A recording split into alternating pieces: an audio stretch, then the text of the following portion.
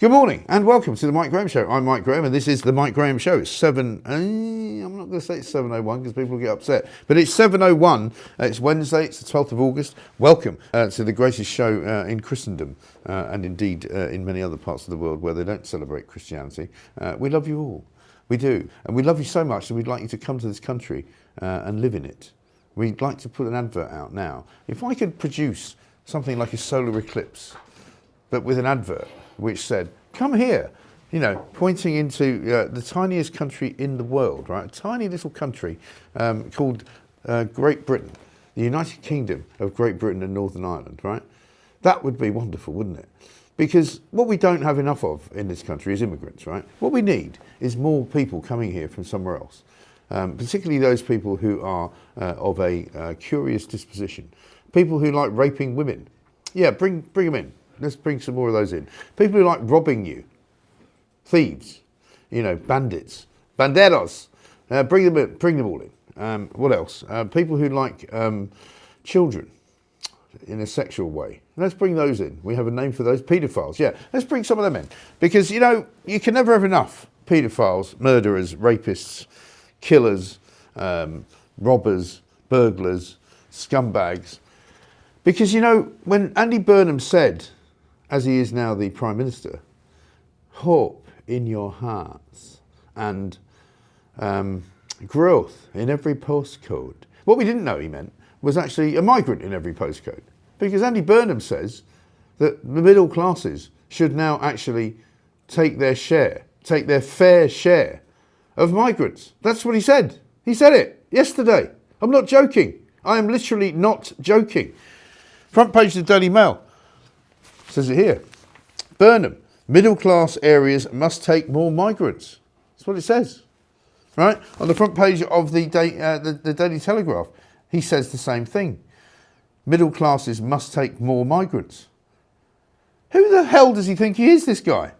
First of all, nobody elected him to be Prime Minister, right? Middle class areas must house migrants. Look, I'll tell you what, how about you must bugger off? How about you must take some people into your house that you don't like? How about a few gypsies? A few Afghans. Where is your house anyway? How many houses have you got? You scumbag. How dare you tell us what we should do? How dare you tell us that we should take more migrants into this country when it's already full up, when it's already riddled with Islamic maniacs who want to kill us? Right? Why on earth would we do anything that you want us to do just because your name's Andy bloody Burnham? I'll tell you what, Burnham, you come on this show, you answer to me, and you answer to the people that watch me, and you tell me how on earth you can have the balls and the gall to suggest that we should do what you think we should do. You have no mandate for a start, right? So, I'm sorry if it's a bit inconvenient. Everybody who doesn't have any rapists in their house, take a couple of rapists in. Take a couple of murderers into your house. How about some thieves? Yeah? How about a couple of con artists? Right. It's not funny. Why are you laughing? She's laughing. Charlotte's laughing. It's not funny. But this is now the policy of the government. Bring some more rapists and murderers in and do your bit for Britain. Do you remember that poster in the First World War? Your country needs you. Do you remember that? Yeah. Your country needs you to take in some rapists and murderers and ne'er-do-wells, scumbags. They're from Eritrea. They're from Afghanistan. They're from Sudan. Some of them are from South Sudan. It wasn't even a country 10 years ago. But they got some rapists we can take. Bring them in. Ship them in. Because, it's the right thing to do, isn't it? What the hell's wrong with him? What's a complete and utter no mark? I'm not doing it. I don't want any rapists in my house, thanks. Bear says, I'm all full here, no room in the inn. Yeah. And if you did have any room in the inn, it would be for nice people coming from maybe places like Italy. Totally agree with Mike's rant, says Dealey. Yeah. Do you know what we need, as I said, in this country, is a bit of common sense. What we don't need is more rapists, more criminals, more scumbags, more murderers, more stabbers, more machete-wielding nutcases. Because that's what we've got too many of already. But Burnham thinks, no, we haven't got enough of them. Bring more in. Small boat arrivals under the new Prime Minister have topped 3,000. There's towns around the country where people, quite rightly, are up in arms and they're demonstrating against this policy. Your daughter's life is just collateral damage for left-wing ideology, says Matt. Yeah, absolutely right. One of the places where we're going to be talking to about, what's the name of that town? Piddington. Piddington, yeah, where they're trying to putting a load of scumbags near Bicester in the sort of, the heartland of Britain. Take more migrants, take more rapists, invite them all in, bring them all in. Why not? Have you got a spare room? Put a rapist in there. How about somebody else is fleeing for his life? Yeah, he's fleeing for his life because he's wanted for rape. That's why he's fleeing for his life. Let's talk to Stephen Barrett, who is, of course, our most sensible and well-loved barrister. Stephen, a very good morning to you. My apologies for getting slightly over the top there, but, to be honest, what I've said is all true. Yes. Well, Mike, at a certain point, the country is going to snap. I have a very decent friend who talks about the exploding doormat theory. Yes. We, the British, will be walked on, i.e. treated badly, but then eventually we will snap and we will just explode like an exploding doormat. I call the same phenomena, how many times can you hit a man with your trolley in Waitrose before you die? Yeah. It's exactly the same thing. We have been poked and prodded and nipped at over this issue for year after year after year. We have seen atrocity after atrocity after atrocity. These men are dangerous men. We owe them nothing. There is no logical reason. The one thing that the progressive left simply cannot do is explain why we have to take them in, why we have to pay for them, why they are our issue at all. Yeah. They are not why they pass country after country after country with which they have more in common, and yet somehow they are our burden. I don't feel that they are our burden. I don't accept them as our issue. No. The whole racial thing was a complete waste of time. We're obviously not racist. It's just simply not logical to take in dangerous young men who are not very well educated, who don't share our morality and don't have any ethics that we would understand them to have. That's no different from my ancestors, who 1400 years ago had no ethics, had no morality that we understood, and were dangerous young men. Yeah.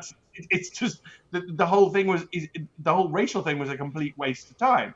The simple fact is, it's 2026. Why do we, Britain, have to take in and pay for dangerous, uneducated, lacking in morals and ethically challenged young men? Why do we have to take them in? Yeah. They are not our problem.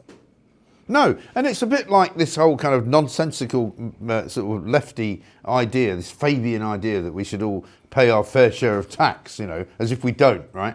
As if nobody who's actually got any money pays any tax. Of course they do. They already pay their more than fair share of tax, right? But we get told this over and over and over again by these lefty politicians who try to make out that if you're actually being successful and you're making money, you're doing something wrong. Now we're told, well, we have to have this debate. It's not a debate, actually, because we've got these people coming here. You've got to put some of them in your house. Take a rapist, Stephen Barrett. Take a murderer. Take a bloody criminal. No, thank you. As Simon says, they can F off. They can F off, can't they? Yeah, let's stick them in Andy Burnham's house. Okay, let's stick them in the houses of the Labour ministers first. Ed Miliband famously has 2 kitchens. Well, he can have 2 migrants. Let's do that until they realise the danger that they are importing, because they simply do not understand, or appear to understand at all, what they are doing to the rest of us. For no reason. There is no reason why we take in foreign-born dangerous men. I simply have never seen them even articulate why. Yeah. Why do we have to have these men here? And we should simply deport them. I mean, this is just, we can't afford them. They cost an awful lot of money. They're not going to contribute anything good to society. A healthy slice of them are dangerous and they're going to be doing dangerous things. I don't want them here. I have a small child. My duty is to protect my small child, not to look after dangerous men of the world. And that's just, I just don't owe anything to these people. They belong somewhere else. Deport.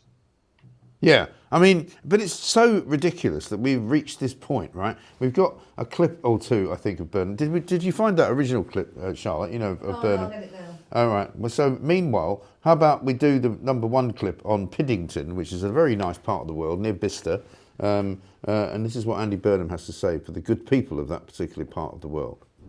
You knew about HMO Britain. You talked about that in that speech to your supporters. Last week we featured children in the village of Piddington. They've written to you personally. One called Rex Perkin, 7, says there's a new migrants camp being set up nearby. It will overwhelm the hamlet. He says, we like our village. We walk down to see my sister's grave. It will change. I've been here for 100 years. He loves the playing field.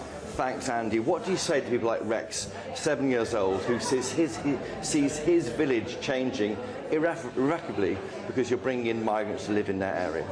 Well, I've begun to become aware of the campaign from Piddington, and I absolutely am prepared to meet Rex.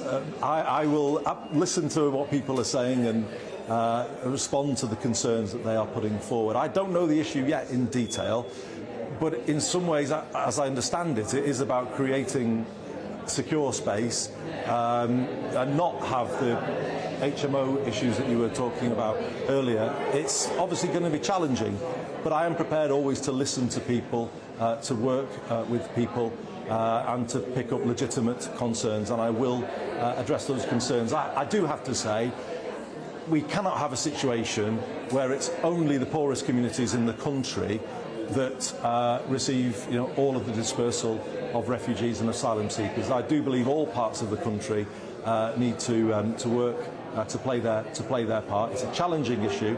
We're working at it. We understand people's concerns, and I will look into the issues raised by the good people of Piddington. Andy Burnham, thank you.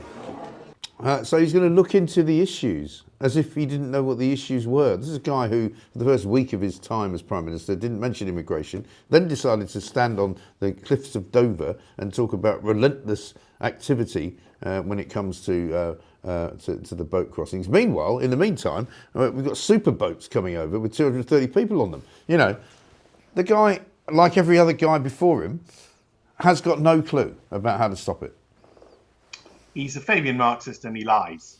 I mean, that's all that we have to accept now. We just have to accept that. I'm very sorry to say, Britain, I didn't want to be here, but we are where we are. And our leaders now just routinely lie. He's just a liar. That's all he is. Yeah. And almost every word he says is a lie. And the other thing they do is they try and divide and conquer. So they try and set you against each other. That's the pathetic idea that somebody somewhere was arguing that only poor communities should take these dangerous men. That's absolutely not true. I grew up working class. I don't want working class communities to have dangerous migrant men. I don't want middle class communities to have dangerous migrant men. To be perfectly honest, I think I have no beef against the rich. I don't want, upper class or wealthy communities to have dangerous migrant men. How about we have 0 dangerous migrant men in Britain? And that is what I would want. Do not listen to the Fabian Marxists because they simply lie. Do not go down his silly little path of divide and conquer, thinking that anybody was arguing that the dangerous migrant men should be near poor people. Literally nobody was arguing that. Everybody's arguing that we shouldn't have dangerous migrant men. I mean, I support the Pink Ladies in Essex. And nobody could be more grounded in reality than that. We don't want dangerous migrant men. And this is not an issue upon which the Prime Minister needs to educate himself. He is a tiny, pathetic, idiotic individual, and he just needs to either do something or go to a general election, because the public are going to snap. And I really think it is about time, or it's getting very close to the point at which the public are going to snap. Yes. Because we do not want dangerous migrant men.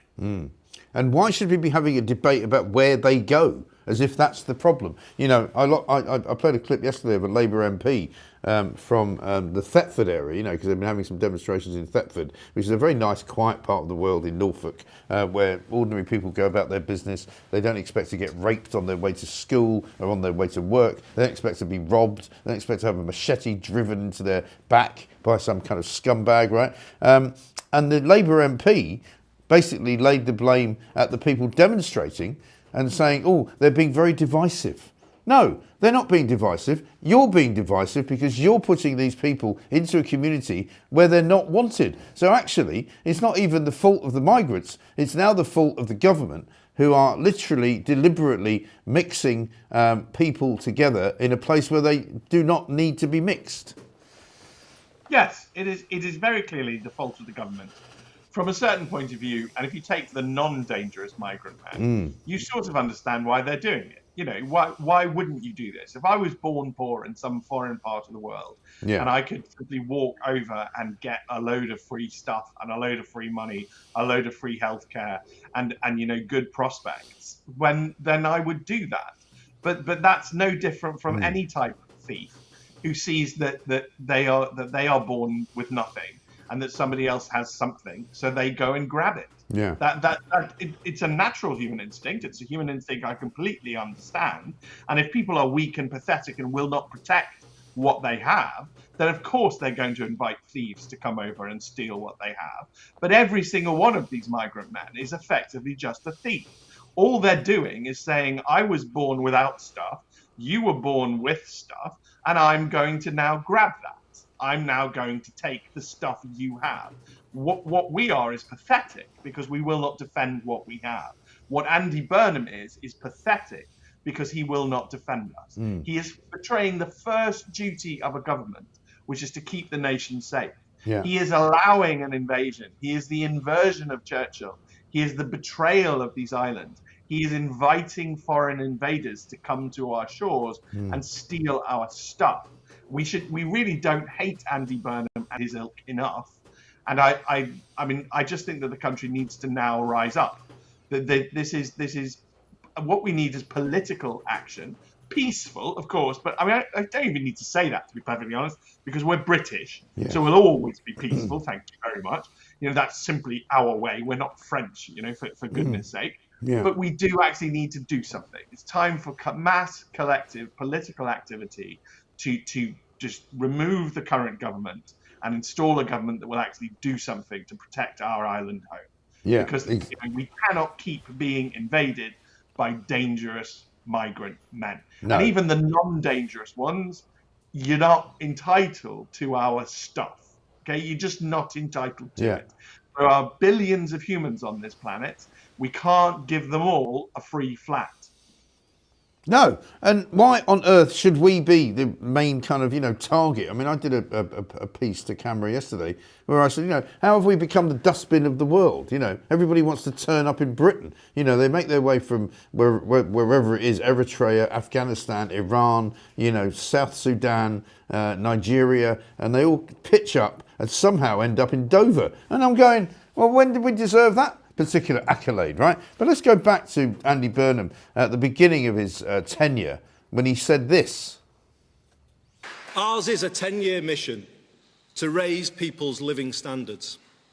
I know people can't wait forever for change. I heard on doorsteps in Makerfield how people need a bit extra now to help with rising costs. I will do my very best to deliver it, and whilst not taking risks with the public finances, will seek to give Britain some breathing space as soon as I can. People need to be able to look forward to a night out or a holiday with the kids. People need hope. This brings me back to where I started and the stories told in this building of how ordinary people, right back to Peterloo 200 years ago here, changed a British state not built with them in mind. Our modern challenge is exactly the same. An economy which, from the mid-1980s onwards, has not been built with them in mind and instead has handed more to those who already have most and left people overpaying for the basics. If people in 1844 could form the cooperative movement in Rochdale to lower the price of food, then why can't we act now with similar courage to make life better? Imagine what things could be like if we succeed. Imagine what it would feel like to live in a country wired to work for ordinary people rather than against them.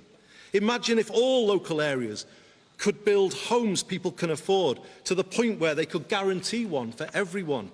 Imagine if we could bring down the cost of energy for people and businesses and the good things that would come from that. Imagine good growth in every postcode. There we go.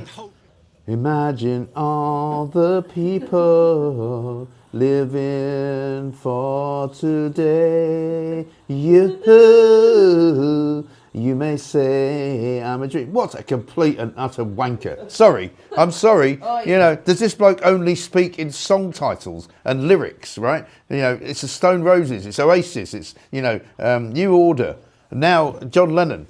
You know, I'm sorry, there's people coming into the country raping us, killing us, you know, ripping us to asunder, and all he's got is hope and growth in every bloody postcode. Bugger off. Yeah, I mean, this is where I'm afraid we need to reject this nonsense. He's a vacuous, silly little man, and almost everything he says is complete rubbish. Yeah. The economy shouldn't ever be run from central government. It's a very bad idea. That's communism, and it always fails. The economy should simply be set free. We need free markets. That's how you get cheaper stuff. What the cooperative movement was doing was effectively capitalism and was allowing free markets to succeed. That's what they were achieving. And that is how you lower prices. You don't lower prices on anything by having the state stick its beak in because central government doesn't know what it's doing. No. And the market is simply too complicated for any one man to understand. That's why you let the price mechanism be free, and then ultimately capitalism lowers prices. We've known this for 350 years. We can show capitalism lowers costs. That's what happens. When he mentions that people can't get homes, well, Tiny Andy, that's because of the migrants. And that's, we I think rightly, I know we get criticised for it, but I think we rightly focus on the boat migrant men. But obviously the bigger problem numerically is the other migrants. Yeah. We have, you know, the fact that it keeps being exposed that chicken shops are allowed to import expert workers. That is nonsense. Yes. And palpable nonsense. Exactly. Yeah. And the more we import people who don't have a home, who need a home, the fewer homes we're going to have. And we've never built, in the last 20 years, I don't think we've ever built in any year more than 200,000 homes. In fact, I'm not sure in any year we've actually managed to build that many. So even if we carried on building at our maximum rate, we are importing people well beyond our capacity to build. So, of course, there is a shortage of homes because, again, Tiny Andy, as well as free market, you need to understand a thing called supply and demand. And until they understand, and he obviously doesn't understand supply and demand because he's a Cambridge communist and he lives in a fantasy land, which is hence the singing and the song lyrics. And the utter delusion that is our mad prime minister. He is a tiny, delusional man. Yes, because he's going on his tour, is he not? Having been away after working for 2 weeks on holiday, he then comes back and is now going on a cost of living tour, and he starts talking about things like giving people money in their pockets and making sure that, you know, people's subscriptions can be cancelled quicker than they are now. I mean, is he literally deluded? Yes. Because I put a tweet out the other day saying, here's what you can do if you want to do something quickly to help people actually feel better off, is cut people's taxes. Let them spend more of their own money. As Ronald Reagan used to say, you know, the government is not very good at spending your money. You're much better at it. So you spend it, and then they can stop taking it off you and wasting it. Because the thing that I worry about even more about this bozo is that not only does he want to take your money, he wants to give it to local councils so that they can spend it. And can you imagine what a nightmare that will be? Can you imagine giving money to the West Midlands Council, who think that Jews shouldn't be allowed to come anywhere near their area. Imagine giving it to people whose councils have been captured by Islamic fundamentalists so that they can say, we will give all this money to a charity that might pass the money to Hamas so they can buy some weapons to shoot Israelis. You know, that's what we're looking at here. Or give more money to Scotland so that they can all buy motorhomes for their Yeah, which can be seen from space but not from the side of the street. Yes, which of course they won't notice. No. But the idea is just absurd. That this is.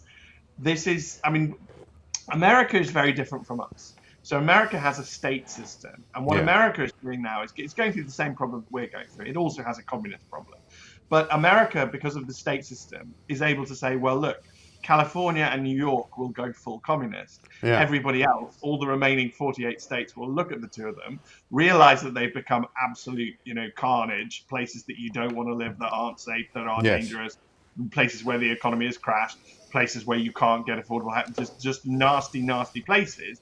And the other 48 states can then wake up and go, communism is a bad idea.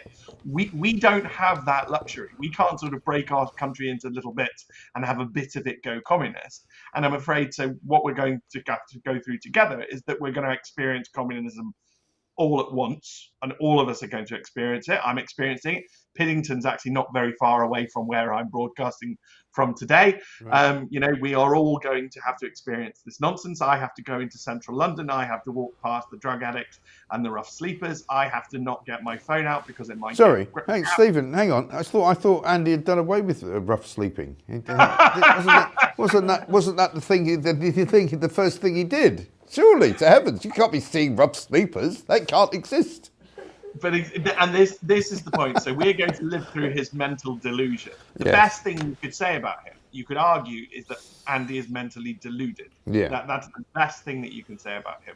I personally think he's just a liar and a communist. Yes. But if you want to be charitable to him, you say that he's mentally deluded. Yeah. We are going to experience this. It's going to be nasty. And eventually we're going to have to be Ronald Reagan.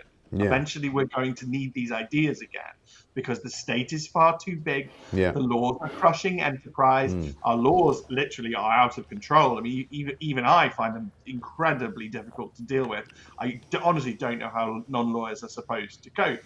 This is not a country where we are living happily. This is not a country where we are treated like grown-ups. We are treated like children. We're treated like automata. And our country is a nasty and incompetent, dangerous place. So ultimately, we have to wake up to this. Ultimately, we all have to go, this can't go on. Ultimately, and not all of us, 20% of us can carry on, whistling in a corner and pretending that the world is great. But the rest of us have to come together and be sensible, and we need a Ronald Reagan-like figure who will just fix everything, because this country is broken.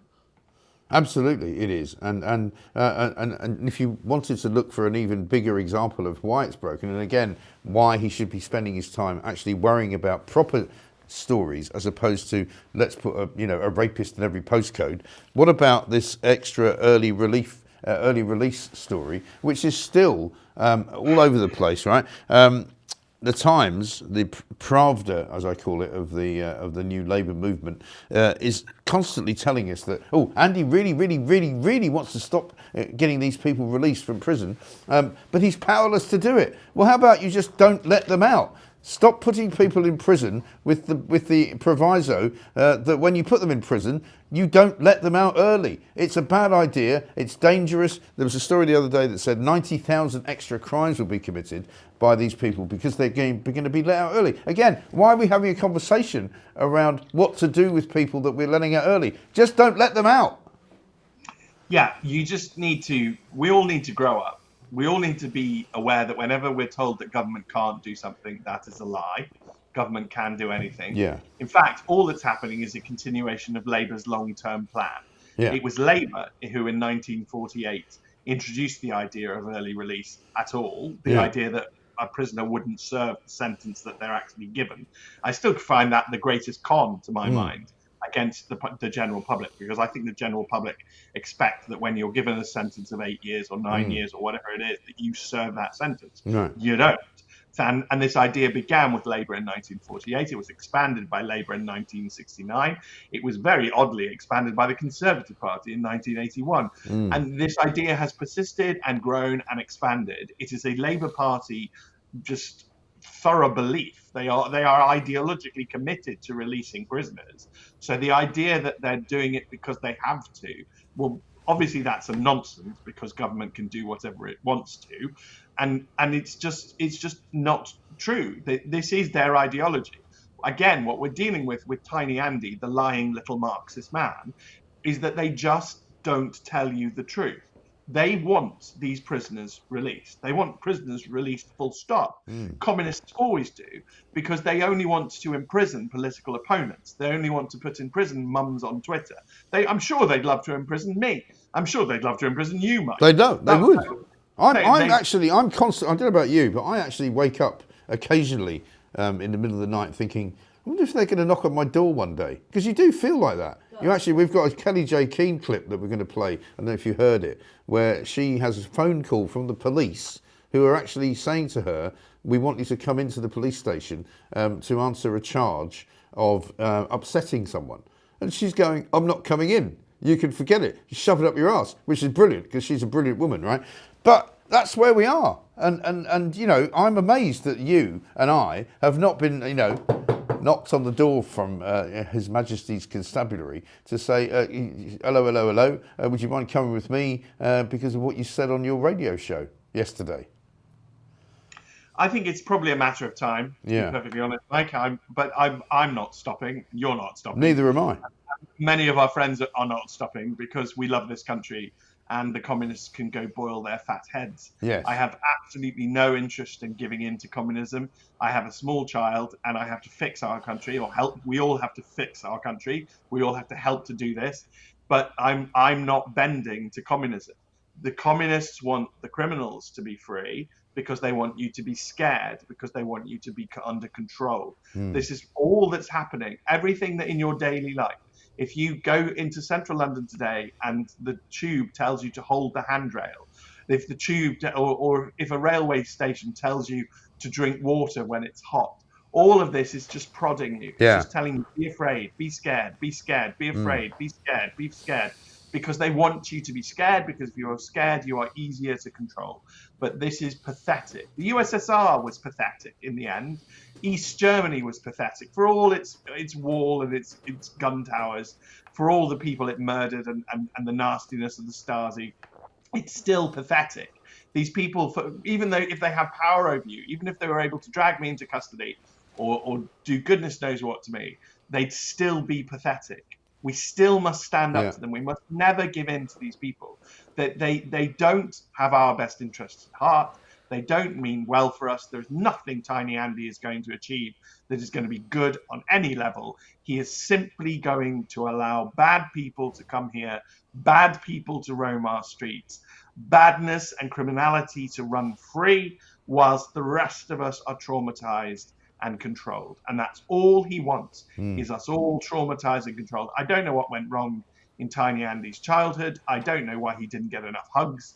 But for whatever reason, he's a nasty, evil, envy-filled communist. Yes. And we simply don't want him. He has no legitimacy as Prime Minister either. We have to remember that this was always a very low legitimacy government from the very beginning. Got something, I can't quite remember the figure, Mike, but it's I think it's somewhere like 9.7 million votes, which is pathetic. It was something like 20% of the total potential vote share. Yes. So it was always a very low legitimacy government, but at least Starmer had faced a general election. Tiny Andy never faced a general election. I really think we have to, and this is a tweet I put out yesterday, and I might revisit the issue, but I'm really not happy with the people of Makerfield. And I think our constitution means that they actually should take this one. You know, they do actually have to explain what on earth they thought they were doing, voting for this tiny man. But they have installed in our country a tiny little irritating dictator who has no legitimacy at all to do what he's doing, who is simply going to traumatize us, who's going to release prisoners and invite dangerous migrant men here, whilst, as you singing, asinine song lyrics. Yeah, imagine. it's just awful, isn't it? It's just awful. Anyway, listen, Stephen, as ever, brilliant to see you, brilliant to talk to you. I must draw your attention to this. I don't know whether you've seen it yet, but I finally got my hot little hands on this. This is my new book called Fake News, which is all about how we're being gaslit, not just by the government, but by the bloody media, which I know well because I've worked inside it for a long time. We are now apparently, I'm told by Mike Fairclough, who's the publisher, number 4 in the hit parade of all books on Amazon UK, which is extraordinary. You know, thank you very much indeed. So the people are starting to see the truth. They're starting to see the light. They've given up on the BBC. They've given up on Holly Willoughby and the ITV and all of the other cobblers that they've been fed for the best part of the last 5 years, all the way back to, you know, the COVID inquiries. So long may you live and continue to break the mould of the barrister class, most of whom have gone very, very far left. And I know you're going to take some time out and enjoy yourself. So please do that. Come back refreshed. After the summer holidays, with the small one and various other people that may or may not be involved in your personal life, and we wish you all the best, and we'll see you soon. Thank you very much, Mike. You take care. Very good to see you, Stephen Barrett. What a guy! Absolutely brilliant, right? By the way, fake news. Here it is. I've finally got a copy in my hand. Morning, Mike, says Martin. Oh, hang on. I was going to just read that. My daughter has just had a baby and lives in the Makerfield constituency. She's been told by the council that she can go on the housing list, but there are 10,000 people ahead of her. Jesus Christ. That's awful, isn't it? Just awful. So listen, get yourself a copy of this, right? Anywhere you look, whether it's on my Facebook, whether it's on my Twitter, whether it's on the YouTube chat, you can find a copy of this. And if you've got one and you're coming to Clacton tonight, because don't forget, we're all going to the seaside today. Me and Charlotte are going to jump in the car and it's going to be, we're all going on a summer holiday. And maybe we'll sing Imagine. I need to sing Imagine in the car as we imagine what it's like to have a rapist in every postcode. And we might be passing through a few postcodes. But tonight, at the Royal Hotel in Clacton, we will be doing a show.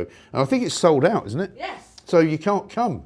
But you can come to Thursday morning's show. Tomorrow morning we're doing breakfast and you can come to that, 7 a.m. I know lots of people won't be up. Because you might be looking at the sun. Because today, at something like, what is it, 5 o'clock? 7:15, I think. 7:15, that's the usual accuracy from me. 7:15 tonight, get yourself a colander. Now, I said this weeks ago, right, and everybody thought I was joking. They thought I thought I'd gone mad. The Sun have got a big piece of the paper today saying, look through a colander, because that's the best way to see the solar eclipse. We've got a poll out there at the moment. What would you rather spend time watching? 1, is it the solar eclipse? 2, Angela Rayner on the beach, the Mike Graham Show, or paint drying? Amazingly, the Mike Graham Show seems to be winning. And I didn't mean that to be the case. I thought people might be funnier than that. 79% of you want to watch this. And who can blame you? Because it is a brilliant show. And I'm so happy that all of you have come along with us on this amazing journey. Because if you are not on the Substack yet, you should join it. Because I do a lot of little messages out there. I do a lot of different bits and pieces. Yesterday, by the way, we filmed, in fact, I don't know if you've got a clip from it. Maybe we can look at it before the end of the show, because Pooch said we should do it. Yesterday we filmed the first of a new series we're going to do called This Was My Life. And it's all about people who have kind of conquered adversity, been through some terrible, terrible things that have happened to them in their lives. And yet now here they are, having emerged out on the other side, and they tell their stories to us. And it's a lovely show. And I did it yesterday with my top man, the guy who's currently my personal trainer, the guy who made me lose all the weight, because he's got a hell of a story to tell, and it's just extraordinary. Pooch was so moved by it that he had to leave the room because he didn't want to burst into tears. I'm not joking. Mike, on Amazon, you're number 1 in scientific history and philosophy. Yes, I know. I'm number 1 in a whole series of categories, but what I'm most excited about is that overall in Amazon UK, I'm at number 4, apparently, which is massive. I'm literally in the top 5 of books. And that means books that are being published by people like Ian Rankin, books that are being published by people like Tom Clancy or J.K. Rowling. I mean, you know, I'm in there with fake news. Here it is. It's amazing. So if you've got one, if you bought a copy, which I know a lot of you have, and if you're coming tonight to Clacton, bring the book along and I'll sign it for you, okay? Because people are asking me, are you doing any book signings? And yes, I will do some, I'm sure, in the future. But at the moment, we just simply don't have enough copies. I got sent a bunch of books yesterday. They arrived at my house, but it's literally like 15, 20 copies. So there's no point in me setting up a stall to sign them because they disappear in a second.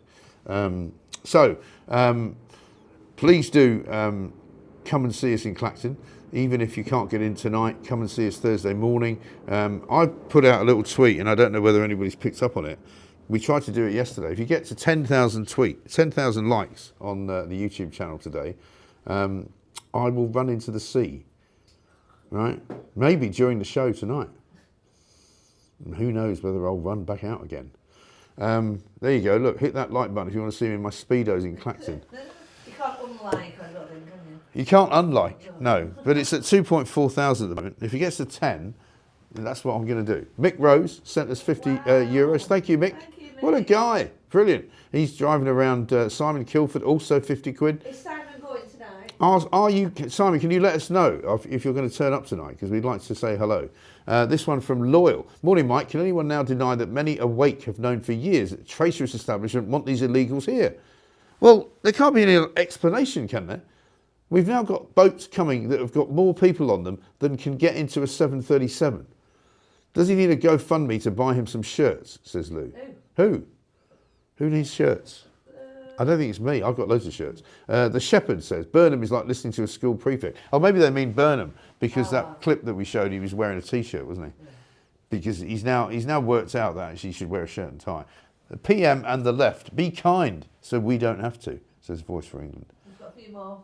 A few more? This is all going very well. 14. Really? Super chat from Uncle Joe. All the wait for his views and thoughts and plans to deal with immigration, redistribution of the rubbish across the country, pathetic. He just doesn't get it. Another empty tin can for brains at the top. Enough is enough. Well, exactly. You know, the idea that he should issue an edict which says basically that you, as members of the British middle class, should just have to suck it up and take more migrants into your own particular home, into your own particular area, you know. Burnham, middle class areas must take more migrants. Piss off. You take them. Put them in your own house, you complete tosser. We're not doing it. We refuse, right? You see this? That's my answer to Andy Burnham. Take more migrants, right? A rapist in every postcode. Brilliant. Make that your bleeding slogan if you run in an election. Oh, sorry, you don't like elections much, do you? Let's get some news, shall we, before we get any further down the rabbit hole. It's time for Edward Hughes. I'm Edward the Hughes News. Today's main story is the partial solar eclipse, the deepest visible from the UK since 1999. Up to 96% of the sun will be covered this evening, with maximum coverage between roughly 7 and 7:15 p.m, depending on where you are. The further southwest you go, the more dramatic it becomes, peaking at nearly 96% in Cornwall and even higher in the far southwest of Ireland. A record 230 migrants crossed the Channel in a single mega dinghy, the largest number on one vessel so far this year, as people smugglers continue to use bigger boats. Prime Minister Andy Burnham is giving local councils stronger planning powers to block new vape shops and betting shops in a bid to improve the mix of high street businesses. At the same time, senior police chiefs are publicly urging him to prevent the early release of the two men who killed PC Andrew Harper. Meanwhile, figures show Heathrow has lost its long-held title as Europe's busiest airport. Laters, Tigers. I don't know what's going on with his jacket there, but he's obviously gone a bit... he's been taking too many mushrooms, I think. Let me sort my framing out. Oh, hello. Lee Harris is here. Lee, very good morning, sir. Good morning, Mike. How are you? Very well indeed. Very well indeed. And thank you so much for your contribution last weekend for the old birthday reel, which Charlotte put together with loving care. Very, very nice. My pleasure. Did you have a lovely birthday? I did. Yeah, I did. I sort of spent about 4 days generally just sort of, you know, enjoying myself. I didn't do anything mad because I'm too old for that. I mean, it's not like I'm 10. You know what I mean? Yeah. But I had some cake. Had a barbecue. The dog wasn't very well, so we had to fix him up. But no, it was really nice, really nice. And that was the icing on the cake, actually, that lovely video. But also my book came out, which was amazing because it's supposed to have gone viral. It's incredible. I mean, it's a very small book. I don't know whether you've seen it yet, but it's here, Fake News. It's like it's tiny, right? It takes you about 2 hours to read. The pamphlet. Well, people say that. I don't like that. You know, when people say it's a pamphlet, I'm like, bollocks. A pamphlet. It's not a pamphlet. You know, it took me a whole week to write it. You know, but Well, I'm buying a copy, Mike, and I'll bring it up and you can sign it for me. please do. Yeah, absolutely. But it's all about. I mean, the subtext is the secret deal between government and the media, and this is what we see all the time now. You know, particularly in papers like the Times, where they're still kind of sort of trying to convince us that Andy Burnham's a clever man and that Andy Burnham should be the Prime Minister. And they've sort of adopted him as the poster boy for democracy, you know. And every single day they write a piece which is entirely kind of in his favour. And it seems to me there's no criticism at all going on. No. You know, like people are reporting the fact that you said yesterday, well, if you're middle class, I'm afraid you're going to have to take your share of migrants. Well, why? Sorry, you know, in what world do you think we live? Why should we take any more migrants because we're middle class? Bugger off. Absolutely. I mean, I'm not going to lie, Mike, it made me angry. Yeah. Immediately angry listening to what he's already proved himself to be completely detached from the British public. Yeah. You know, we've got terrorists crossing the channel. We've got major problems with illegal migrants already in our communities. And this man is like doing David Brent videos, pointing at pictures on his wall in his office. He's completely detached from reality. And, I had mixed feelings about this. And one of them was actually good. If you squint hard enough, this is going to wake a lot of people up a lot quicker. This is going to be their downfall. I mean, without a shadow of a doubt. If you think about all these migrants going into communities like this, I don't know if you heard the story about, is it Piddington? Piddington, yeah. And there's about 400 or 500 people that live in that community, and they're putting over 1,000 migrants, 1,000 illegal migrants there. And there was a real heartwarming video, a sort of collage of videos that was put together by some of the kids that lived in that area.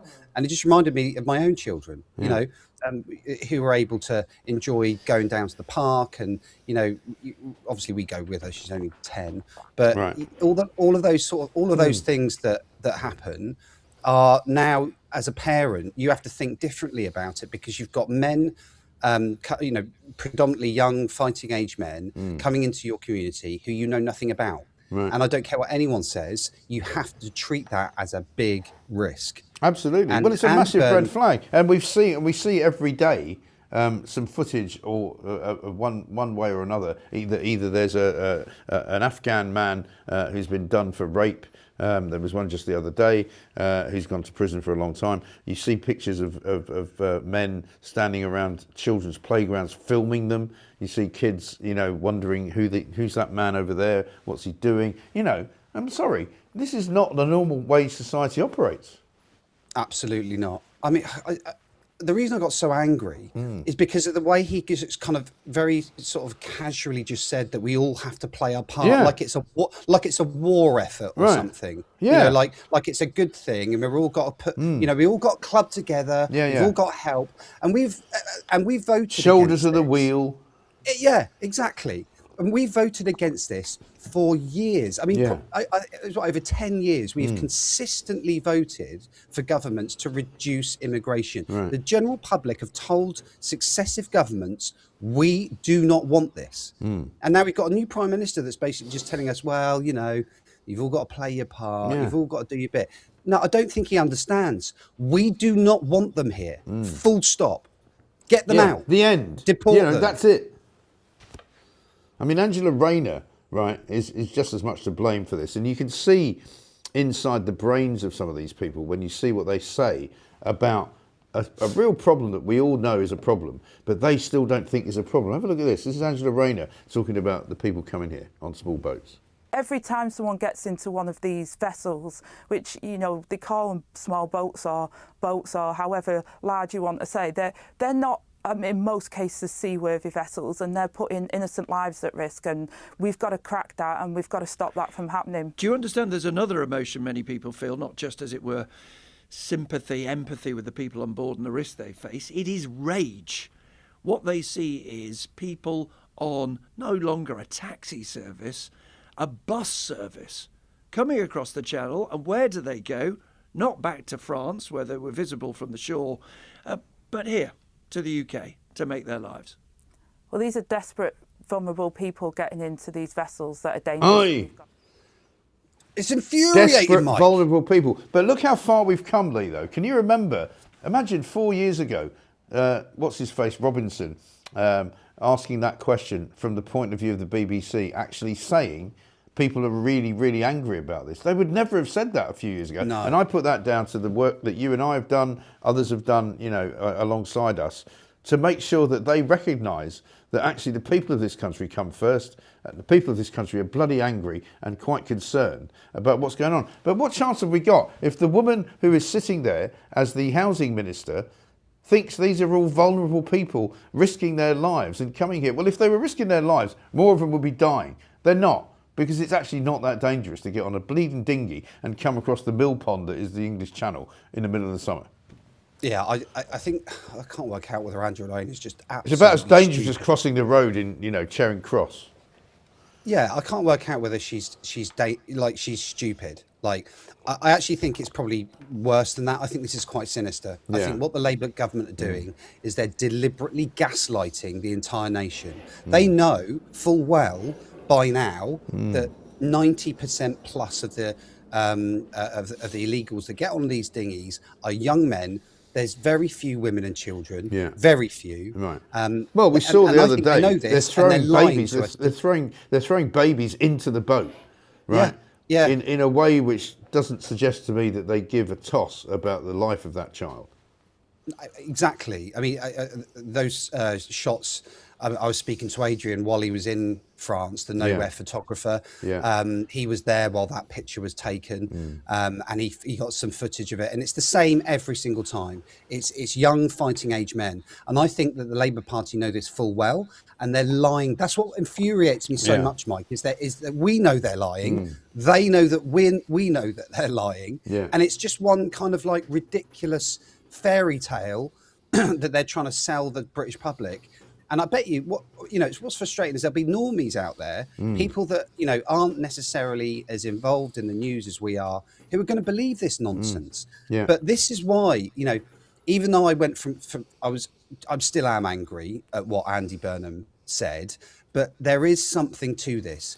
This is going to speed up very, very quickly, I think, the public anger against this Labour Party. And that's a good thing, because we just need to make sure the more people that are woken up about this, just in the example we've seen of Nick Robinson using the word rage. Like you said, I was shocked when he used that word rage when I saw that clip yesterday. And that is a sign of the progression that we're seeing, and this is going to hopefully speed that up even We have further. moved the dial, no question, into the reality, which is that people do not want these characters coming to this country. I don't care what Westminster thinks. I don't care what Angela Rayner thinks. These are not welcome. These people are not welcome. We don't want them here. As I said, I mean, my new, somebody suggested maybe this could be your Burnham alert, a rapist in every postcode. That's what he's doing. That's what he's basically saying to us. What I find so absolutely massively frustrating is, what's the point of a prime minister, right? When a prime minister can't put the Navy in the Channel, when the Prime Minister can't, overrule the release of those two horrible lads who murdered that policeman. PC Harper, He seems to be completely powerless. Either that, or they're ideologically against doing this sort of thing. I mean, surely the Prime Minister has the power to order the Navy into the Channel. So why the hell aren't they doing it? And I start to think that there is a little bit of me, Mike, and I try not to let this part of my brain take over, but it does sometimes. Part of me thinks that they want this to happen, because you could stop those boats in days. You could stop them in days. Everybody knows that we could do that. You'd only have to put the Navy in the Channel. You'd only have to blockade it.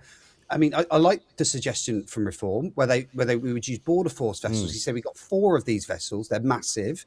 And we would just take them back to France. What are France going to do? Open fire on us? I don't think so. No. You put it as a humanitarian mission, and you take those illegals back to France. And actually, you can argue that there is some law that I've seen recently that a neighbouring country is not allowed to use their territory for crimes to be committed against another country. So France are actually breaking international law, or I think it's international law. They're breaking the law by allowing this to happen. They should be doing everything that they possibly can to stop these boats, and it shouldn't be that difficult. And it shouldn't be that difficult for the Navy to stop them either. It's so simple to do that it makes me believe they want it to happen. Yes. It's And they're hard putting to us at argue. risk. I mean, I used to argue against that. I used to say,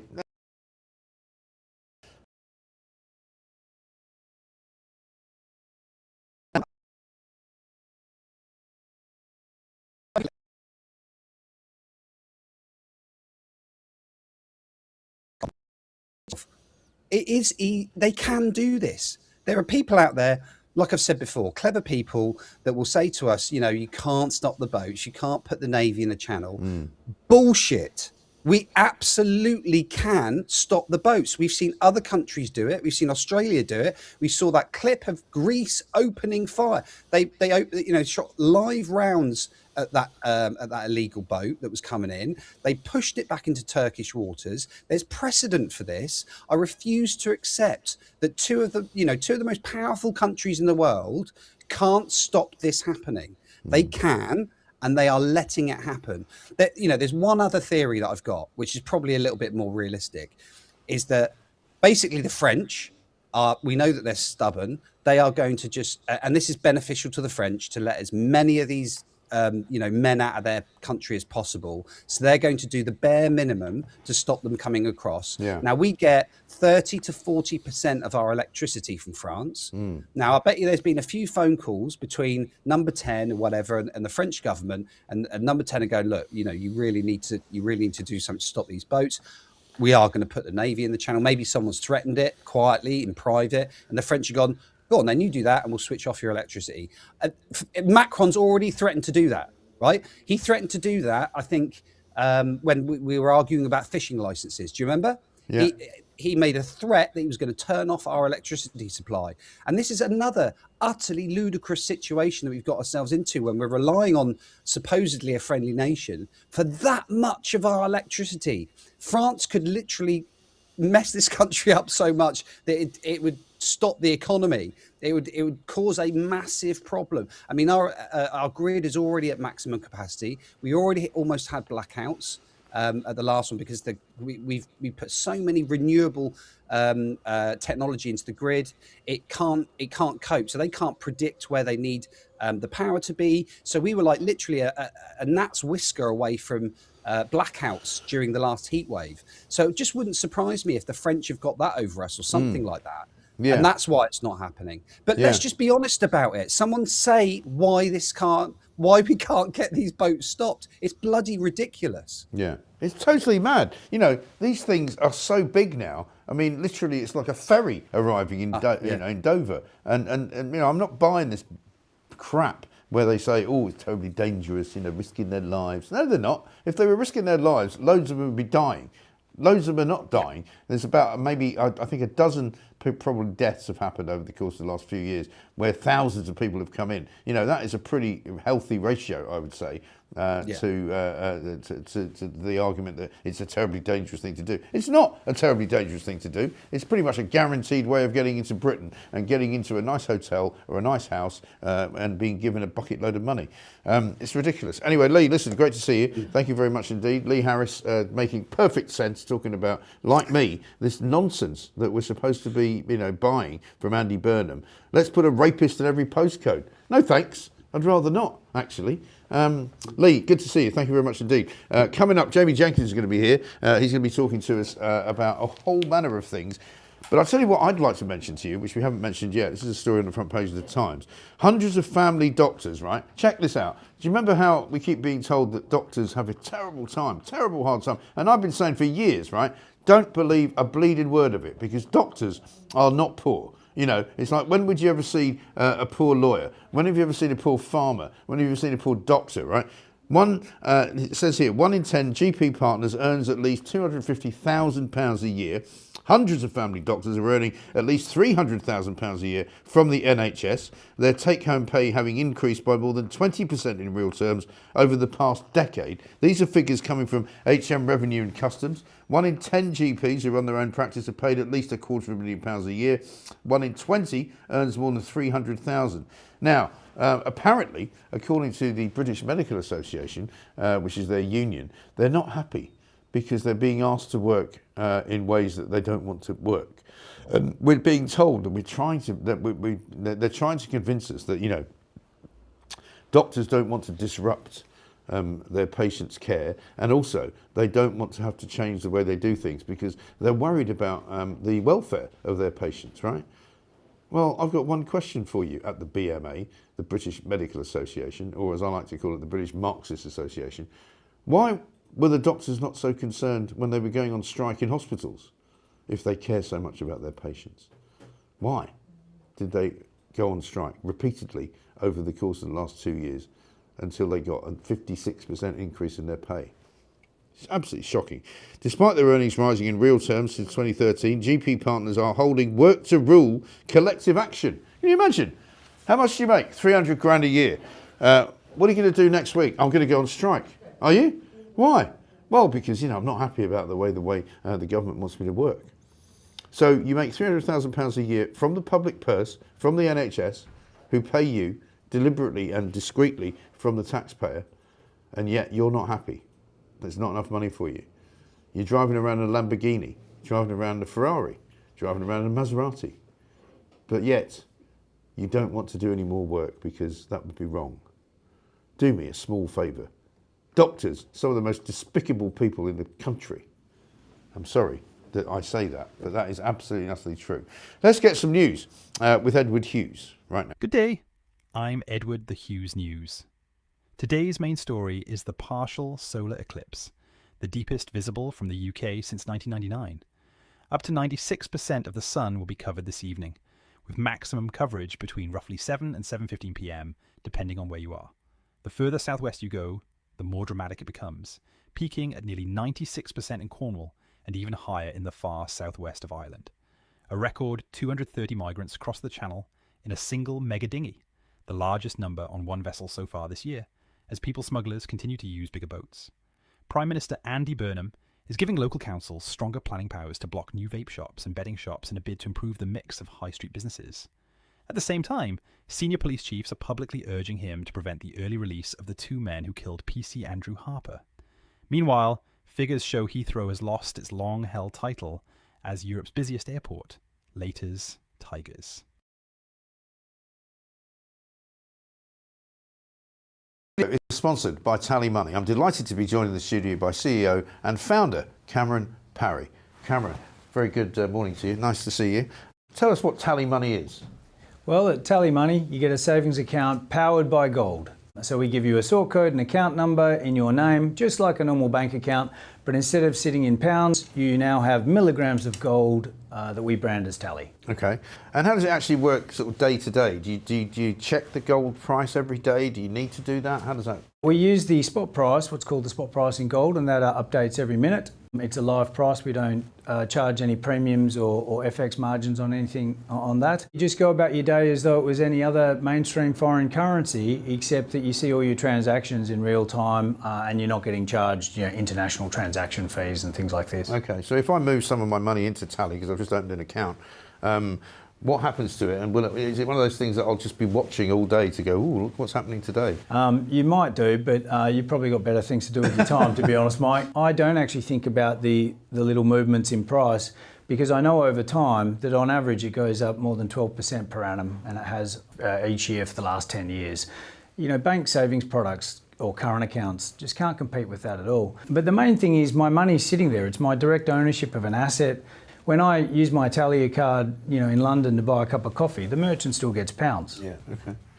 To find out more about Tally Money and for a special offer for viewers of the Mike Graham Show, simply scan the QR code or click the link in the description right here.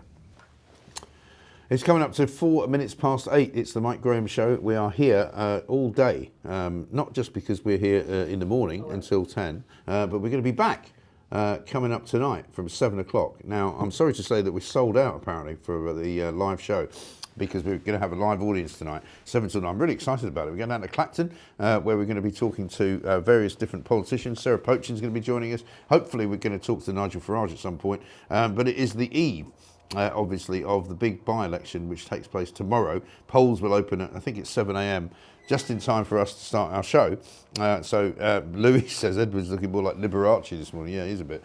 And so if you happen to be in the Clacton neighbourhood, by all means pop by. We might not be able to get you into the actual venue where we're doing the show, but, you know, come and say hello anyway, before the show or maybe just after.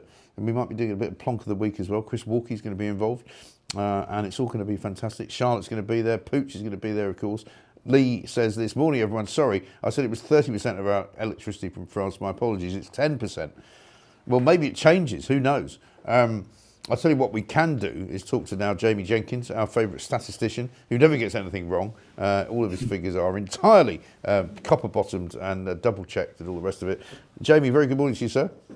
Morning, Mike. So you're off on a summer holiday doing this? Yeah, I'm pretty excited, actually. Being alive, Mike. The BBC were telling us all about climate change again the other day, so you watch yourself out there in Clacton. Well, do you know, I was going to ask you actually about that, because this morning I'm seeing on breaking news that there's a Cobra meeting being organised to talk about the weather. And like, what are you going to talk about? What are they going to say? You know, Andy Burnham's already issued his edict yesterday, you know, a rapist at every postcode, which is not a great slogan as far as I'm concerned. But apparently the Cobra meeting is going to be called because Britain is bracing for more temperatures over 30 degrees. What's the point of a Cobra meeting about the bleeding weather? Well, yeah, Mike, are they going to change the bloody temperature when it's coming in? And what we'll have now, Mike, is basically Andy Burnham will be doing a press conference tomorrow, putting us all in lockdown. Maybe that's what's coming next. Yeah, Don't go out in the sunshine. You might get sunburned. And the bonkers thing about it, Mike, is they've put more of England in a drought now, haven't they? This week, I think they've said. Yeah, I think 3/4 of Britain or 3/4 of England apparently is in a drought. Yeah, well, Wales is fully in a drought. 3/4 of England, and we touched on this, didn't we? I think for the last couple of weeks in terms of this water shortage. You only got to go back 6 months ago, and when I think you started the show, Mike, I think I was talking to you about how much rain we were having in the country. So Cobra if they are actually having a meeting in the government, maybe they should be talking about the reservoirs that they need to stop bloody building in this country, and just let us enjoy the sunshine, Mike. You'll have a good time down here. Yeah, just enjoy it. I was listening to a guy, and I know whenever I say it, I know everybody goes, "What are you doing that for?" But I was listening to a guy from Times Radio going when I was on the way home last night or yesterday afternoon, and he was going, and he was like the deputy property editor or something of the Times, and he said, it's making me really anxious, this weather, and I'm like, why? What's wrong with you? Because when it rains, I worry about it raining and it's not raining enough. And the thing is, when it does rain, the ground is so hard because it's been baked by the hot sun that the rain will just, wash off the top of the ground. It won't go into the ground. And I'm going, mate, you've got not enough. I mean, this is the problem with middle-class Britain. They haven't got enough to worry about. He's now worrying about whether it rains or not. And if it does rain, whether the water will drain off the top of the soil. What's he worried about? Oh, Mike, people like that, literally, they just live off anxiety, don't they? Yeah. What is the point of worrying about the weather? You can't control the weather. No. As much as they keep saying, we need more rain, and then, you can't control it. We touched on this as well about we need more adaptation. We've got all this heat coming into the country. If Cobra should be talking about, maybe all new homes should have air conditioning in, and then you bloody got mad Ed Miliband saying, "Oh well, we can't have because of the climate, the amount of electricity you're going to use, you can't have air conditioning." No, people in the likes of Dubai, Mike, they don't get a lot of rain. They got plenty of water to use. They don't have to worry about showers and water in their gardens because they bloody adapt to the climate they're in. And if this emergency is coming that they keep talking about that for the last 10 or 20 years, I remember being in school, Mike, and they were talking about it about 30, 40 years ago. Yeah. If this thing's coming, where's the adaptation? They just don't, it's all smoke and mirrors, Mike. Yeah. Well, I remember talking about 2 or 3 years ago on Talk TV about desalination plants. And people made fun of me and said, Mike Graham's so thick that he thinks that desalination plants are the answer. Well, really? That's actually what they use in the Middle East, right? That's how they manage to keep their water flow going, because they use desalination plants. We live on a bloody island, right? Surrounded by the sea. Why can we not use desalination plants? And that you get people going, it's not very environmentally friendly. Well, I don't care. All of the measures that we've apparently taken over the past 30 years haven't made any bleeding difference. So we might as well just carry on. Yeah, totally, Mike. And talking of the seas, I know you've been speaking quite a bit this morning, but that clip you put up with Nick Robinson when he was talking about It's more like a bus service coming over the channel. Well, I think you've got to look at the facts and figures on that. Well, you're going to get 230 people coming over on one boat, Mike. It's not a bus. It's not a taxi. It's more than an aeroplane. So Yeah, right. when you go to, if you get to Paris airport today now, and you get on an aeroplane to fly into London, how long does it take to, everybody got a board? There's already seats there. So you just got to get onto the plane, sit on the seats. But, it takes a bit of time, though, just to even do that. So you don't get a boat with 230 migrants trying to get on, and they're not getting on there within a couple of minutes, are they? It must take a bit of time to get on. So I thought that they can't even bloody stop that in France, Mike. With 230 people. Do you think they might have, do you remember they've got speedy boarding? So when you get down to the beach, you've got your speedy boarding pass, on you go first, It is, you're right. I mean, how can they not see it happening? How can they not just shoot a bloody great big hole in the dinghy and go, sorry guys, today you're not going anywhere? Yeah, and the thing is, Mike, so first of all, where are the boats coming from? They didn't just drop from the sky, did they? So they obviously get to the beach in the first place. And then when the government intercepts them, or the RNLI intercepts them, the other question is, where are all these boats going to as well? Because obviously the government must have a shed load of boats that they should be using. And the thing is, we talk about deterrence, Mike, and I love that clip, and Lee mentioned it just now, you showed last week about the Greeks firing them back into Turkish water. But the thing for me, right, Mike, when you talk about a deterrent, when you hear people and they get interviewed, why are you coming to Britain? What's this all about? Well, I know people who are already here, so I want to come over. It's nothing to do with fleeing bloody war and persecution. No. It's just like I'm enjoying friends. So the thing for me, Mike, which I don't know if this sounds very simple, but if you did return them all to France, people say, the French wouldn't be happy. But I would imagine people in northern France, we're well pissed off in this country that they're all being put in these different communities. People in northern France don't want them in these camps in northern France because they're a risk there as well. So if you return them to France, so that basically France is saying you've got no route to Britain, I would imagine most of them aren't even going to bother going to northern France. They just go somewhere else. Yeah, right. So if since France, if we just return them, and that's the bonkers thing about this, Mike. We keep saying, we can't return them to France. I think the French would probably find that if we did return them straight to France, they wouldn't bother going to these camps because they'd be thinking, I'm wasting my money. I may as well go somewhere else. Might as well go somewhere else. Yeah, exactly right. And that's why Reform's idea that came out this week, which is to, if the country of origin, wherever they came from, doesn't want to take them back, send them to El Salvador. See how they like that. And as soon as they know that that's what's likely to happen if they turn up, then they'd probably stop coming. Oh, totally, Mike. I'm a big believer that we should put some of these kind of temporary accommodation up on the Scottish Islands, off the mainland. If they can't come to this country and do something in this country, then they're not going to come here. I think Andy Burnham was being interviewed on the BBC last night. They were talking about these raids that the BBC have been kind of following, where they go around finding illegal, like vapes and illegal cigarettes and all these under the counter stuff. And a lot of this is being run by these illegal migrants as well. And some of them are coming over.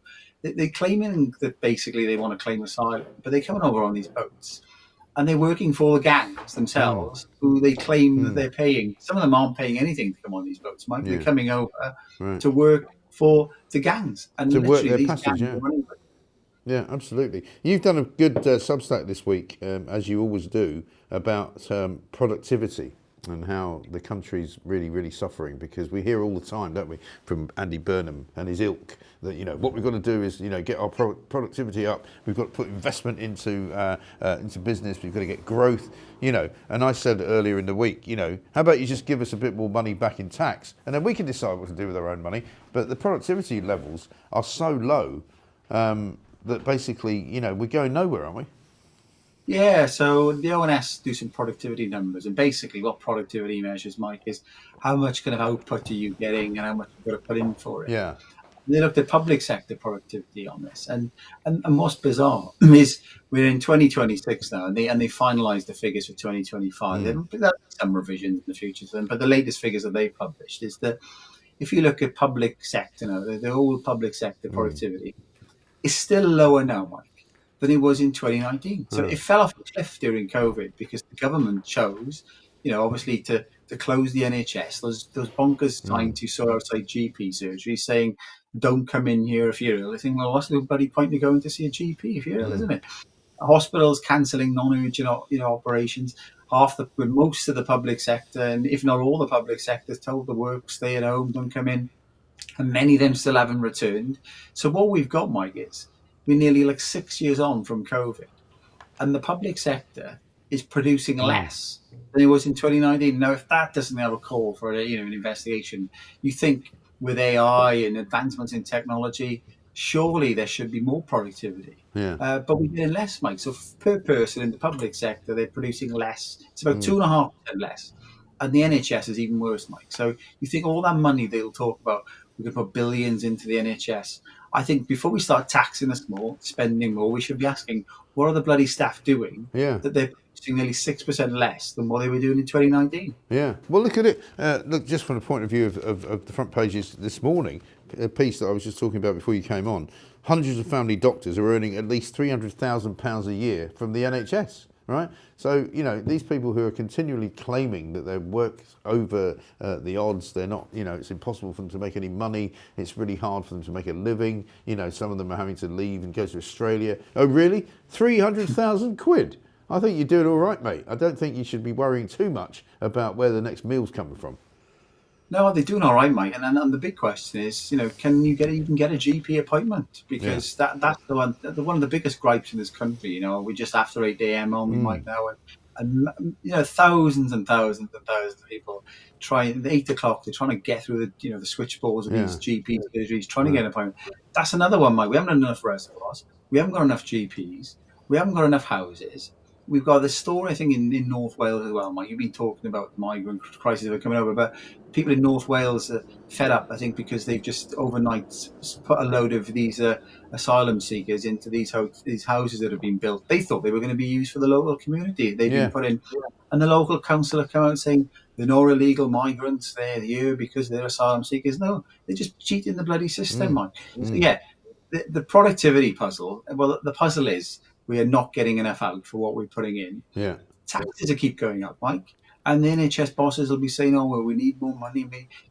Why are we not doing the same level of output in the NHS today as we were in 2019? I know we had a pandemic, but there's no call for the fact that work in practice, we've normalised, Mike, this lazy culture in the public sector. Yeah. No, we have, totally. And I mean, unfortunately, people like Andy Burnham have only ever known the public sector as a place to work. They've never, ever done a proper day's work in a proper business where you actually have to make ends meet and you actually have to generate income, because all he knows how to do is distribute other people's money. His latest idea, for example, is to now give more money back to local authorities. And you know where that's going to go. It'll go down the gurgler, because the one thing worse than actual central government spending is local government spending, because what you do is you go, and it's like in your neck of the woods, but certainly where I am in London and where I go at the weekends in Sussex, they spend money on the most ludicrous projects and the most ridiculous things. They're corrupt, many of them, and they're also, completely and utterly without any idea of how to actually, generate proper, decent people's income rising. They don't know how to do it. Let me just read you this from Chris. I wanted to see my doctor, so I got in line to make an appointment. Then I was told to fill in a form online for the doctor to read and see if I needed seeing him. What a joke. Well, that's the other thing. I mean, they're doing this now, aren't they? They're working through this so-called triage scenario. Somebody sent me a letter the other day that they'd received from their local GP, in which they were told, basically, well, we're starting a new system, so when you get in touch with us, we will decide whether or not you're sick enough to see a doctor. More than likely, you'll just get told what to do by a receptionist who's not medically trained. Well, sorry, that's not medicine. That's not what they're doing, right? No, Mike, you're spot on there. On our local authority stuff you were just chatting about there as well. The thing is, Burnham saying we'll give more money back to local areas, and you started off this chat today, Mike, by saying, why don't he just give bloody more money back to us? We don't need the local authority money. Stop taxing us as much as we are. I'm a big believer, Mike, that the best people to decide what to do with money are the people who are earning it. Yeah, and don't forget. The word earnings is there. You've done a hard graft. You've earned that money. So why should the government just steal it from you? We need some level of taxation, because there are a number of services where it benefits. We all pay into a pot because we get some services back. But the level of taxation in this country is getting obscene. And you think local authorities as well, it's not that far back in distant memory where you'd get a weekly bin collection. We can't afford that now. So it's now 2 weeks. Yeah, well, they do with all the money. The council tax has gone up by a factor of probably, 10 to 20% in the past 5 years, which is a lot of money, by the way, and we're getting less and less for it. And thinking of water bills, Mike, how much have they gone up in the last couple of years? Oh, and you're getting less and less, but you're not even allowed to use the bloody stuff. I know. Please don't use your hose pipe. Really? Well, I'm not buying that one either. Anyway, listen, Jamie, great to see you. Thank you very much indeed. Jamie Jenkins talking perfect sense. Go check out his Substack because it's really good. Kelly J. Keane coming up a little bit later on. I'll tell you what also is coming up. We've got a new Thought Police episode out for you. Myself and Mr. Lewis Schaefer recorded it only yesterday. Shall we give it a little bash, Charlotte? Let's put a little bit of shine on the show. No, loads of people have mine. Mike Gray, it's one of those names. There's a guy in Boyzone, I think. It's like Dave Gorman. Do you know Dave Gorman? I do. He went around the world looking for people named Dave Gorman. That was funny. That was funny. I think we should do that with Mike Graham's. We could do it. Yeah. Because there's a lot of them. No, it doesn't. There's Mikey Graham from Boyzone. So you have the same name as a black guy living in Nigeria. What does that mean? What does that mean to the world? I don't think I do, actually. No, I don't think there's a Mike Graham in Nigeria. I bet there is. Yeah. We'll find one. We'll put out an all points bulletin. Yeah. Anybody called Mike Graham in Nigeria? It's a guy it's like high concept comedy. It's like, I can't think of anything funny, so I'll do this. Yeah. It's a gimmick. And also get Radio 2 or somebody to sponsor you, right? Yeah. Is that what he did? I think so, He did the thing. I think he did a documentary. He's like... You're out of time now. You're going too long now. See? Okay, sorry. But it did get better at the end. Yeah, because it's a couple of low points in the middle. I think I look good, and I hope look good. I hope the ladies are watching this. They can watch my stream. Yeah, okay. On YouTube, Lewis Schaefer, Uncooked. Yeah, and it's called. You ever thought of doing it naked? Yes, I've taken my shirt off and stuff like that. Yeah, why not? All right. If you got it, flaunt it. Sure. You're heading in that direction. You've lost 20 kilograms. Mike Graham journalist. We should do Times, Nigeria. No way. Yeah, way. No way. Yeah. That's ridiculous. Well, there's a guy named Mike Let's get him on. Mike Graham in Nigeria. Get him on. So his name is Mike Graham? Yeah. Yeah. That's ridiculous. That is mad. Yeah. So Right. why would that be interesting? But it's already funny. Yeah. Yeah, that's one little bit of funny. You could find a Mike Give us Graham. another Mike Graham from somewhere. There is, yeah. Anywhere. There'll be loads. So give us another Mike Graham in a place. Japan. Yeah. You might be able to find one in Japan. Yes, check No. Japan. You might be able to find one in Japan. I bet you would. I bet there's at least one Mike Graham in Japan. There won't be. There's no way there's one in Japan. Well, we could check it out. He's got Pooch has a magic machine. Pooch does have a magic machine. You can't get any sound out of it, but everything else is good. Samurai. It's a dojo run by Mike Graham. Yeah. No fucking way. Yeah. That's ridiculous. Yeah. How modern Budoka are Anyway, we quite enjoyed doing that one. It might be an entire show, finding people called Mike Graham around the world. Found one in Japan, of all places. Anyway, so the Thought Police is out. It's on YouTube.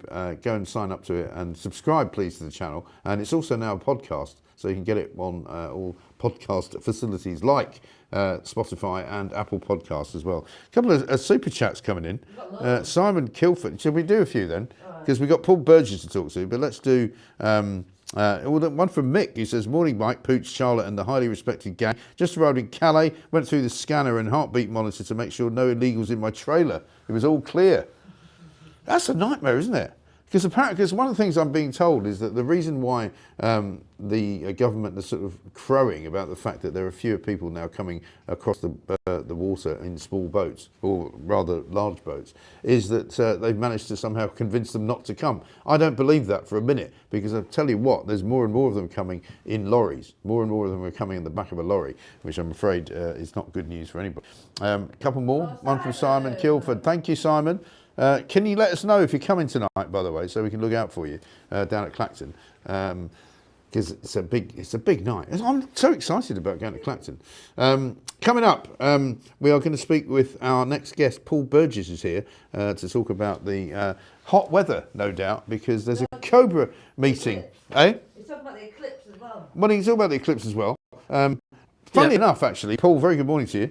Good to see you. Morning. yesterday, and I don't know whether you can shed any light on this, yesterday, almost all of our kind of technological equipment sort of failed in one way, shape or form. It simply just didn't work. And the only thing we can think of is that it might have had something to do with the upcoming eclipse, which is happening tonight around about 7:15, I think. Yeah, it starts about 6:10 roughly, 6:13, oh, does it? Okay. And goes on till about 8 o'clock. Yeah. But the full eclipse is about 7:10, 7:15. Right, okay. Yeah. So Now, is it possible that particular kind of, coming together of the stars or whatever it is up in the sky can have an not effect really, on, no. on anything on the ground? No, not really. All right. I mean, you could So much argue for that theory, it's a bigger gravitational pull slightly, which it is, very Yeah. slightly. But the whole thing is just amazing. I mean, Octopus, for example, I've stated, Octopus, the energy people. Oh yeah, we have talked said, about this yesterday. What a load of bollocks. Yeah, well, absolute bollocks. I mean, no, it is. No, Yeah. no. Do you know what I serious. said? Just Well, clear- because they said yesterday that you should not use any of your appliances because there's going to be a drain on the system. I said, well, first of all, maybe we shouldn't be using solar power if that's the case, and second of all, let's just switch everything on. Just absolutely try and blow the system. That's what I've suggested. Yeah, I wouldn't mind. I'd advise no one to change anything. Look, just clouds. First of all, it's the very tail end of the day for solar. We're down to a tiny amount of solar coming in, and there's going to be a gap. There's going to be a gap in that. I've got graphs and everything I can show with this, but the important point is it's meaningless. Just clouds coming over would have a bigger effect. Just a cloud front coming over has a bigger effect. So the grid manages with these variations all the time. But what we got is a sort of Cyclops thing where government are calling meetings on the heat wave as if like King Canute, we're going to stop something. Yeah, what are they going to do? I mean, can you imagine what's going on inside the Cobra meeting about the weather? Yes. You're right. Mean, what are they going to be saying?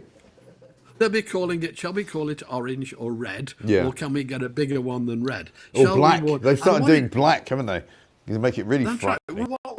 What's happening is the whole world's gone bonkers because they're warning you on everything, every single aspect. And it's almost as if you can scare the population on this, and this, then somehow you'd be, able to control. I think that's what it's about. Yeah. But there's no scientific basis for it. By the way, the eclipse tonight is the best you'll see until 2090. Ah. Yeah. Well, I won't So be here in it's a 2019. I suspect neither will No, you, no, unless you've got some kind of elixir of hope coming our way. Yeah, that's right. So, I mean, as regards the heat wave again, we are in a drought now in England. I'm not in Wales, I'm lucky. Our local reservoirs quite nicely topped up, thank you. We had a lot of rain this winter, and we had the reservoirs to store it. But you haven't because of all this madness that's gone on with our infrastructure being completely overwhelmed. That's the problem there. Now, there's a Sun today, right? It says, watching the eclipse tonight. And I said this the other day. I can't remember where I was told it was a good idea. But if you apparently look through a colander at the eclipse, that will be a good thing for your eyes. What's the science behind that? What's that? What does that mean? Well, it's trying to reflect. If you look at a reflection, you'll be okay. Yeah. So maybe the colander with all the holes in is reflecting the light a bit and diffusing it a bit. Right. But I'd be very careful about, I mean, I can't say to the public in any way, look at the sun or try these tricks. Apparently, is good as well, And, I haven't got one of those to hand. I've got a colander. I've got a holding glass. Funny enough. I don't usually use it when I'm cooking. It's an you get the idea. welding glass. So, but it's just insane, isn't it? The whole world's insane. This heatwave business. I mean, yes, we are having heat this year. It's good. Yeah, it's nice. summer. I love it. It used to be called a nice summer. Yeah, I mean, what we- it is. I that's mean, what we they used to are call saying it's the hottest summer ever because it's the most days No. over 30. No. Right? That's what they're saying. No. That's on the front page of the Yeah, I no. newspaper. How can you deny that that's true? For heaven's Well, I'm sake. afraid I am. I Go mean, on. the Telegraph in particular has gone completely bonkers on net Yeah. zero since Yeah. they changed ownership. Have they? People are saying, journalists are saying, well, it's obviously true. Look out the window. Wow. That's real good scientific basis. Yeah, I know. So, that's the nature of it. So, sorry, have I lost you? No, you haven't. No, I'm still here. No, so yeah, I mean, I'm sorry, but I fight this at every single level, every day almost. Yes. My problem is I've got so many stories coming in every day to try to cover. I have to cherry pick which ones to go for. Yeah. But the octopus one is just bonkers, absolute bonkers. The problem is this: that as you install more and more solar off the grid, like on your rooftops and that, if a cloud system comes over, a front comes in, the clouds come in, that can cause a drop in the solar. And that drop, and I'm talking about the middle of the day now, a drop in the solar, they can't see that on the grid. They see that as a rise in demand. So suddenly you're taking it from the mains instead of taking it from the solar you've got on your roof, and so on. But it doesn't even pay. I've just done an exercise this week, actually, for me. Is it possible that I could, because I use quite a lot of electricity, and is it possible that I could use solar? No batteries, because that makes it uneconomic, because you've got to replace the batteries as well, and so on. But it's only economic if you're being subsidised. And if you're being subsidised, everyone else is paying for that subsidy. So everyone else, it's passed on to the other people on the grid. Yeah. And so there's a lot of silly things going on, which honestly, I just can't believe the world I'm in anymore. And it is the constant fear, the constant meetings where they sit at cabinet or Cobra meetings and say, how are we going to change this weather? How are we going to help people? It's ridiculous. Absolutely ridiculous. When you say you use a lot of electricity, what do you use your electricity? I mean, what's the most electricity using appliance that you've got? I live in a 100-year-old house. The house I'm in is 100 years old. I've done it up, but it's 100 years old. And so I've insulated it as high as I can, but I've got no heat pumps or solar because it doesn't make sense for me at all. And I obviously don't have subsidies, and I wouldn't want them. But the way I plan things is just uncommon sense, economics. Yes. And so it doesn't make sense to have solar for me, but I use my electricity. I've got a swim spa and a swim spa that's where you swim against the current all the time. So instead of like a swimming pool, it's much smaller and you can swim against the current. So you can keep on going all day. And I've also got a hot tub. So I've got heat pumps for those. That's a sensible thing to have. There you go. Right, for those. Yeah. Pardon? I'm surprised you've got. I'm not surprised. It's always interesting to hear that people have got. I wouldn't. If somebody said to me, "What do you think that Paul Burgess has got in his house?" I wouldn't have said a hot tub. What'll be in his house? Why? I don't know. I actually don't use it. Can I just say, I actually don't use either. Yeah. All right. I've got a hot tub and a swim spa, but the family use them all the time, every day. All right. My wife's swimming at the moment. Yeah. My wife is in the swim spa at the moment. Nice. Yeah. How nice. So Lovely. she does every alternate day and so on. So I've also got a Tesla. That may surprise you because I hate driving, and this thing drives me most of the way. Yeah, it really does. Yeah. No. Well, Pooch, our sort of head tech operator and CEO of the company has a Tesla, and he keeps telling me how great it is, and I keep making fun of it because I say, "What's it done for you today?" Because he's like, it's so clever, the Tesla. It's even cleverer than him. It can do all sorts of things that nobody ever expected a car to do. It's more expensive to run than diesel or petrol. He says no. No, he says he's saving a fortune on petrol. Well, let me explain that. I did a paper on this. Yeah. If you are paying on the high street, if you're paying on the charging points, it works out. And then you've got to take into account the depreciation on my Tesla, which is in 3.5 years is basically £40,000 depreciation, right? So you've got to take that into account. You've got to take into account now the extra tax, 3p a mile coming in. Right. Then you've got to take, well, if you do all that, it works out at 70% more than a petrol or diesel. Wow. Okay. Yeah, I'll tell him that. That'll upset him. That'll upset him, right? That will upset him. And if you charge it home like I do overnight, I get it for about 8 pence a kilowatt hour overnight. If you charge up, then it works out about the same, roughly about the same as petrol or diesel, until you start adding this 3p a mile. Because I can get 8p a mile. I'm getting around about 2p a mile for my energy on the car. 2p a mile. but that ends up at something like or 5 pence. So it's a 250%. Sorry, two pence a mile, and it's 250% more once they add the 3 pence a mile. So it makes it totally economic. There's no sense in buying an electric car. It's only because I'm a nerd. I hate driving, and I love the fact that I can relax comfortably, hands on the wheel. Yeah. But it's driving me. See, I like driving a That's Maserati because it makes a good noise. And unlike a Tesla, which doesn't make any noise at all. But anyway, listen, Paul, great to see you. Thank you very much indeed. That's okay. I've got this from Cliff, who wants to issue a public service announcement. He goes, let the sun shine through the colander because it causes a pattern on a piece of paper. Look at the paper to see the shadow reflected. For heaven's sake, don't look at the sun through the colander. That's right. Because apparently that might be dangerous. All right, so fair enough. I'm glad I qualified that. Paul, good to see you. Thank you very much indeed. That's okay. We have got Kelly J. Keane to talk to. But before we do that, I'd like to play the conversation that she had with the police, because this is amazing. This is one of the greatest things I've ever heard, right? And it's the police ringing up Kelly J. Keane to tell her that somebody has complained about something that she's done, right? And just listen to this, watch it. This is a masterclass in how to deal with overbearing Stasi-like police people. Hello, good afternoon. Hi. Yeah, all good, thank you. Thank you for responding to our letter. So we would like to invite you in for a voluntary interview in regards to 2 separate investigations. It would be at a London police station and would be at a day and time of your choosing. Okay, what for?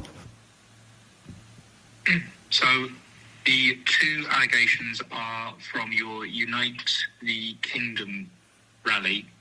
There's been a complaint with regards to your speech, specifically with regards to the we need to remove Islam from our classrooms. It's not too late to get Islam out of that building. It's not too late to get Islam out of every single official office in this country, and more than that, it's too late. It's not too late. It's absolutely vital if we want to save this country. We have to remove Islam from every single place of authority. Oh, okay. And the other one investigation is in relation to some tweets. So it is in relation to a tweet from the 23rd of June. We have Muslim fatigue, the gang rapes, the terrorism, the killing of little girls who enjoy music, the hatred of women and girls, the special courts, the anti-Semitism, the hate preachers, the marches, the violence, the call to prayer, the public prayers, the complaining about Christian preachers, the pauses in football matches, skipping lunch, the niqabs, the school kids visiting mosques, the Ramadan lights, the Ramadan messages on TV and by public figures, the cruel slaughter, the hatred of the West, the hatred of women, the barbarism, the inbreeding, the censorship, the 2-tier system, the capture of our institutions, we're tired of it. Islam is a vile, woman-hating, cousin-marrying, child-raising death cult. Another tweet from the 23rd of June, there's nothing about the scene that does not scream backwards, regressive, subnormal culture. And another one from... Which scene was that? I'm not sure what scene in particular that you're responding to in that tweet, but I'm just reading out the tweets in question. And then the last one is from the 25th of June. No one needs foreign money to understand the threat Islam poses to every last one of us. Right. And the sorry. And the police want to invite me in on the which crime? Which crime are you referring to? So for those, it would be, for the tweets, it would be malicious communications offences. On against an idea? Who's it against? No, I can explain that. So somebody who's read those tweets has taken offence to them and made the report. I'm sorry. That is literally one of the funniest things I've ever seen.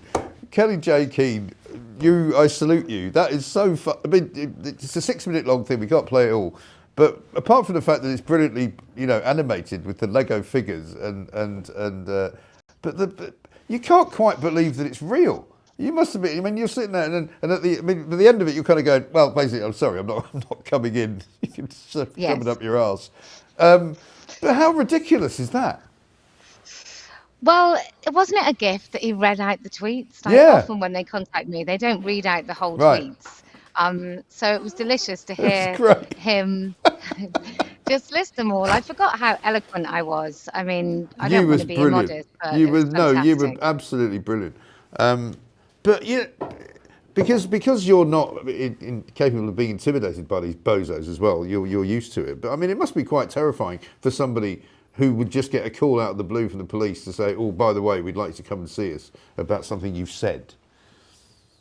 Yeah, well, I think possibly if I lived in London, they might have just knocked on my door. I mean, this will be my 5th interaction with the police, aside from when I was arrested during COVID, for going out in public. But this will be my 5th sort of round of them inviting me for an involuntary, for a voluntary, no, it's involuntary interview.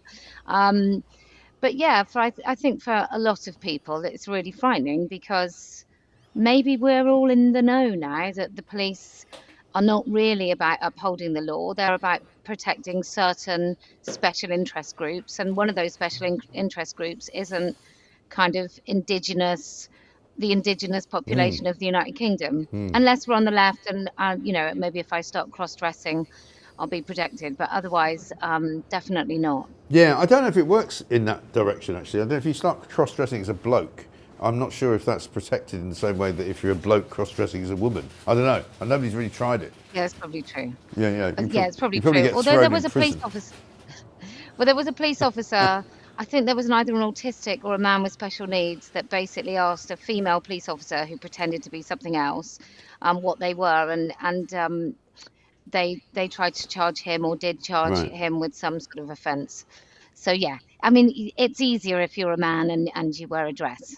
Yeah, obviously. Definitely, absolutely. So has it all gone away now? Because that was obviously they were referring to a tweet that went out on the 23rd of June. It's now whatever it is. It's the 11th, 12th of August.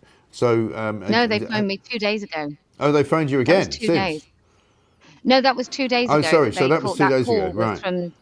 So when you said to them, "Well, I'm not going to come in," they kind of went, "Okay, then." Are they going to do anything else? Well, I think they'll send it back to the CPS to see what the next stage is. And whether or not PACE, I think it's section G of PACE, is whether or not it's proportionate to come and arrest me. I think they might say it is. Bring it on. It'd be great. Yeah. I mean, we can carry it. We carry it live.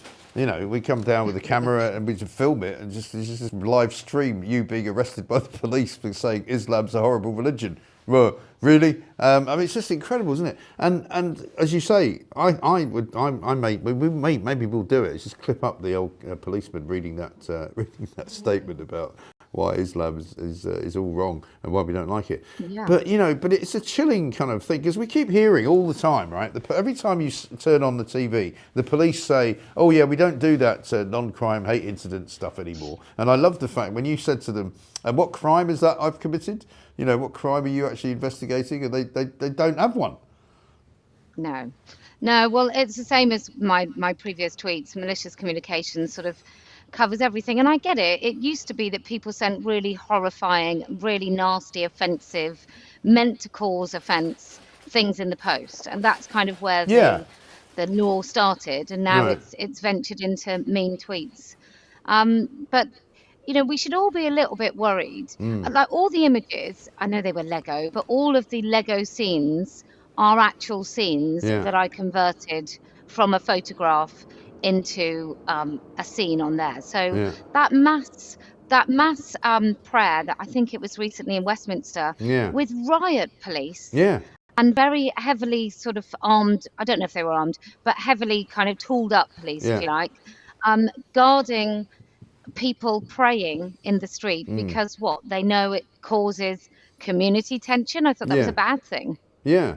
Well, this is the thing, we now live in a world where I was listening to, we played a clip out actually yesterday, the Labour MP for Thetford, which is where they've been having a few demonstrations about the fact that they want to put a lot of migrants into a space there without the permission of the ordinary people who live there. And the Labour MP called the people protesting divisive. And it's like, no, I'll tell you what's bloody divisive, mate. It's the government putting people who shouldn't be in the country into a community where there's hardly anybody, there, and creating a problem. That's what's divisive. Yeah. And they seem to have this idea that, Angela Rayner this morning, we played a clip from yesterday saying, all of these people coming on the boats are really, really vulnerable. 230 people on a boat They're not vulnerable, right? They're coming here for a reason. Well, I reckon Ange ought to have a few in her own house. That'd be good, wouldn't it? Yeah. Maybe she could, like, invite the Well, migrants she's got plenty of to live near houses. I her. mean, she's got about 3 or 4 of them. She could, you know, stick a lot of migrants in the first 3, and she can live in the other one. You know, but it is. But you're right. It is. We should all be worried. We should all be concerned about the way that the police, despite the fact that they claim they're not doing it, are continuing to prosecute people and harass people. I mean, I would argue, if I was a lawyer, actually, that them calling you is malicious. You know, and it is a malicious act in itself, and it's a malicious communication, because if you weren't so robust and clever, you could be really worried by that. Yeah, I probably would have. I mean, what I might have done is I might have gone in and had a friendly chat with them, expecting them to be on my side. And you would probably, and I've got experience of this. So you have one person who's like trying to be your mate. They all do a bit of a good cop, bad cop. Good cop, bad and cop, I would yeah. have totally incriminated myself because that's what they rely on. You know, Yeah. they expect to get you in, and then you'll say something that you admit, and then they can charge you with something and offer you a caution, and their little stats go up for doing basically no policing whatsoever. Yeah, yeah, it's really worrying, isn't it? So, so hopefully this is where it ends, but we don't know if this is where it ends. But let's keep in touch anyway, because if they do threaten you anymore, I mean, I would just love to be there. I mean, if they're going to turn up at your house, I would love to be there to film it and you know, just rip the bejesus out of them. Well, I'll let you know. I'll certainly be recording everything that they do that's anything to do with me, because it's always good value. Yeah, I imagine that guy, because it's now gone viral, probably you can find it on social media, on Twitter. I bet you that copper must be cringing, you know, because they're... I think you can hear it, right? Yeah. You can hear it as he says it. There's a bit of a reluctance, kind of like, oh, do I really have to do this? You imagine maybe there was a little sweepstake in the office or something who pulled the short straw to actually make that contact. Yeah, I know. Good luck Shocking. to him. Yeah, well, listen, Kelly J, brilliant to see you. Thank you very much indeed. Kelly J Keane there, fighting the good fight for all of us. Because somebody has to. Because we all have to do it, right? If we stand together, and I know it sounds a little bit kind of, you know, Martin Luther King-like, but honestly, how ridiculous is that? That a woman like Kelly J Keane, who was in here just the other week, and is a wonderful, brilliant campaigner for women's rights, and a brilliant campaigner for everything that the trans lobby hates, right? And is incredibly intelligent, incredibly, you know, decent, and incredibly, you know, just good, is getting harassed by the police for saying things out loud or tweeting things that are actually true. It's mad. Even if they weren't true, what's it going to do with the police? I'm surprised they're not like literally standing outside the door here going, well, you can't say that. One day. You know? I do. No, honestly, I wonder whether one day they're going to try and come and take me away. Stay safe, Kelly J. You're an amazing lady, says Lark. Yeah, she is. She is incredible. Because, you know, we can't have this. We cannot have this kind of ludicrous overreach by the authorities, whether it's the council, whether it's the police, whether it's the NHS, whether it's, you know, the government. You know, I'm going to be doing a second book. This is my first book. If you haven't got it yet, go and get it. It's available on Amazon. It's now number 4 overall in the entire Amazon library, where there are millions and millions of books, by the way. And this one is now up there, right, as a bestseller. I'm going to do a second one because it's not a very long book. As you can see, it's quite narrow. Look at that. Rather disparagingly, Charlotte refers to it as a pamphlet, which I'm told actually is something that's less than 70 pages long. I can tell you, right, that this book has got 83, possibly 90 pages, so it's not a bloody pamphlet. And if you've got one, bring it down to Clacton tonight and I'll sign it for you. But I'm going to do the next instalment of my series, right, is going to be called Total Control. It's going to be all about how the government tries to control everything that you do.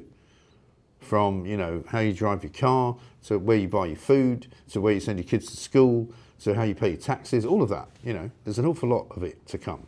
So, if you need any advice on how to keep the government out of your bedroom, out of your house, out of your living room, out of your kitchen, I'm the guy to ask. Right now, though, we are going to go to a new guest that we haven't had before, and we're going to go to Wales for it, bizarrely. Are we not? And this is a woman called Christiana Elmsley, who is in Wales for the Reform Party, and she's involved in the police and crime area, actually, coming from Romania originally. Let's find out what Christiana has to say. Christiana, very good morning to you. Bore da ogleg dwyrain Cymru heilog. Good morning from sunny sunny North East Wales. You've already thrown me by speaking Welsh to me at this time of the morning, but thank you. To be honest, I throw a lot of people. Yeah, I know. Welcome to the show. Good to see you, and it's nice to have somebody from Wales, because we don't speak to that many people in Wales, actually, funnily enough. We've got a big by-election coming up tomorrow, which we're all going to be in Clacton for. We're going over there tonight. But let's talk a little bit about what we just heard there from Kellie-Jay Keen about the policing of thoughts and tweets and all of that. I mean, it's completely insane, isn't it? Look, Mike, it takes me back to my childhood, because I grew up in communist Romania. Yeah. And what's happening in Britain today, it truly gives me a shiver down my spine. It takes me back. I'm not saying that Britain is communist Romania, but the parallels are quite sinister. And the freedom of speech, the erosion of the freedom of speech, particularly after the 2024 election, and what we've seen now, that people can actually get a knock on the door, get arrested in the middle of the night for something they put on Twitter. It's absolutely shocking. It is not that kind of approach, that Stasi-esque approach. It is not compatible with a functioning democracy that we allegedly or supposedly are. And also with freedom of thought, because all of the things that Kellie-Jay Keen is accused of doing, and the guy's reading out the tweets that she's supposed to have posted, I'm thinking, well, hang on a minute, these are opinions, these are statements of fact in some cases. What the hell are the police doing getting involved in that? And how did we get to a place where if somebody could, if you complain about something I've said, because you've been, your feelings have been hurt, supposedly the police can come and arrest me?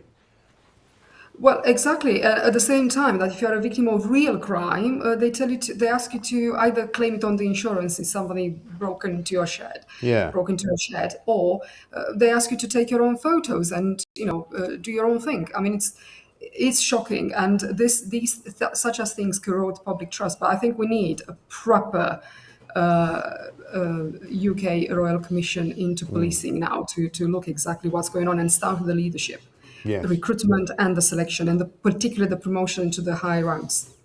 Definitely. Now, you were elected in May of this year, I'm assuming, in the local elections to become a Senate member for the Reform Party. How have you found it, first of all, going into government in Wales?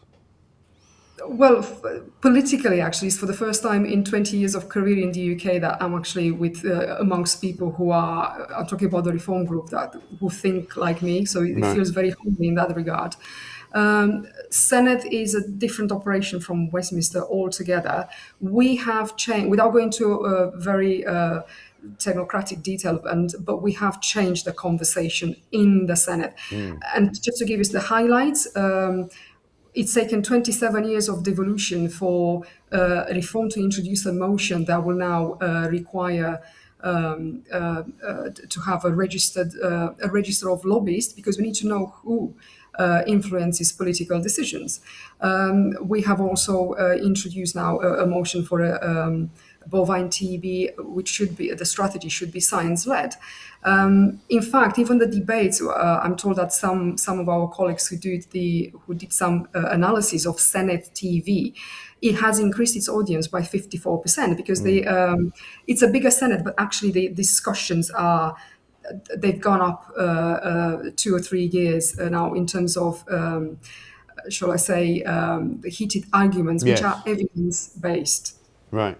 And you've also been looking into the asylum seeking scenario. We were talking about that on the show this morning, because obviously Andy Burnham is on the front pages today saying, the middle classes all have to do their part. In fact, what you should do is take your share of migrants, right? Almost as though it's some kind of public duty, like pay your share of taxes, take your share of migrants. Absolute madness, right? You've been working in Flintshire with different groups, because there's a whole bunch of migrants apparently being given homes there, as far as I understand it. Tell us about that. Well, let me tell you, first of all, what he said yesterday, they clearly have no intention to deal with illegal immigration into Yeah. the UK. And what's coming basically that we are going to scatter them across the country. To me, that is Marxism on steroids. The duty of a government is to protect its people, not to protect its slogans. So they need to get on and actually secure the border and start deporting people who shouldn't be here. These are genuine concerns about concerns of people that I talk to on a daily basis. This is not a divisive issue. Raising concerns about the safety in the community, the erosion of your national identity, it's not a fringe issue. It is not an extreme issue either. It's a genuine, legitimate concern. And in honesty, when I read even the Flintshire County Council a statement that these are not illegal immigrants, well, I'm afraid to say when you are actually an applicant who to asylum, if you enter Britain illegally, that your application for asylum does not magically change the circumstances through which you enter the country. And in honesty, I'm beyond bafflement with this government.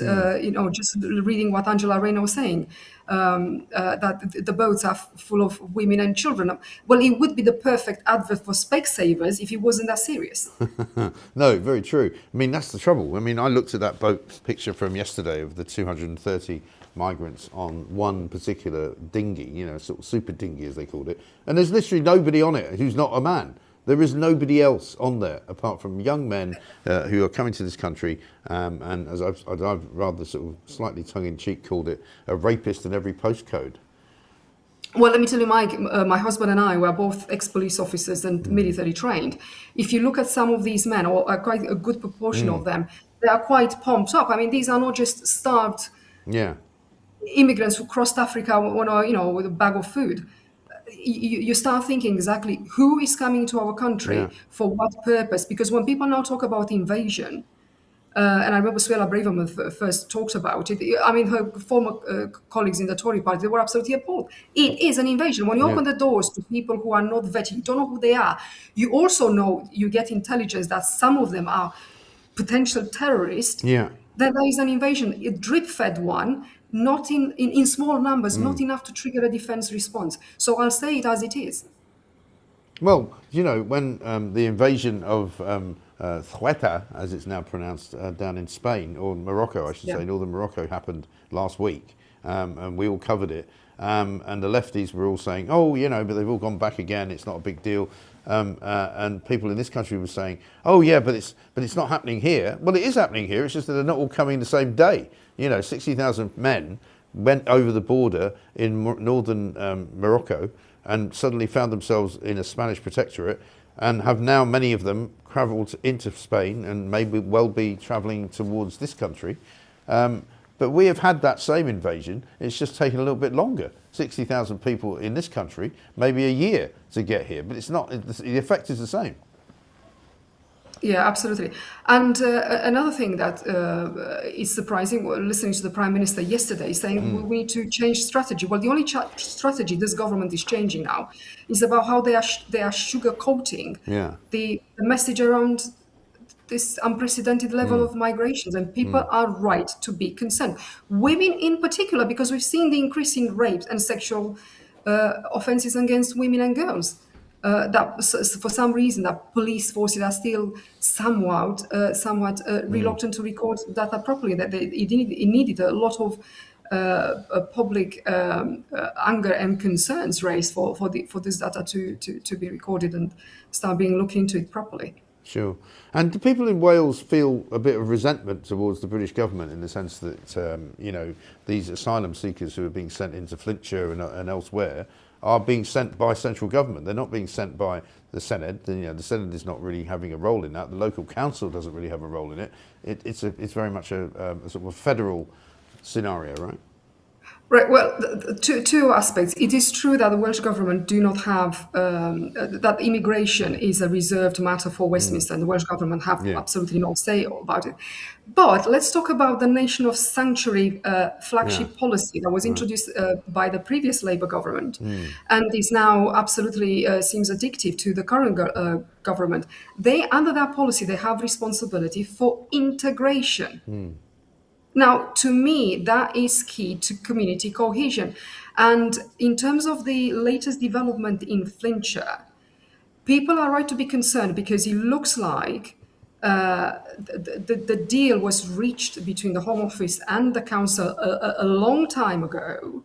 And I would argue that Flintshire County Council hiding under this the confidentiality required by the Home Office, it's not, it doesn't hold scrutiny, because Flintshire County Council, like any other public body, are under a lawful duty under the Equality Act to treat all communities. It's the public duty of the public bodies to ensure that communication and that all parts of the communities are treated exactly the same. Yeah. And keeping secret, that's what people of Flintshire are concerned. It's about the secrecy of the deal. So who knew? When did they know? What did they do about it? What did Flintshire County Council do with a risk assessment around the people that are going to come into their community? And another thing is also, it's the issue, apart from the issue of safety, which is an obvious one, it's the issue about impact on the already overstretched public services in the area. Totally. And there's no end to it either. There doesn't appear to be a ceiling or a number or a limit to it. You know, as far as we know, you will be in receipt of these people coming in, and next week you might get a load more, or next month you might get a load more, or, you know, come November you suddenly get another 300 or 400 or 500. You know, there is no kind of, there's seemingly no rules around how it's being done.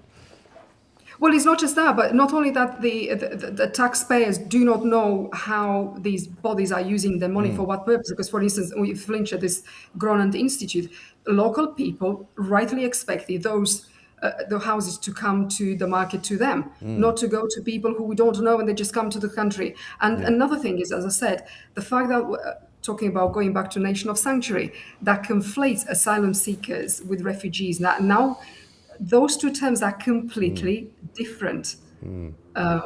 So there are, I mean, I don't want to become too technical for the audience, but we are keeping the pressure on the Welsh Government to do what they need to do. I'm in conversation, we are in active conversation with Flintshire County Council.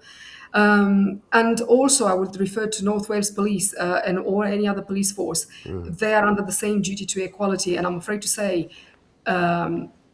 allowing the Home Office to dump migrants who haven't been vetted, are yet to be processed to see if they are genuine refugees or not, to dump them on the communities in the middle of the night without any proper communication, only then to start policing what's on social media from, you know, people who are legitimately concerned. That doesn't bode well with trust in the police, and it doesn't do anything for community cohesion. So you can't shout community cohesion to the very people that you are responsible for their safety.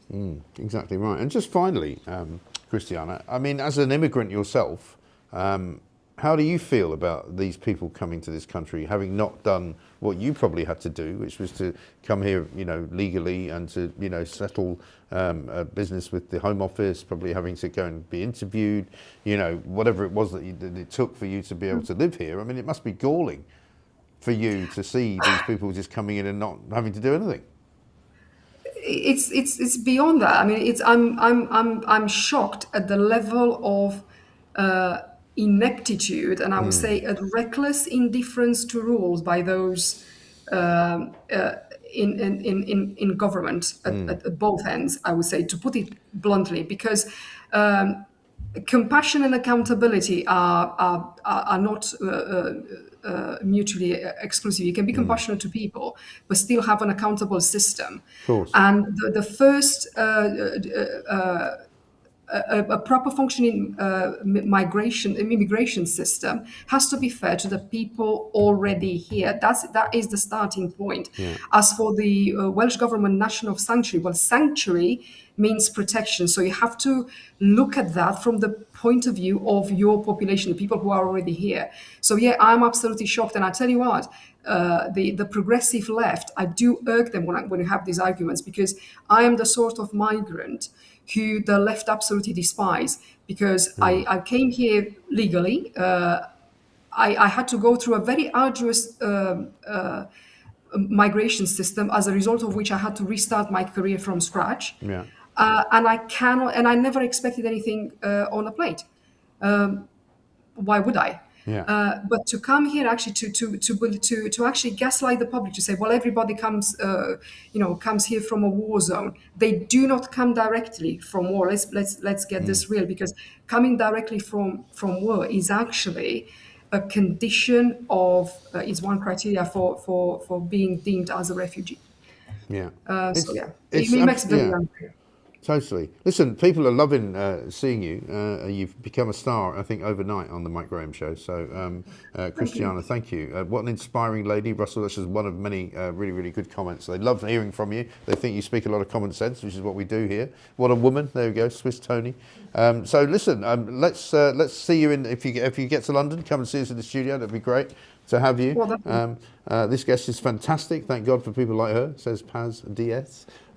So yeah, really, really great to see you. Great to learn, because we don't, as I say, we don't talk to that many people in the Welsh Senate. So now we begin to open up a dialogue, so you can keep us informed as to what you're up to there.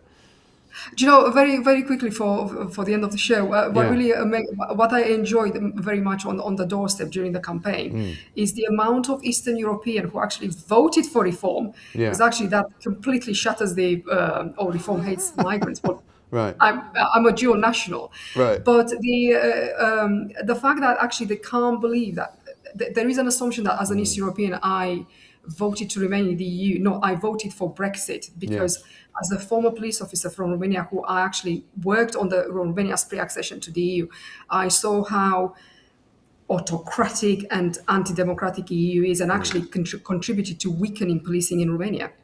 Interesting. Fascinating. Yes. Well, Christiana, listen, great to see you and fantastic to talk to you. Lovely to meet you. And let's see you again soon. All the best. Have a lovely day. Christiana Emsley there. What a great guest. You know, isn't it nice? We don't know. We sometimes don't know. Charlotte, comes up with these incredible guests every now and again. Occasionally I go, what are we doing this for? And although I'm not as bad as Kelvin used to be. But, sometimes you just go, wow. And I think that was a wow. I would say 10 out of 10, Christiana. Brilliant, absolutely fantastic. Coming up, we're going to be, you see, we don't hate immigrants. We love you, says Dilly Boy. And as she said, loads of immigrants who have come to this country legally, particularly from Eastern Europe, absolutely love reform because they don't wish to actually see the country being ruined by illegal migrants. There's nothing to say that you should like illegal migrants. There is nothing in, the book of Job or whatever it is you want to talk about, the Bible. You don't have to welcome everybody, right? As I said before, Andy Burnham wants the middle classes to take their share of migrants. Well, I don't think that is in any way or shape or form a possibility that we will all bow down to, because we don't want to. I'll tell you why we don't want to. Because we're bloody well full up. Everywhere you look, too many cars on the road, too many people to get into the doctor's office, too many people in hospital waiting lists, too many people trying to get petrol, too many people getting on trains, too many people driving around. It's ridiculous, right? A postcode growth is what Andy Burnham said. Growth in every postcode. Well, now it's a rapist in every postcode, right? That's what I'm calling it, because that is what it is. Benita just says this show gets better and better. It does, doesn't it? It's really good now. This show.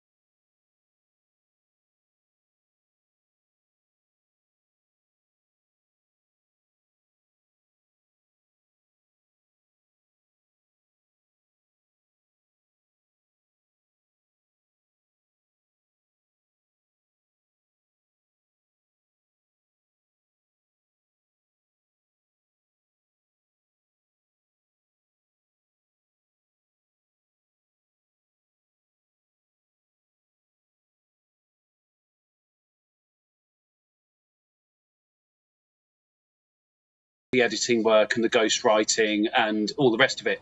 And it felt like the next logical step for me, because I'd been, as a head teacher, obviously I was thinking like really big the whole time, and had like that farm and gave kids guns and had a herd of water buffalo, and everything was like really big and amazing. And I just thought, like, I'm ready for that vibe again. And I think it would be really good to be able to do that through the publishing route. And I went to Rick a bit, basically out of respect to him, because I didn't want to do something that was going to challenge what he was doing. And he said, look, I'm going to help you do that. You can become an imprint of Fisher King Publishing. So then my next idea was, my bestseller out of all the books I've ever written is a book called Cancel This, which is only 19,000 words. It's a really quick read. I think people bought it basically because it's all about free speech. It talks about, gender ideology nonsense, climate scam, the stuff to do with vaccines, illegal immigration, all of the untouchable subjects. And I think I made about $2,000 in the first week of that book coming out, and it was like, okay, so the people love that kind of work. So I thought, okay, I will approach high profile people and ask them whether they could write up to 20,000 words for thought pieces which are provocative, timely, urgent, talking about the things that we're all told by the state and the media to shut up about, whether it's illegal immigration or whatever it might be, and get it into the hands of people so that they can read them quickly, give them to friends, give them to their mums and their aunties and all the rest of it, but also get an overview of a topic in a very kind of speedy kind of way. So it's an intentional thing to have these provocations. And actually, Molly Kingsley, who will be writing for us, she's talked about when George Orwell wrote his, they were called pamphlets, but they were books. Okay, so they went up to 50,000 words, and they were all provocations to spark debate around different matters. And just on that, by the way, the other book that we've published at the same time as your fantastic book, Fake News, is a reprint of George Orwell's 1984. And I went straight to Neil Oliver for that. And I said, Neil, would you be willing to write a prologue for Free Speech Press for the front of for a prologue for 1984? And he said yes. And 6 hours later, a 1,000-word prologue in the most beautifully crafted, most beautifully written prologue is in the front of that book. So that's out as well at the moment. But going back to your work, I've read that now 4 times. Obviously, I had to read it in order to kind of approve it, do all that kind of stuff. But I've gone back to it and read it several times again because it's hilarious. It's talks about stuff which I didn't know about. You've actually kind of converted me back to reform as well, I'll be honest with you. I went off reform because of Nadeem Zahawi and all of that kind of stuff. But the things that you talk about in there, about them being the establishment going against them, I've moved back over to that side again. So it's your work is phenomenal. But what I love about what you do is you're like me, so I can be messaging you at 10 p.m. at night about work stuff. And I could be doing the same thing at 5 a.m. in the morning. I could be doing it on a Saturday or Sunday, and you're totally on fire the whole time. And the book that you're talking about next, that you came up with that idea 2 nights ago on 7:30 p.m. and said, "What do you reckon about this?" I said yes, and now that's going to become a reality as well. So I love this pace of having ideas, getting things done, and getting it out there. Yeah, because I think that you and I, as you say, are the same, because I love the actual immediacy of things. It's while you've got an idea, do it. And I think that's partly because of my kind of journalistic sort of training, if you like, because we're used to doing everything tomorrow, put the paper together now, you read about it tomorrow, you move on to something else, tomorrow we're going to do something different. And I'm really excited because you were the one who said to me, why don't we do a kind of series of books, which will be the same kind of length, and which will be quite short but easy to read, for people to understand. And so the idea is that for those, and loads of people have bought it. I mean, I'm with Grenades at Clacton tonight. We're doing a show at Clacton, and I've said to people, because we couldn't quite organise to get enough books to do a proper signing, we may be doing that in the future, but I just said to people, you know, if you've got a book, loads of people have bought it, bring it down, I'll sign it, and you know, we can say hello, do a picture, all of that. But yeah, so my next one, Total Control, I was thinking about this the other day, and I remember the first time when I thought that there was a problem, and it was way back in sort of the beginning of the century, actually, and I was living in Scotland, and we moved house from Glasgow to a place called Linlithgow, and I got a letter from Tesco's, and Tesco's said in the letter, "Dear Mr. Graham, we're sorry to see that you haven't been visiting our shop that you used to visit every week, and we wondered if there was a problem." And I was like, what the hell is this? You know, what, I'm being monitored by Tesco's? Because we used to go to this one particular Tesco's in Glasgow. And I'm like, this is a bit weird, you know. And that's kind of when I'm gonna start the book with that. I'm gonna say, this is when I first noticed that there were people watching me. And now, of course, they're watching me all the time. I walk out of here, there's a camera in the car park. I get in the car, there's cameras everywhere that I go home. Everywhere I go, they're tracking my sat-nav. They know where I've been. They know where I'm going. You know, when I use my credit card, they know where I've spent it before. You know, we are surrounded by surveillance, basically. And now we're being told by Andy Burnham, you should be happy that you're being put under surveillance, and you should also take more migrants into your house. Yeah, so Christiana Emsley, your previous guest, hit the nail on the head. So she's Romanian, like my daughter-in-law. I've got a Romanian daughter-in-law. She was brilliant, by the way. She lived through, she's absolutely phenomenal. Get her to do a book. Through communist Romania, and she's correctly drawn strong parallels between communist Romania and what's happening here. Because, and we saw it during COVID. COVID was the thing that woke me up. Because, of course, you know, loads of us were monitored by the state, by the Counter-Disinformation Unit and so on. Deplatformed from things. We know that within the digital arena, there's going to be more and more censorship.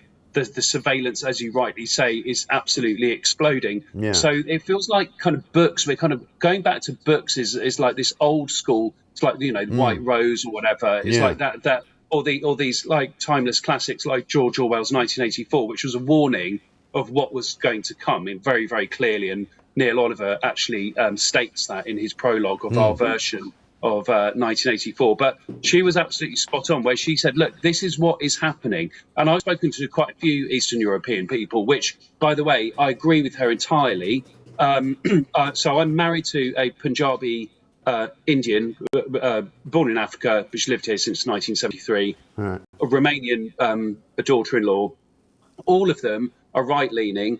The Punjabi community that I know and the Romanian community that I know all voted reform. It's like this idea that the left have got, that if you're from a different country, that you're kind of like a lefty, and that you think that, you know, transgender stuff is really amazing and the world's on fire and we should welcome all of the illegal immigrants. It's actually the complete opposite. It's the total opposite. So I liked that point that she made.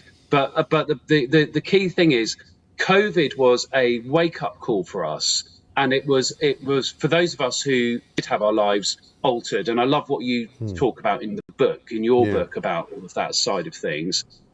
It kind of let us peer behind the curtain and see what was coming down the line in terms of totalitarianism, this dystopian future that they want us to live in. Digital ideas, of course, is linked to that. 15-minute cities is linked to it.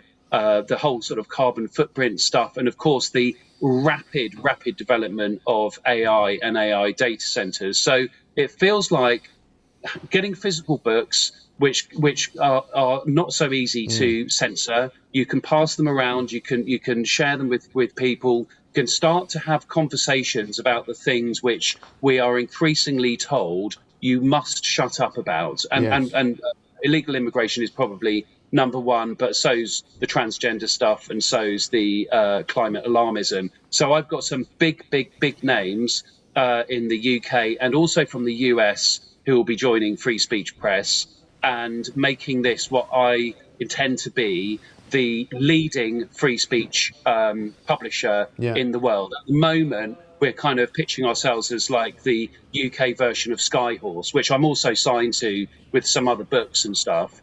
They publish like Robert Kennedy Jr.'s books and you know, Charlie Kirk and Carlson, etc. But this will be the kind of main rival to them, I think. Yeah, no, brilliant. A lot of people have asked me as well, how is it that you managed to acquire the rights to publish 1984 again? Was that what was the process there? How did you do that? So Rick Armstrong educated me in this. So once an author has been dead for 70 years and one day, you can republish their work. But what we were very clear about is we didn't want to make any money out of this. So we've got a thing where the proceeds, so once the cost of making the book and so on have been paid, the proceeds are going to go towards a project that we're developing, which is to develop young writers. So we want to find writers between the ages of 18 and 21 who are talented and who we can look at their work and turn those into brilliant short books and make them the next generation of Orwells and Huxleys and all the rest of it. So that's what the basis of that project is all about. Okay.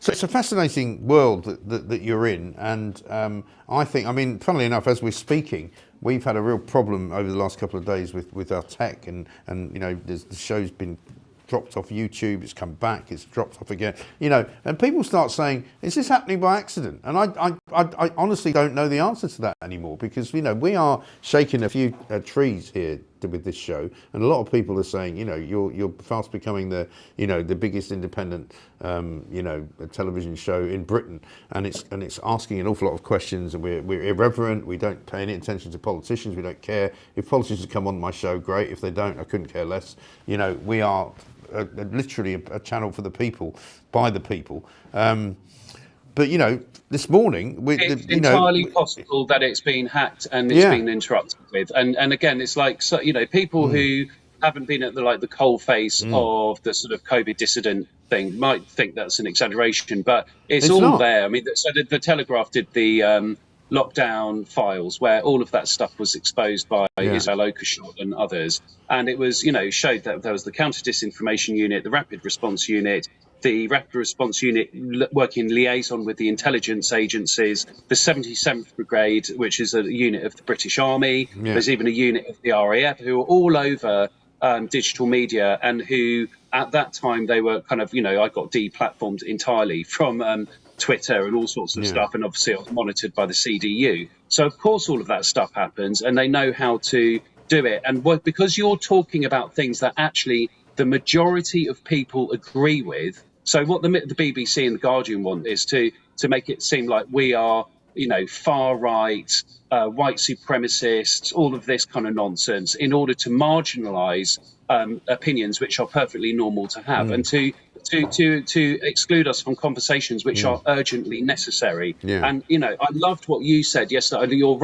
Your brilliant opening rant about that mega dinghy yesterday, 250 people and stuff. And you know, I've got 4 kids. I've got a 29-year-old, 22-year-old, 2 9-year-old twin daughters, and also a granddaughter who's just over 1 year old, nearly 2 actually. And I want my daughters to be safe in my own country. And they are, you know, these guys who are undocumented between the ages of 18 and 35, military age, some of them are known to be you know, terrorists. You know, we should not be subjecting our children and our culture to the possibility of them being abused, raped, murdered, and so on and so forth. And, you know, again, going back to the COVID era, the government did everything they could to direct the intelligence agencies and all the rest of it onto the domestic population who were speaking out at the time. And that included people like Peter Hitchens, you know, Julia Hartley-Brewer, myself, Bev Turner. In fact, there was a good piece from Bev Turner on X today. She was talking about having been cancelled and monitored also for talking about the danger of the COVID vaccines to pregnant women. And now, of course, it's turned out that Anthony Fauci knew there was a real danger Right. to unborn babies. So we know the state can steer everything towards doing something about stuff, but they refuse to do it about the illegal invasion. So going back to the book side of things, of course, that comes into your book.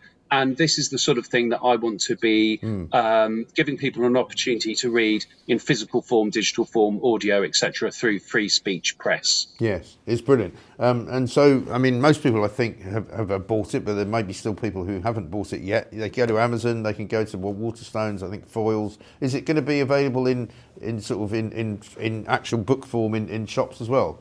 Oh yeah, I mean, once it gets to number one, then I think the people like Waterstones will be absolutely insane not to have it in their shops. We'll see; they make those decisions. But in all of our books will be across, the Times bookstore, Foyles, Waterstones, Barnes and Nobles, Amazon, etc. It's worldwide and available at the click of the button, whether you're in Sydney, Australia, or Paris, or New York, or wherever it might be. So yeah, and your series. There's just something electric about it. It feels fantastic. It was funny actually after our sort of the tail end of our conversation after you suggested writing the next book, and I just said yes, and now it's going to happen. I loved also our kind of slightly tongue-in-cheek conversation about doing magic mushrooms together. I think that should also be a plan. Yeah, definitely. We should definitely film that. I think that would be quite good fun. 100%, live. Yeah. Totally. And the other thing, of course, is that you've, I think, written a piece already for the Daily Skeptic. Toby Young's going to have a look at the book as well. Do you think that mainstream sort of publications like the Times and others will have to review it, or will they sort of shy away from it? No, I think they'll review it, but it's about going to the right kind of people. So I've had a conversation with Alison Pearson. She's in Australia at the moment, but that was more about her writing a piece, and we've got contacts in all of the other newspapers as well. So obviously some people won't touch it, or they might write something which is sort of derogatory or whatever, but it doesn't really matter. I mean, legacy media is dying anyway. It's more like the kind of alternative stuff. And you mentioned Toby Young. He's already sent 2 very good possible authors my way as well, and I think we'll be collaborating quite a lot. It's very, very kind of him to allow me to plug Free Speech Press in the Daily Skeptic, and there should be a piece coming out in Brownstone Institute as well, which is like the equivalent in America. Jeffrey Tucker has kindly said we can promote George Orwell's 1984 with Neil Oliver's prologue in that. Brilliant. It's fantastic. Well, I think we're going to get Neil on at some point as well in the future. So anyway, listen, I can't thank you enough, because, without you, I would, I've always wanted to write a book, and I've written a couple of books, but I've never had one published, and now I finally have. And people are actually saying, oh, look, you're now a published author. It feels pretty good. So thank you. I should be forever grateful. And you should just feel fantastic, because it's like, number 4, bearing in mind, it was Friday night. It came Friday out. night. It's literally what is it, from Wednesday? It's like a few days late, 5 days later. It's top of the charts out of all, and there are millions of books. That's beaten J.K. Rowling. It's like Stephen King. All of these like mega authors. They're like, you've just blown them all up. And it's like, and again, going back to your vibe, what I love about it is like, you're a yes man. In fact, we didn't even like sign anything until like you'd written the book, and you said, "Do you think maybe we should like sign an agreement or something?" So you even said, "I'm not that bothered. I'm just cool." And I was like, "Yeah, that's a good point."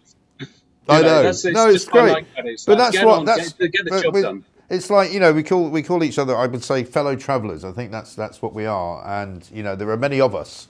And there are more of us than we know, actually. And the more that we do these kinds of things together, the more empowered we become, and I think the more 100%. I mean, Pooch is sitting here, trying to fix whatever's gone wrong today. But we've not really signed anything. We're running a business together, and here we are.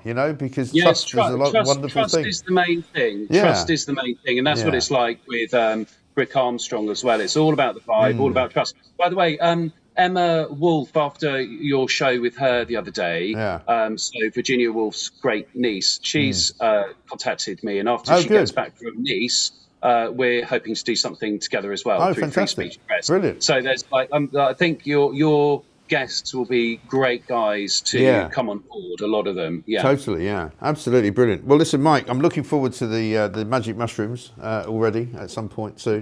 Maybe we're tripping right now. That's the other thing I thought. Maybe this is the future, and we're just tripping. That's possible. It is possible. Anything is possible. We're certainly under surveillance, that's for sure. Good to see you. Mike Fairclough, Free Speech Press. The book, of course, Fake News, there it is.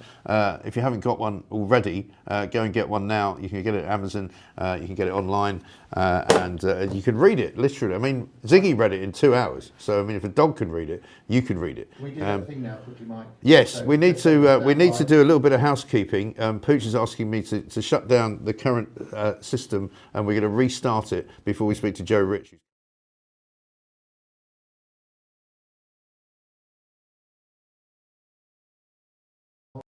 And then 1 second. Which is actually great for us. Yeah. It's like fucking Exactly. You fucking keep it. Wednesday, isn't it? Yeah.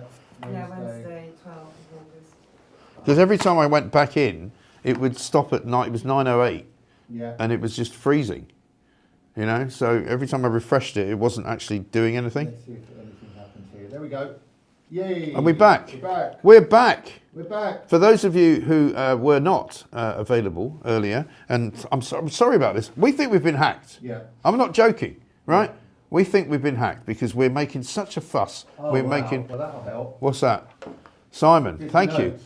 50 notes from Simon. Thank you very much indeed. Mike, can you show the book again? Let's show the book again. This is it, right? Fake News. Your fingers in the way. Who's the author? It's a bloke called Mike Graham. Yeah, is that the Nigerian one? Yeah, the Nigerian guy. Also, it could be the one from Japan. Tell the viewers, that was hilarious. Well, we played the clip earlier. Really nice. It was really funny because I was saying to Pooch this morning, there's a new Thought Police episode out there with me and Lewis Schaefer, and I was watching it last night because it's very difficult to keep up with all the things that we're doing. Yeah. But I always try and listen back, you know, just to sort of keep an eye on things, and also to make sure. Partly because also I uploaded, because you know, in my new King of Tech role, I now upload the podcast, right? Good lad. Which is really, really good. And so when I got the audio file yesterday, it didn't have the usual title; it had a different title. So when I uploaded it to Audio Boom, I wasn't sure if it was the right file. Oh, right. So I thought I better listen to it, and I listened to it. And it got to the end, and I was rolling about laughing. It was so funny.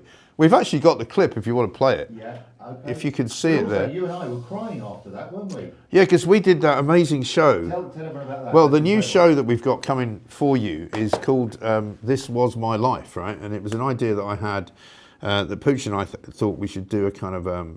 It's almost like if you're old enough to remember Raymond Andrews and This Is Your Life, it was all about people's lives in general. But we thought this should be about people who have overcome some incredible setback in their life. And so the first person that we interviewed for it is actually my personal trainer, who used to be a police officer and who's a really fascinating guy, young guy, 31 years of age, got stabbed in the neck, like literally right under his ear, by some scumbag in the West End of London some years ago, and nearly died. It was in an induced coma.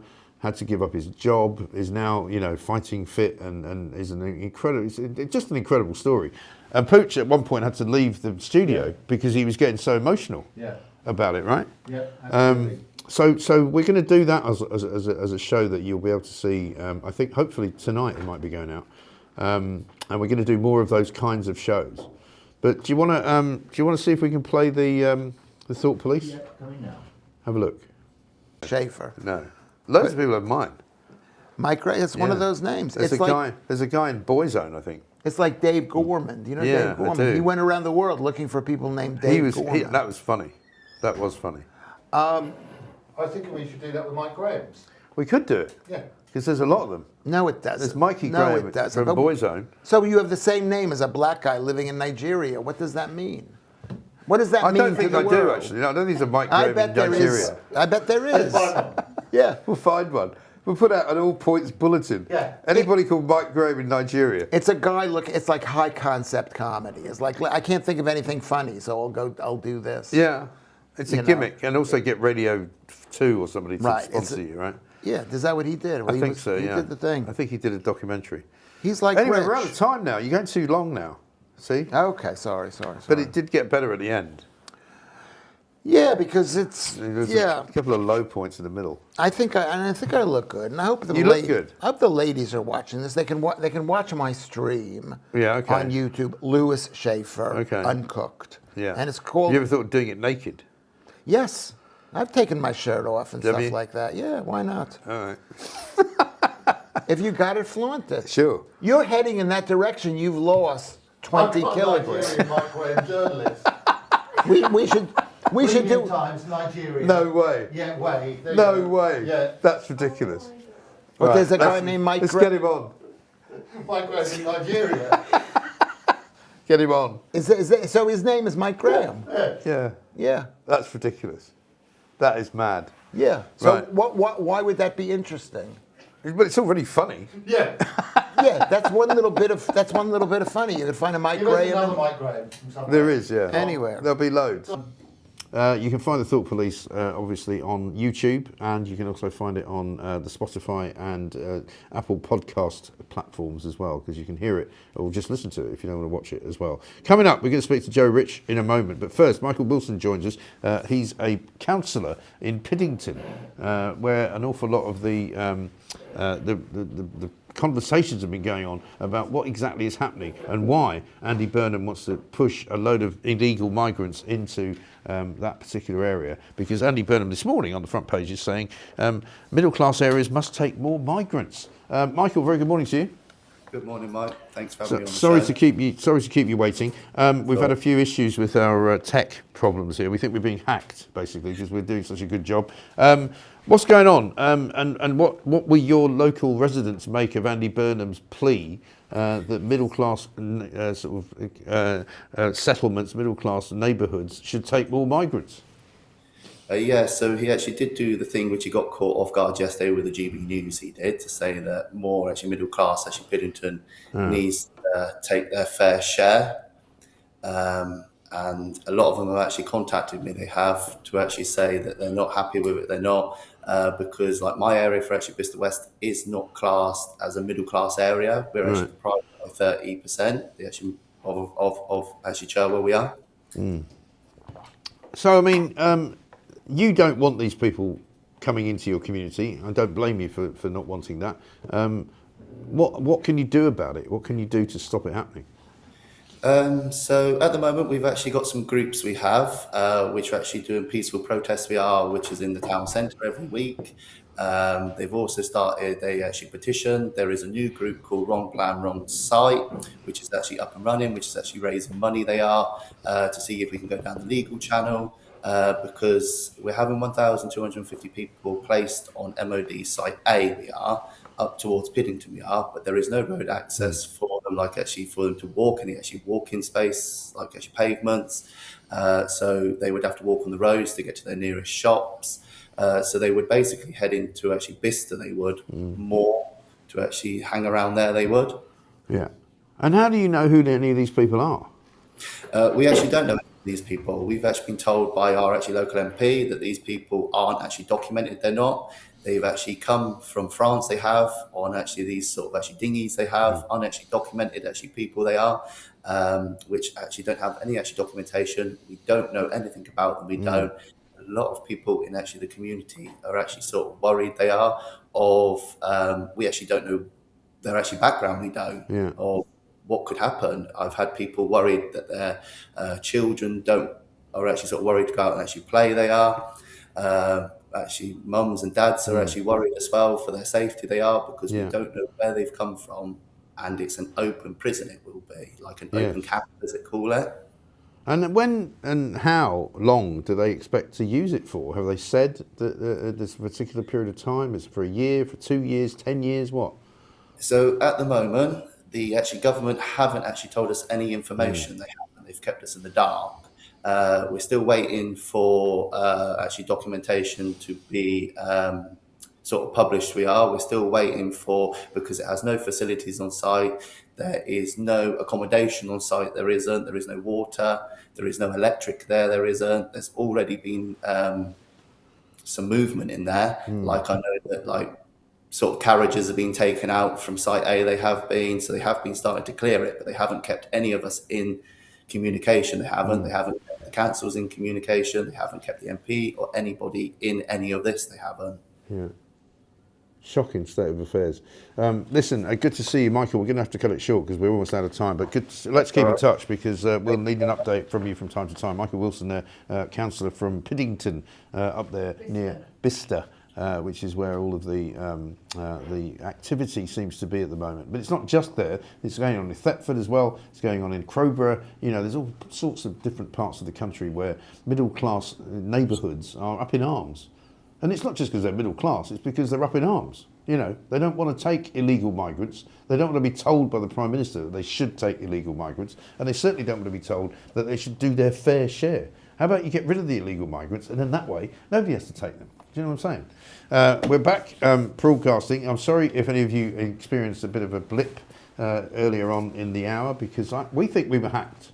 And we don't know when or how, but I'm going to get Will Geddes on the case, I think. Yes. And we'll find out whether he can find out whether we have been interfered with by the powers that be. Super chat from Scottish, who says, "Morning, Mike, great show. Just bought your book. Looking forward to a great read." Oh. Well done, that man. Yeah, here it is. Fake news. Simon Guildford, another 50 quid. Thank you very much indeed. Let's say a very good morning to Joe Rich, who we haven't met before. Joe, but good to see you. Welcome to the show. Thank you very much, Mike. We are going to talk about a whole bunch of stuff, but I know that you want to talk about specifically the hospital pass that is the early release problem for Andy Burnham. Every single day now in the Times, which I now call Pravda, because it's basically, you know, punting out anything that Downing Street gives them to punt out. They're now saying police chiefs have told Andy Burnham that he must ensure the public are protected from thousands of violent and serious offenders who are set to be granted. Well, how's he going to do that if you let violent offenders out of prison? And according to the Daily Mail the other day, 90,000 crimes will be committed. How is Andy Burnham going to protect us from these people? Your guess is as good as mine. No, he's not. He's probably going to do a few blokey interviews and leave it at that. Yeah, and talk about hope in our hearts and a rapist in every postcode is what I've been saying today, because that's what it looks like. Well, he won't be talking about that, I guess. No, I don't think so. But I mean, how much longer are we supposed to put up with this absolute BS where, you know, we're supposed to believe that, as you say, blokey Burnham is going to be the saviour of all time? He's not going to be that man, is he? I think the edge that Andy Burnham has over the dreadful time of Keir Starmer's premiership is that Burnham is able to connect more with people. It's not like the commander of the Vogon constructor fleet talking down a loud hailer. Right. But it's actually something a bit more insidious in my view. Well, I believe that because, funny enough, when Starmer left and I was the main cheerleader for getting him out, I said from Southport in August of 2024, this guy is not going to last. He can't do it. He's out of his depth. He doesn't know what he's doing. He can't communicate, all of that. But at least with Starmer, what you saw was what you got. You know, you knew that he was not a very good communicator. You knew that he was stiff and kind of hopeless and not even a very good lawyer. Whereas Burnham pretends to be this kind of, you know, hail fellow well met character who's actually quite sinister. Yeah. You know? Well, yeah. I mean, Keir Starmer wasn't a very good lawyer and he was a terrible politician. Yeah. Andy Burnham isn't a lawyer and he's not a very good politician. No, but he's quite slippery. Well, I think years of Labour Party activism would do that to anyone. It's the only thing he knows. You know, this idea that he's, you know, been out and about and he's been in the community and he's been, you know, one of us, if you like, is absolutely, that's a codswallop. You know, this guy was in government from 1997 and the first Blair government. He was before that a sort of a Labour apparatchik. He was a Labour special advisor. He joined the party when he was 15. You know, he's not your normal run-of-the-mill. You know, I've got kids, I'm sure you do. He's not your normal run-of-the-mill guy who sort of fell into politics after university. He was always in it. Yes, and he was a terrible health secretary as well. Awful. And he was culture, media and sport at one point as well, wasn't he? Well, this is the thing. I mean, when people started talking about, you know, maybe Andy Burnham's the answer, I was going, seriously? Really? Is that the best you've got? Because if Andy Burnham's the answer, the question isn't the right one. Well, quite, or it's a bloody stupid question. But, you know, there's nothing that he's done in his past which you could point to say, oh, well, he did this really well. Even Manchester, you know, the whole myth of Manchester. I was in Manchester just 2 weeks ago, picking up my son who's finished doing university up there. you know, and I'm not going to have a go at Manchester as a worse city than anywhere else, but it's not, you know, nirvana. As he, you know, if you're listening to Andy Burnham, you'd think you'd walk up there and you'd come off the train at Piccadilly Station and the streets would be paved with gold, there'd be nobody sleeping on them rough, you know, everybody's making loads of money and they're all really cheery chappies and it's lovely, you know. It's not like that. It's horrible. Well, you know, I love Manchester. I think there's some really lovely aspects to it. Lovely is not a word I would use. I think there's some really good aspects of Manchester, but I was going to tell you, and I know that I'm going to use the T word. When I was arriving for the Tory party conference, I remember being confronted with those images of people being hung. Yeah. And I found that a bit scary. Yeah, absolutely. And are you a Tory still, or not really? I'm very much clinging on. I'm very much a Conservative with a small c. Okay. I'm still a member of the party. Are you? You know, I've had my ups and downs. You know, I stood as a parliamentary candidate in Stoke-on-Trent. Yeah. Those were great times. But you know, being replaced in the way in which I was very sad. Yeah. For me. And what does it look like to you now, the Tory party? Because I mean, a lot of people keep saying to me, "Kevin's doing a great job," and you know, they're going to be back. And some of the polling that we see at the moment is I think, incredibly misleading, because you know, knowing what I know about Reform and knowing what I know about Labour outside there in the big wide world, I don't see the Tory party returning anytime soon to any kind of position of power. As I've said many times, I'm militantly moderate. I want to see a really good, strong centre-right government in this country. I think it's our best chance at survival. Yeah. I think Kemi is doing a much better job than some of her predecessors. Yeah. I think there are obviously issues with Reform as well, but I would like to see some sort of measure of agreement between everyone who thinks sensibly as you and I do. Yeah. Do you think that's inevitably going to happen, or will it happen sort of post an election? What do you think? I would like to think so, but as matters stand, I don't think so. I think there are too many people who dislike each other in the circles in which I move. Yeah. And they've just got to grow up. Yeah. Because otherwise this country is going to be completely wrecked. Because Labour are riddled with people who don't get on, but they still somehow manage to present a sort of a common front. Somehow they are the Borg. Yeah. Whereas, you know, we've got, you know, the best part of 50% of people wanting to vote Conservative, Reform, Restore. But because it's all split, if you look at how the polling works out on electoral calculus, you'll see that, you know, we stand to win. I think the last thing I saw, the Conservatives were going to win something in the region of about 100 seats, which is obviously not enough. No, it's not enough to run an opposition, let alone a government. No, it's not. A lot of people say to me that they'll never vote Tory again, and I know that you can't always take people's word for things, but this has been something people have been saying since before 2024, you know, before the election was actually even called by Rishi Sunak, and they just went, you know, we voted all my lives for the Tory party, but we'll just never ever do it again. And I think that's a problem, because I don't think they're coming back. There needs to be a connect between what the Conservative Party promises and what people think it will deliver. Yeah. Exactly right. We're going down to Clacton after this, right? I'm looking forward to it, down by the seaside. You know, it's not very sunny, by the way. Is there a problem with the sun? What's happening? I was hoping I was talking about getting into the old swimming trunks and walking around on the beach. How significant do you think this election will be? I'm not one of those who thinks that the big parties did the right thing. I think they should have run in the election. I think they should have taken it seriously. I think they've kind of snubbed their noses at the electorate and kind of dismantled democracy in a way. What's your view? I'm going to go out on a limb. I think it was a terrible mistake for the Conservative Party not to stand in Clacton. I mean, Clacton is a place I know well. You know, as an Essex boy, I used to go to Frinton and Clacton and Walton-on-the-Naze every summer. It's lovely. I mean, I'm looking forward to seeing it for the first time. And I think the idea that the Conservative Party has somehow abandoned Clacton is a really sad one. And I think you'll see Farage return with a decent majority. And I think when there's a genuinely contested election in Clacton, you'll see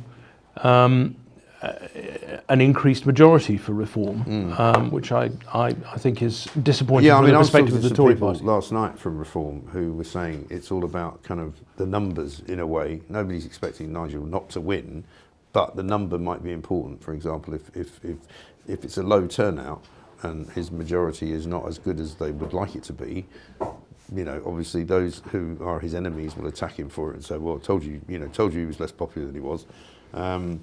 So there's everybody's got a view, and most people have got a very anti-Farage view in the Westminster bubble, haven't they? I guess so. He's been a politician and an elected politician for a very long period of time, not just as an MP, but also as an MEP. Yeah. And you can't do that for the length of time that he has without carrying a lot of baggage, which he does. There's been a lot of stories. Lots of people have tried to kill him. Metaphorically and physically, probably. Well, there was that terrible episode with that aeroplane, wasn't there? Yeah, right.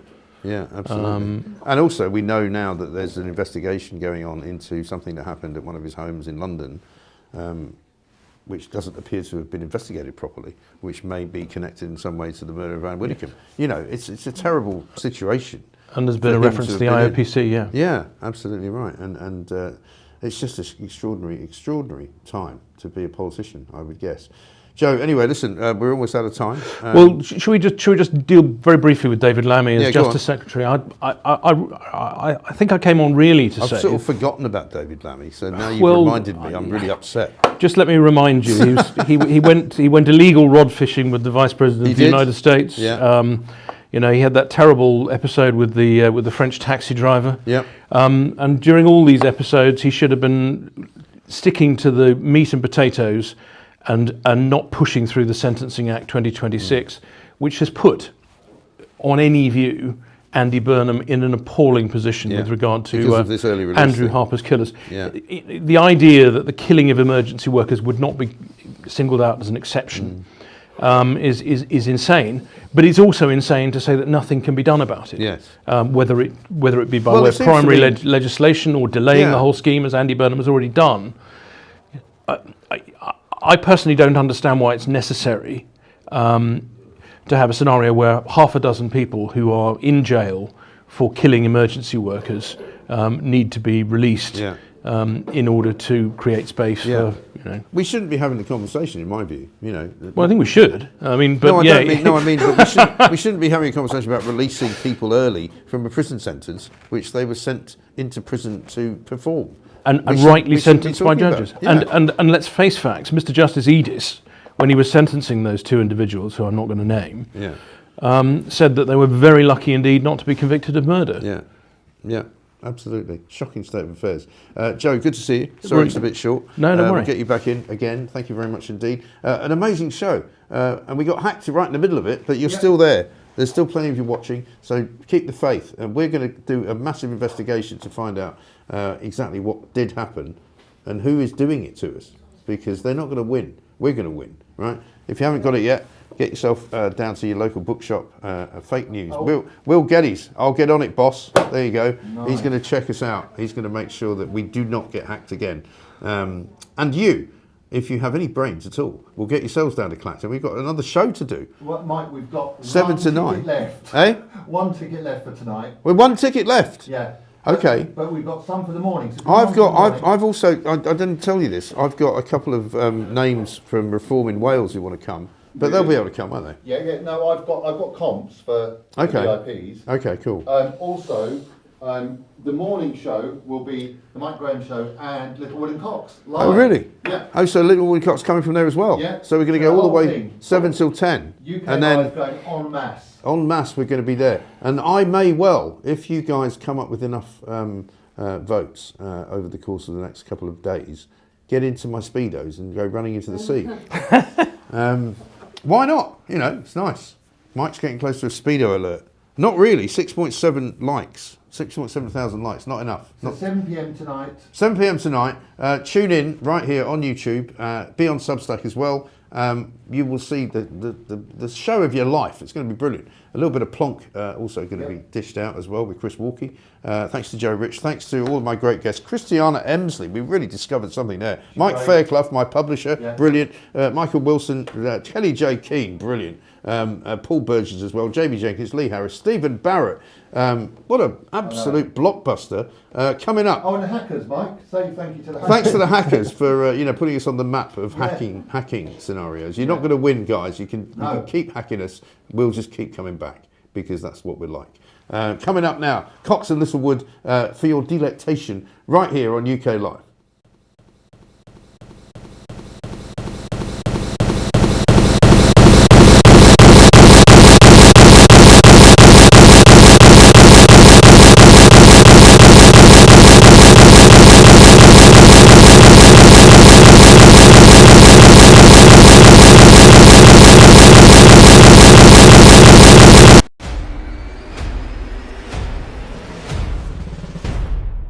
The revolution will be televised.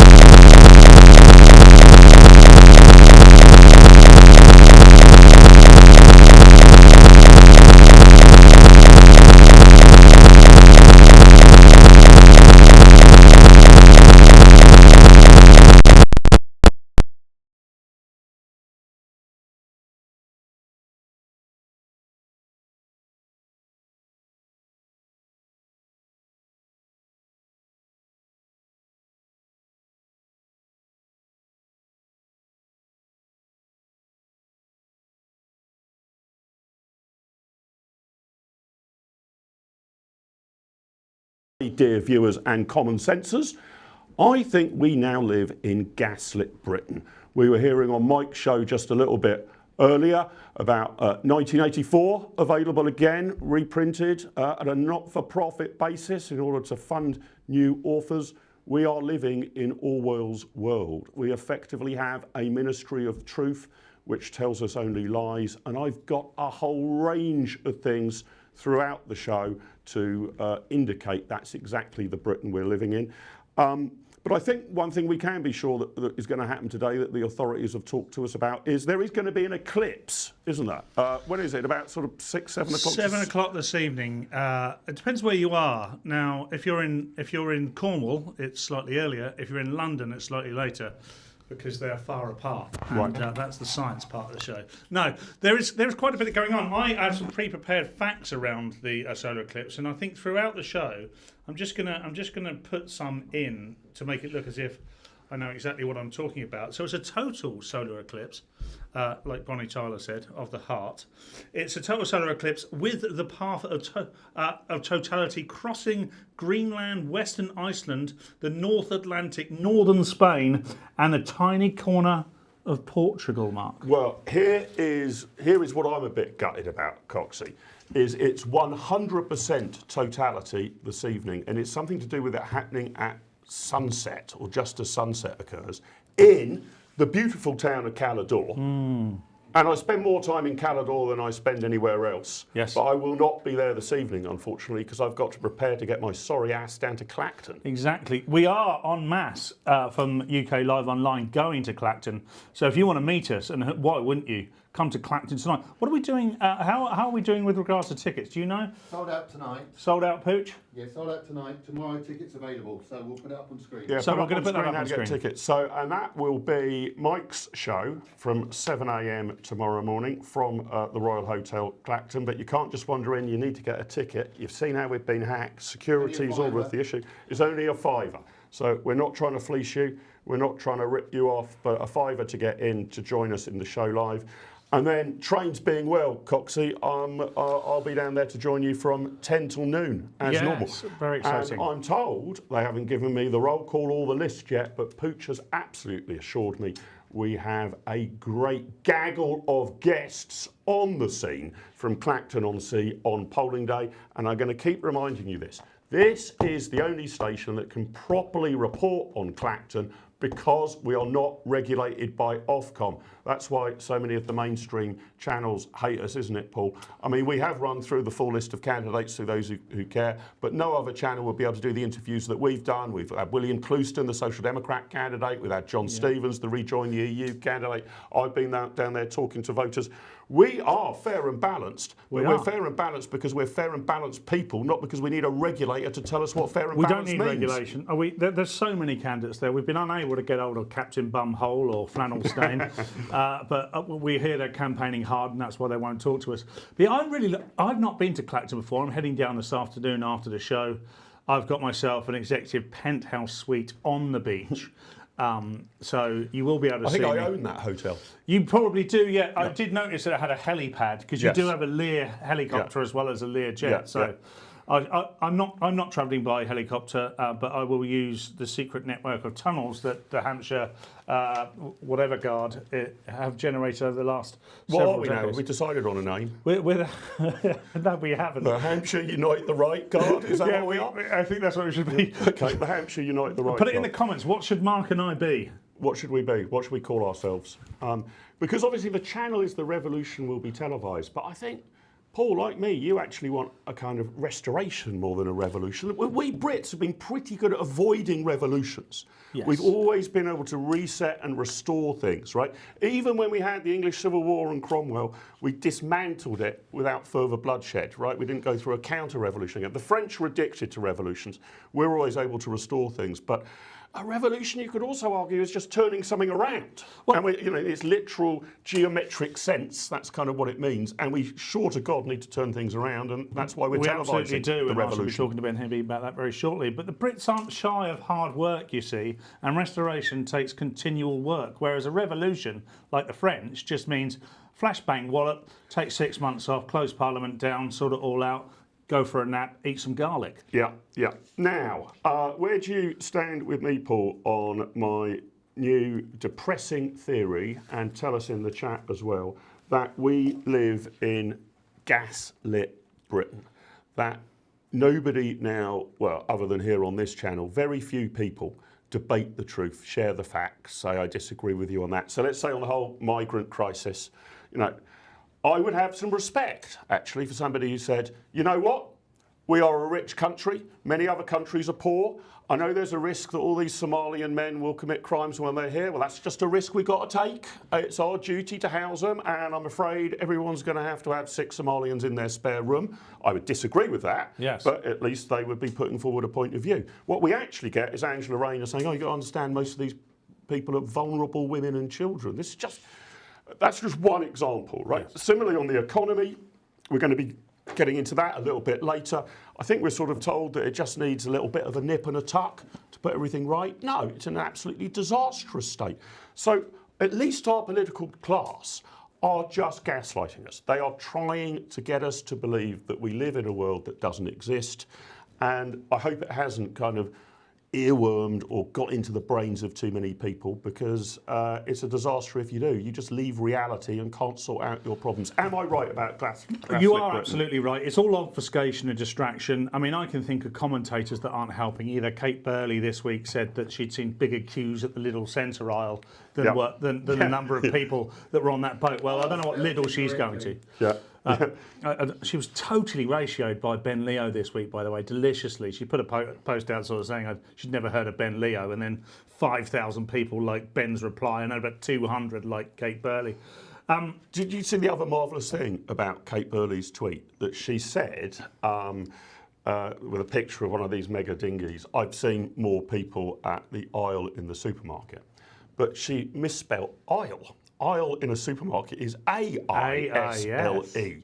Not the Isle of Wight. So Sarah Vine, formerly the wife of Michael Gove, pointed this out and retweeted it, saying it's actually spelled aisle, A-I-S-L-E. Aisle, without the A, is actually, you know, a small island. And we're the small island that can't take all of these people, rather than the aisle in the supermarket. I thought that was a great riposte. Well, but that was gaslighting, wasn't it? It is gaslighting. I mean, I don't know how crowded it is in Kate Burley's supermarket, but pretty goddamn crowded, I would have thought. Right? I don't use this term very often because I don't like it really, but it's the classic straw man. It's saying, here's the argument, we're going to base all of our debate on this argument, yet the argument itself is just one great big lie. So the idea that these boats are full of vulnerable children and women is for the birds. I mean, if it was just women and children fleeing and their husbands were staying at home fighting some dictatorship, there'd be a lot more sympathy in the UK for that. And in fact, if that was the case, they wouldn't need to come on a small boat, because we've seen, as with the Ukraine, irrespective of what you might think of the war in Ukraine, the appropriate routes are opened up to help women and children stay safe while their husbands stay back. And by the way, the trans debate died in Ukraine in 2022 because they were stopping trans women coming back as well. If you look like you'd had a set of the old meat and two veg, then you weren't coming back with your wife and children. You were staying to fight against the Russians. But all joking aside, it's incredibly sinister, because this is a very dangerous situation and we're being lied to. It's Goebbels level propaganda, and he would be incredibly proud of Angela Rayner. Yeah, but I think this is starting to happen everywhere. So I want to share a couple of images I've seen on the tube travelling around. When my Learjet's being refuelled, I actually have to occasionally use public transport, and I get more and more worried about it. So the first thing is that it's not just governments, right? Lots of companies talk about what their top priorities are. It's usually safety, isn't it? Yes. It's usually safety. Now, let's pull up image 3, if we could. This was an image, a poster I saw on the tube the other day, image number 3, about animal welfare. Now, to be clear, this is from an animal welfare charity who are complaining about battery farm chickens or some such like. I elegantly cut out Something their name delicious from the right-hand side of the poster. But apparently, and I have no reason to disbelieve this charity, the chicken industry says animal welfare is our top priority. Don't buy it, they say. So don't buy the claim, and presumably don't buy the stuff that they are selling you. But, I mean, if they have made that claim, how can you be slaughtering chickens and saying that animal welfare is your top priority? Presumably, making tasty chicken is your top priority. If it's not, if animal welfare is your top priority, don't kill an animal. Yeah, well, it doesn't add up. It never adds up. But this is the trouble. It's why many people are on the left-wing side of this argument, because this stuff is laced throughout our education system. It's laced throughout mainstream media. It's the sort of, it propagates throughout all of the messaging that we surreptitiously receive on a daily basis. So when you're greeted with this, you just go, oh yeah, no, that doesn't make any sense, but I do believe it, because why would they lie to us? Yeah. And we've got news for you here, Common Senses. They're lying to you. They're lying to you like a cheap watch. So I've always been annoyed about companies being woke. I mean, I think most airlines say safety is our top priority. I was like, no. Your top priority is to get me from A to B. I mean, I want you to do it safely, but your key priority is to move me at incredible speed in a metal cylinder, sometimes with other passengers if I'm not in my private jet. Yeah. And that is the top priority. And I'll tell you a story going way back in the day. I won't name which company it was, but it was a major petrol company. And they wanted to gather together a range of opinion formers to go to a theatre in which they put on a show about how this company had reacted to various different problems and issues. And we had some sort of button in front of us, and anyone in the audience, so probably 100 or so of us there, was supposed to hit this button if we thought the company had done something wrong. And they would stop the show, and then they would have a big discussion about at what they'd got wrong, whether it was their communications were wrong, maybe they'd treated a staff member badly, whatever it might be. Maybe they'd made a bad business decision. And this play, this sort of reenactment, is all a bit weird. Started with the chief executive, the actor playing the chief executive of this company. So I want you to know that for this company, a petrol company, safety is our top priority. That was the opening line. I immediately hit the button. I said, safety is not your top priority, otherwise you would stop drilling. Right? I mean, clearly getting petrol out of the ground and from under the sea is your top priority. I'm not being reckless here, but kind of safety is your second priority. If all you want is to be safe, shut down your company, then no one will be injured. I get sick and tired of this stuff. Am I just getting too sensitive and gammony in my old age? No, I don't think this is gammony at all. I think you should start with the truth and then, you know, work to the position you want people to believe. So the truth with every single one of these companies is what we want is to make money, your money from you to us. And when we do that, we'd like to do it in a way that makes you believe we're doing it in a way that keeps you safe and has you at the heart of our decision making. Obviously, I've worked in big corporations. You know, this stuff is laced. You are told this the whole time. It's cascaded down from the top. It's proper 1984. Most people out there will have worked in big business or even smaller business where we are told these things and then it's cascaded down like a waterfall throughout the business. If you're leading people, you're told from your leaders to say this, and then you say that to your people, and then they say it to their people. By the end, everybody's on board, and everyone's forgotten what the truth is, and it's just one great big lie. But it's not just a lie; it's a lie that everyone's bought into and believed is the truth. Yeah, I think it's why we have very poor productivity in Britain. We're all going around complying rather than producing. Oh. There's always a moralistic statement. What is your vision statement? It's never the truth. The vision is always, you know, keep people happy. It's like, what do you want about your Wally? We've got to be much more focused. And here's another one. This was on the London Underground as well, and this was an official sign. This isn't advertising. This wasn't kind of punk art or some rebel. This clearly seemed to have been the official way that the Tube had designated a seat. I took a picture of this, and I'm not complaining about it, dear viewers.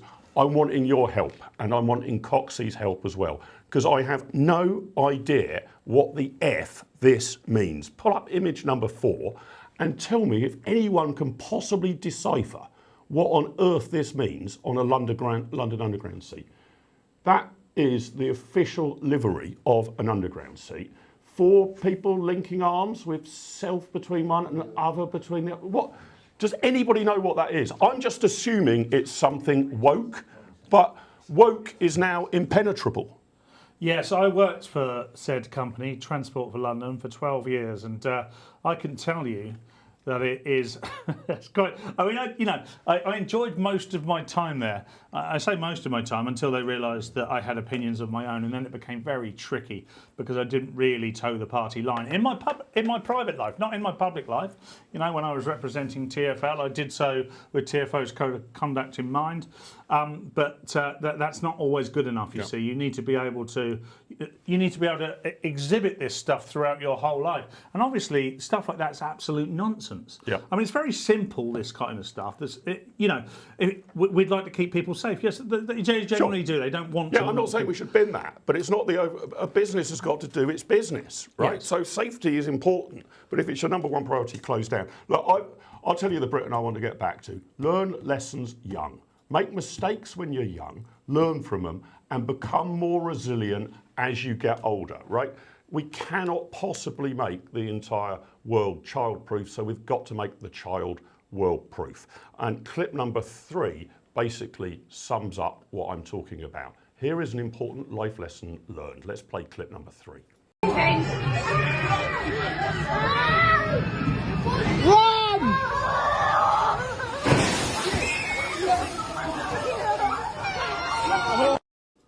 Yeah, look, I feel sorry for the kid, but important lesson learned, right? That's kind of, he's learned a little bit about physics and water and how not to get wet. So all of this nonsense, I think, Paul, means that those of us who see ourselves on the right side of the ledger need to at least find some sort of way to work together to end the nonsense and to bring back common sense. And I might chip in with a question or two if you don't mind, but you're going to be talking to our next brilliant guest, the legendary Ben Habib, about just I'm that. excited about that. Let's bring up Ben. Good morning, Ben. How are you doing? Good morning. Good morning. Well, thank you Ben, for I that very wonderful rarely get to speak to introduction. you directly myself. I'm normally sat next to Alex Phillips on a Sunday morning when you're talking to us. It's an honour for me to talk to you. Thank you very much for coming on the show. I'd like to talk to you about uniting the right. But before I do you believe we should unite the right, Ben? So I think the notion of the right is a slightly flawed one. You know, we tend to think in terms of left and right, but there are parties on the so-called right-hand side of British politics that I would argue that are not entirely right.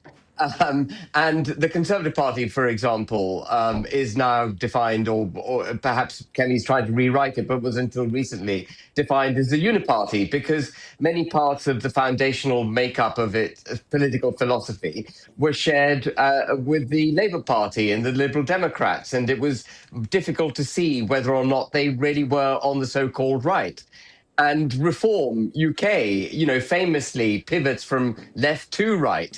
And in fact, I think Farage said, you might recall, that by the time of the next general election, Reform will be to the left of the Conservative Party, which is really quite frightening when at the same time he lambasts the Conservatives as being uniparty and being left-wing. And then, of course, we've got Restore emerging, which seems to be genuinely on the right, which we can discuss perhaps in more detail if you want to. So I think the so-called right-hand side of politics is undefinable, it's fractured, and I think one of the things that desperately needs to take place is a kind of grand debate by those who claim to be on the so-called right, to determine what it is that they think the problems are that the country faces, what are the root causes of those problems, and if they can agree on those, then they should be able to agree on the solutions, and we can then all come together as a unified force to deliver what the country needs. Yeah, Ben, it almost sounds like we're talking about having a right-wing constitution here, where we at least have some agreed principles of what the fundamental baseline of the right is, what the things that we're trying to achieve. And then obviously you can have a slightly broader church where people discuss the nuance and we debate that.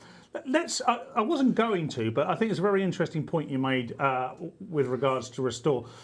Restore really are holding Reform and in particular Nigel Farage's feet to the fire from a right-wing perspective. Do you think that ultimately that's going to be a good thing, or do you think this is just going to go out with a whimper?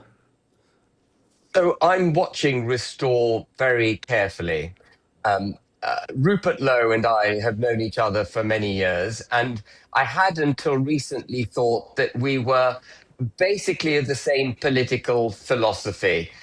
Small state, reduced welfare, reduced taxation, promotion of the private sector, strong borders, deportation of all illegal migrants, British culture first and foremost, and so on. And I didn't see any split between him and myself in those broad views until Restore Britain converted from being a movement into a political party. And then what I can only describe is a significant vein of ethno-nationalism emerging in Restore. And it emerged almost immediately after Restore launched. And people who are watching this program, you might recall that I did a piece to camera in late February asking Rupert Lowe to clarify whether the party was ethno-nationalist or not. Because I don't believe in ethno-nationalism. I think it's inherently un-British, and it leads down to a very dark path, which I wouldn't wish to go down. And so Restore is no doubt on the right of Reform, on the right of the Tories, but it's in a dodgy position at the moment because it may destroy its own position on the political landscape unless it clarifies pretty quickly that it is not firmly this kind of ethno-nationalist thing that seems to be, bubbling over.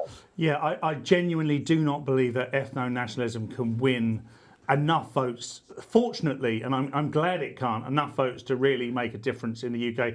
We're just fundamentally and culturally against that, because where does that end? It's a dead end road, really, ethno-nationalism. You only have to ask, you have to lift the lid slightly, ask a couple of questions, and the whole thing starts to become, you know, quite horrifying. And the one thing I find fairly interesting, or maybe even revealing and unhelpful about Restore, is Rupert Lowe doesn't seem to be represented well by his team. So different messages come out. Now, with Advance UK and yourself, Ben Habib, I know what Ben Habib thinks, and when Ben Habib talks, I believe that's what he thinks. There isn't somebody, you know, 25 minutes later who's tweeting on behalf of Ben Habib saying something entirely different. And the same can largely be said of Reform, although there are factions within Reform, and you know, you've obviously got Zia Youssef, which seems to be to the right of the party, and then you've got Nigel, who's attacking it more to the left and trying to win that centre ground. But I think Rupert's got a big issue with regards to the rhetoric and the communications. Would you agree with that, Ben? Yeah, I think Rupert Lowe is at sea at the moment, and I don't believe that he is anything other than a cultural nationalist in the way that you and I have just described, which, by the way, is the only British way. The idea that we're a pure ethnic race is fundamentally flawed. We're not Japan. We had the biggest empire in the world. Until 1948, every member of the colonies was a British subject. For centuries, we've gone to Europe, made love to Europeans, had babies of mixed blood. They've come here, they've invaded us, they've had babies of mixed blood, and we've now got mixed blood all over the place. What defines Britishness is a common set of civil institutions, values, beliefs, language, history, national heroes, etc. We're culturally unified as a country, and it's culture that we need to focus on. And I think Rupert is there, but he is surrounded by a bunch of young guys who really haven't thought this through, don't understand the history of this country. Some of them are supremely ill-educated, from what I can see, and are putting forward these extremely divisive and I think roadblock kind of ideas, because, as you say, there's no real support for them in the country. Yes, I agree. Now, I'm happy to accept that there has to be an acceptance of one of the core veins of ethno-nationalism, that, you know, largely British people, English people have been white over the years, and we can celebrate that in a way that shouldn't make us feel squeamish. But that's where it ends for me. I really don't see that argument has any value in a national politics. But I want to hand over to my esteemed colleague Mark Littlewood now. Ben, there's a couple of questions for you. Yeah, Ben, and sorry to the viewers. I know there's we're picking up a bit of an echo for some viewers at Ben's end, but that means we've got double Ben Habib, right? So, you know, consider yourself to be, you know, we're giving you generous helpings of Ben. Look, a wise man once said, Ben, that politics is the art of morality of compromise, right? And that's to say that you're forever facing a trade-off between, here I stand, I can do no other. I'm going to demand 10 out of 10 of the exact policy platform I want to fix every problem the way I want to fix it.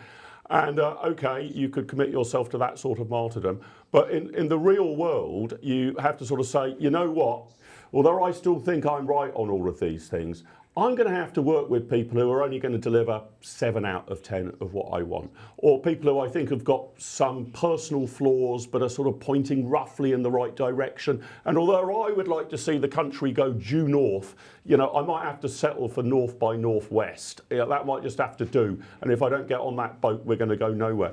Now, what frustrates me on the right is I think there are legitimate disagreements, but at some point we've got to get on a big boat together rather than all being in a flotilla of dinghies, right? Because I've got in my own mind's eye exactly how I'd like to fix things. I think you, with Advance as a movement, had some great ideas. I think Restore have got some good ideas. I think Reform and the Conservatives have got some good ideas. None of them are perfect, to my mind. But somehow or other, the flotilla's got to become a tanker, hasn't it? Because those who are broadly on the same page, which it strikes me includes me, you, Kemi Badenoch, Nigel Farage and Rupert Lowe, for example, but hundreds of thousands, millions of people out there in the country, have got to find a way of putting our differences aside and defeating this wretched government and bringing in a government at the next election that might not be 100% of what we want, that might include a good number of people who we don't particularly like, perhaps don't wholly trust, but nevertheless ends up being a great improvement on the present administration. I desperately want to see that stitched together, and I cry into my beer every night, Ben, when I see it all fraying apart at the fringes. So I agree with you wholeheartedly, but I think there are a couple of things I would like to add to that, if I may. The country is on the precipice of an existential threat if it isn't already over it. The United Kingdom is literally ceasing to be the country that it certainly was when I was an adolescent. And it's getting absorbed into this supranational morass of nothingness that is the EU, the UN, and through that, Western civilization and the United Kingdom is being set aside. And I think we on the right need to wake up to the very significant threat to the existence of the United Kingdom. That has to be the foundational starting block.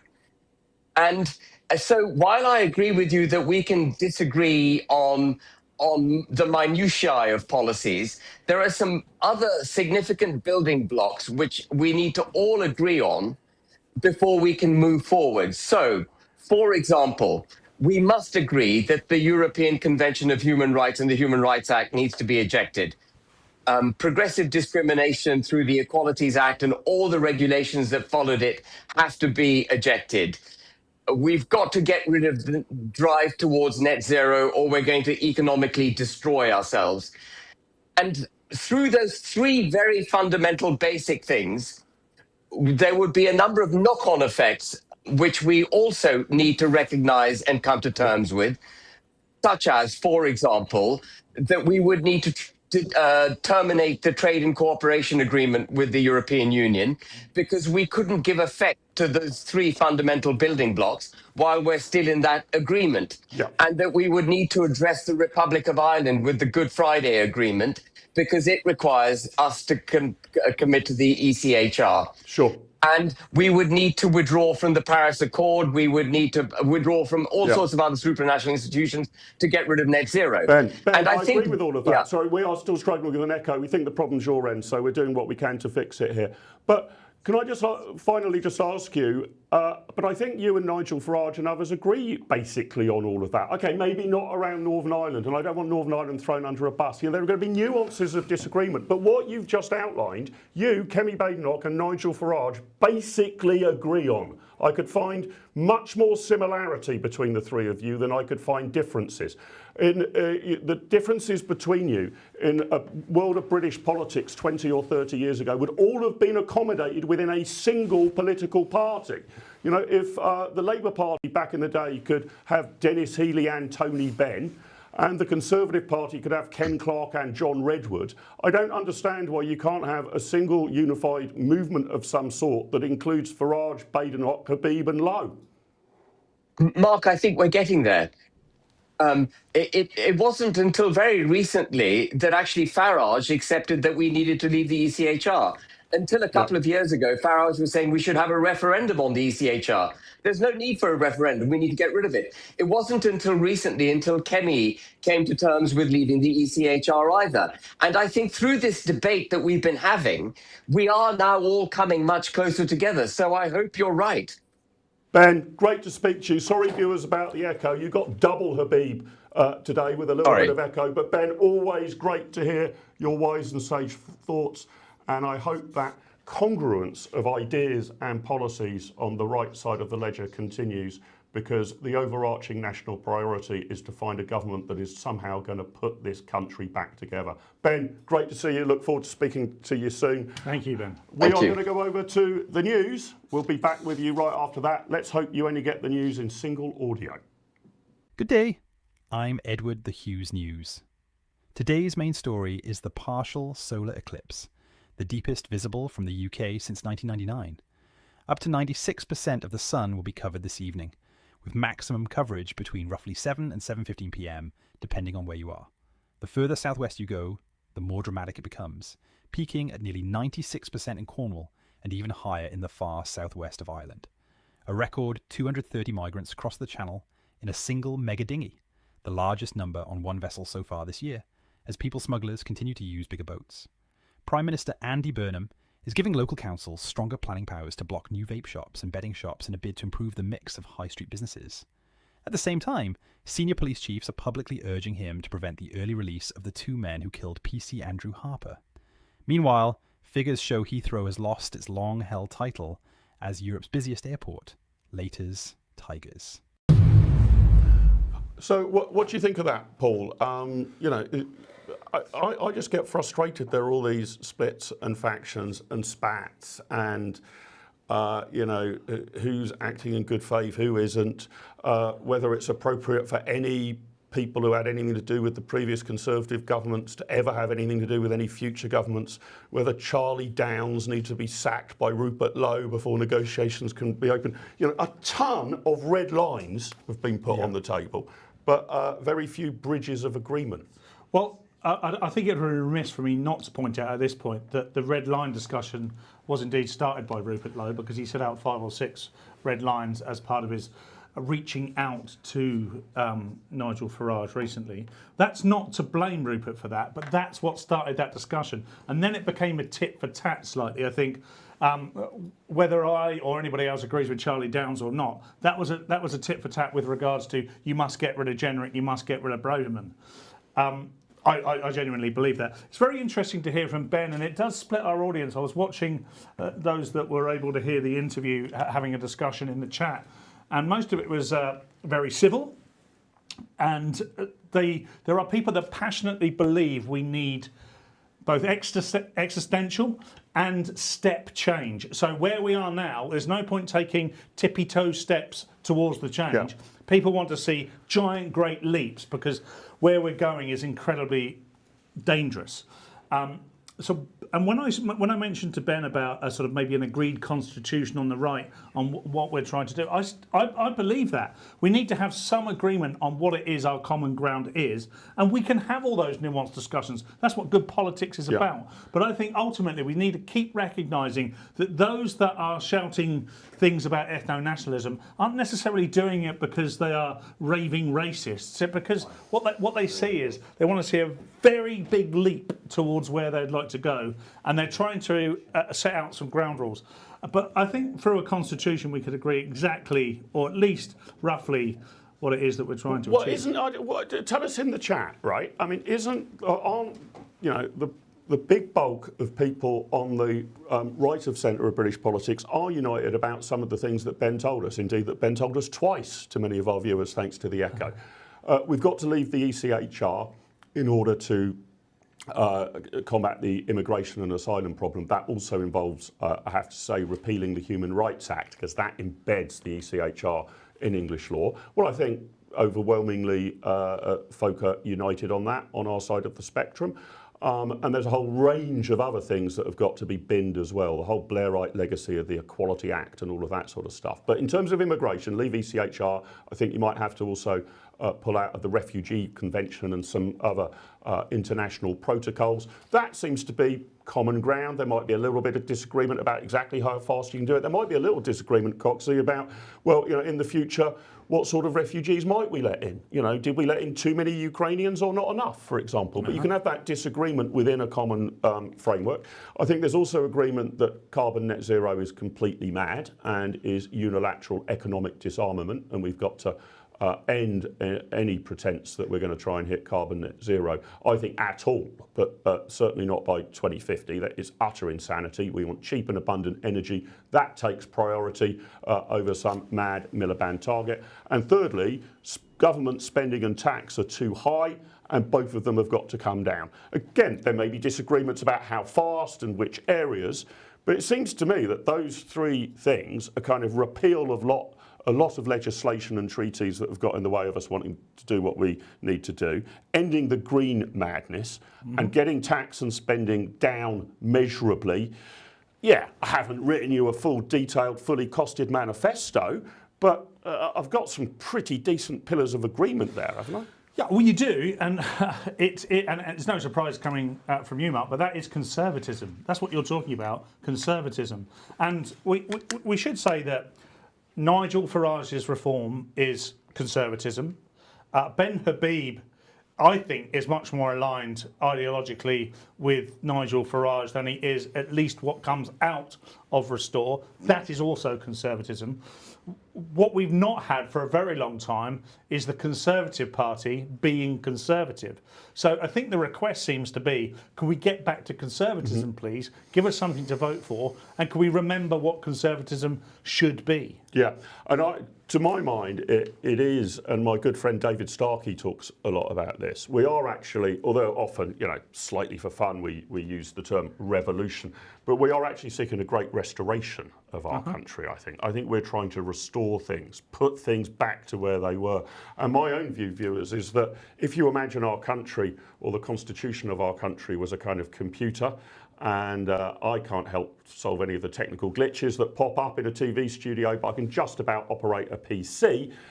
You can go in and you can, if things have gone wrong or you've got a virus on it or something, you can go in and you can try and reset it to where it was, say, a day ago or 2 or 3 days ago. You reset it to, I don't know, the 1st of August 2026. Well, if Britain was a computer, I think we need to reset it to somewhere around April 1997. I think virtually everything that has been passed since we need to remove from the laptop. So reset it to April 1997, but make sure that the European Union app stays off the computer. I think that would be a pretty good reset. And what you're saying there is the day before Tony Blair and New Labour came to power. Very much, yeah. And he pressed the button on the long march of the institutions that day. He did. And we've ended up where we are now. The thing I tried to remind people of, you don't need to understand all the nuances of that political debate, but do understand that the long march of the institution, i.e. the step-by-step Fabian, which people shout at me in the street, by the way, Coxey, for Fabian Society, and I think, please don't shout that at me. People around us don't know what it means. Or Mr. Pig. I'm not Mr. Pig either. So there's a couple of red lines. Jury's out on that one, Cox. Jury's out on that one. That's a fair enough shout in the street, I think. I have had that before from one well-meaning gentleman. Some people call me the People's Gammon. He got rather confused, saw me and shouted at Mr. Pig. A gentleman just in the car park the other day out here. A lovely guy, Scott, I believe his name was. Thanks very much, Scott, for coming over and say hi. Just shouted at me, Fabian Society. And look, I think there's more people should be aware of that than are. But we do just need to agree. We do need to agree. And there are people in the ECHR, there are people in the chat that are saying a similar thing. You can just ignore the ECHR. The ECHR is about an interpretation of the ECHR by human rights lawyers. The ECHR ostensibly has been in place since the mid to late 1940s. And we've interpreted it very differently over the years to the way we are now. There's a lot of money to be made by unscrupulous human rights lawyers with regards to interpretations of the ECHR. Denmark ignore it. Poland ignore it. Hungary refuse to ignore. But a lot of that, Paul, is because of the difference in legal systems. So the English legal system is incredibly literal, right? Quite a lot of the continental systems is all a bit discretionary, take it or leave it. Our judicial system tends to try and interpret things incredibly literally and relies on precedent and common law. So once a judge has interpreted the infamous Article 8 of ECHR, which guarantees everybody a right to privacy and a family life, sounds lovely, doesn't it? It does. But once a judge has interpreted that as meaning if your kid likes chicken nuggets, we can't remove you from the country. Which actually wasn't decisive, but was actually discussed, considered. Also, if being a paedophile here means that you'll be looked upon unfavourably. It's funny that, isn't it? You might be looked upon unfavourably. What's mental is, these people can't go back to Eritrea because they're known as, British paedophiles. Yeah, but all of the evidence suggests that we had this when we were in the EU. We gold-plated everything. Right, so I can even remember this about. Do you remember the metric martyrs back in the day? This was when you couldn't sell, a pound of bananas or whatever. It had to be sold in metric. Now, some of the problem did emanate from the EU, a bit much for the EU to tell us how we measure our portion sizes, in my view. But the EU's guidance was something along the lines of, wouldn't it be a lot easier if everybody used one system, and then if you're trading fruit across borders, there's no doubt that you've actually bought exactly this quantum of bananas or oranges or tomatoes, or you've sold them this exact number of apples, all a bit confusing if some people are using imperial and some people are using metric. So it was sort of guidance in that direction. But of course, the British authorities decided to gold plate it and go around market stalls and say, you can't possibly sell somebody a pound of bananas. We gold plated it, and we've done exactly the same with the ECHR. So other countries are saying, well, I can see what you're getting at there, but it's not for us. Whereas we said, it's the law, we're going to stick by the law. We've definitely got to get off that. Well, look, maybe we've got the beginnings, Coxie, of an agreement of at least some of the things we can rally around. I know some people in the chat are saying we've got to reset, didn't like my 1997 reset, think we need to go a lot further back than that. Interesting, where should we go to, though? Because well, Jacob Rees-Mogg's theory on this, for example, is actually you need to go back to 1972. Partly because it was the year I was born, very good starting point. Because that's when we joined the EEC, and in his view, quite a lot of the stuff of regulation and quangos, and we started to follow an EU model. So look, I'm not saying I've got the exact second, minute, and hour of the reset. That'd be the next debate, though, won't it? What year we reset to? But again, my point is that things are so bad at the moment. I would take a 7 out of 10 government. I want a 10 out of 10 government, but I've presently got a -6 out of 10 government. Yes. So I'm willing to work with people to get to a 7 out of 10. But let's think about the economic side of this ledger, because we've got another great guest joining us, Damien Pudner, economist and thinker, and I think he's going to talk us through, and I hope he agrees with my theory that we're being gaslit in Britain. He's going to give you the real facts about how bad our economy is, especially with regard to tax and spend. But I wonder whether we can play, just before we bring Damien in, I think this would be a good introduction to him. Clip number 4, please. But if you keep putting taxes up, people will either find ways around it, so they reduce your receipts anyway, or they will leave. Yeah. Because there's plenty of jurisdictions out there that will welcome them. Yeah. So, and I think that's also a problem issue situation that has become increasingly severe and in the public eye over the last 20 years or so, because wealth has become so much more mobile. But this is not a bug for this current government. This is absolutely a feature. They want this from private schools on, for non-doms.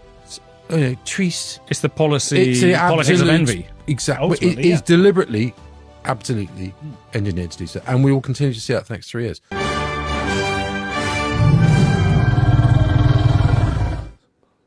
Damien, thanks so much for joining us. Great to have you on the show.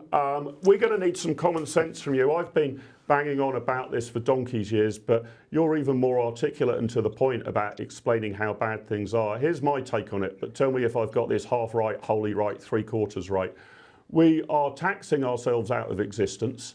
We have a tax burden that is the highest since the Second World War. You can understand why you might have had a high tax burden to fight an all-out existential war. We are borrowing like there is no tomorrow. We are spending like it is going out of fashion. The entire situation is unsustainable. And at some point, situations that are unsustainable are no longer sustained. And nobody in mainstream politics seems willing to even admit this problem, let alone solve it. Am I being too brutal? And welcome to the show. Well, hi guys, hi Mark, hi Paul.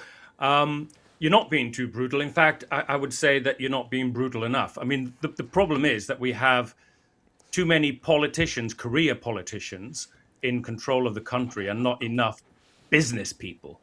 And that's the issue. We need more business people that understand economics, that understand how the economy works, that understands the effect of taxation.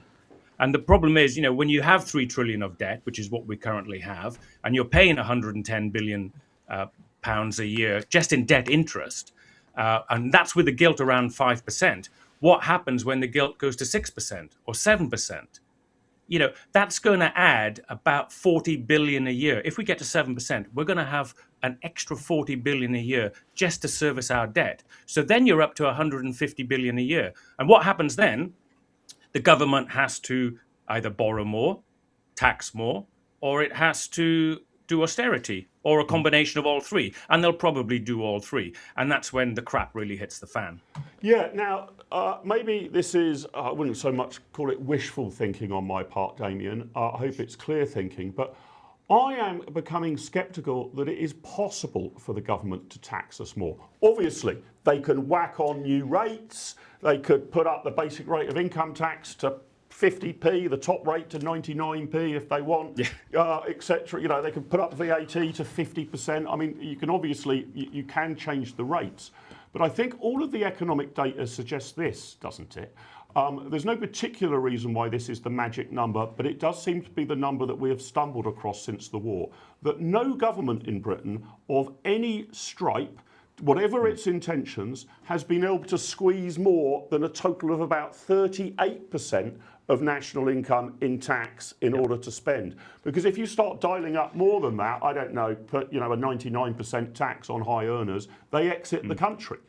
If you double VAT, people stop buying things. So there's this Laffer curve effect. So 38%, if you just look at each year, and most often governments have been trying to tax us to death. I think under Thatcher it drops to about 30% of GDP being collected in tax. But 38% seems to be the ceiling. Now, to my mind, that sets a ceiling on government expenditure, doesn't it? If you can only pull in 30%, there's some limit to what you can spend. No, absolutely, and you're right. We're at 38% now. It's likely to go slightly higher, but then you have the problem, as you say, of the Laffer curve, and people start changing their behaviours. You know, either they work less, or they take their salary in different ways through dividends, or they leave the country, and therefore, we've probably hit the level, hit the ceiling, as you say, when it comes to taxes. And if the government tries to raise taxes from here, they'll quickly find out that they have hit the ceiling. And it will bring in a lot less money than if they left rates where they are, or actually cut rates. That's exactly what they should be doing. They should be looking to cut taxes, not maintain taxes where they are, or increase taxes. Now, then what do they need to do? Well, the big thing is cut spending. There's a lot of waste in government spending currently, and welfare, well trailed. You know, there's things that they can do there very, very quickly that can bring borrowing down. But there's other areas as well. I mean, you've got the NHS, which is just one huge money pit. And we need to take a serious look at the NHS and how it's funded and where that money is going and what value for money we're getting out. The productivity in the public sector is appalling. We know this. I mean, not only is it flat since before COVID, but it's actually lower than where we were before COVID. So that needs to be addressed. So before we start pulling any more tax levers, what we really need to do is look at waste in the public sector, productivity in the public sector, and then start looking at bringing in those entrepreneurs, those wealth creators who are going to generate more employment and a larger tax receipts for the government. And they just seem to be doing the exact opposite.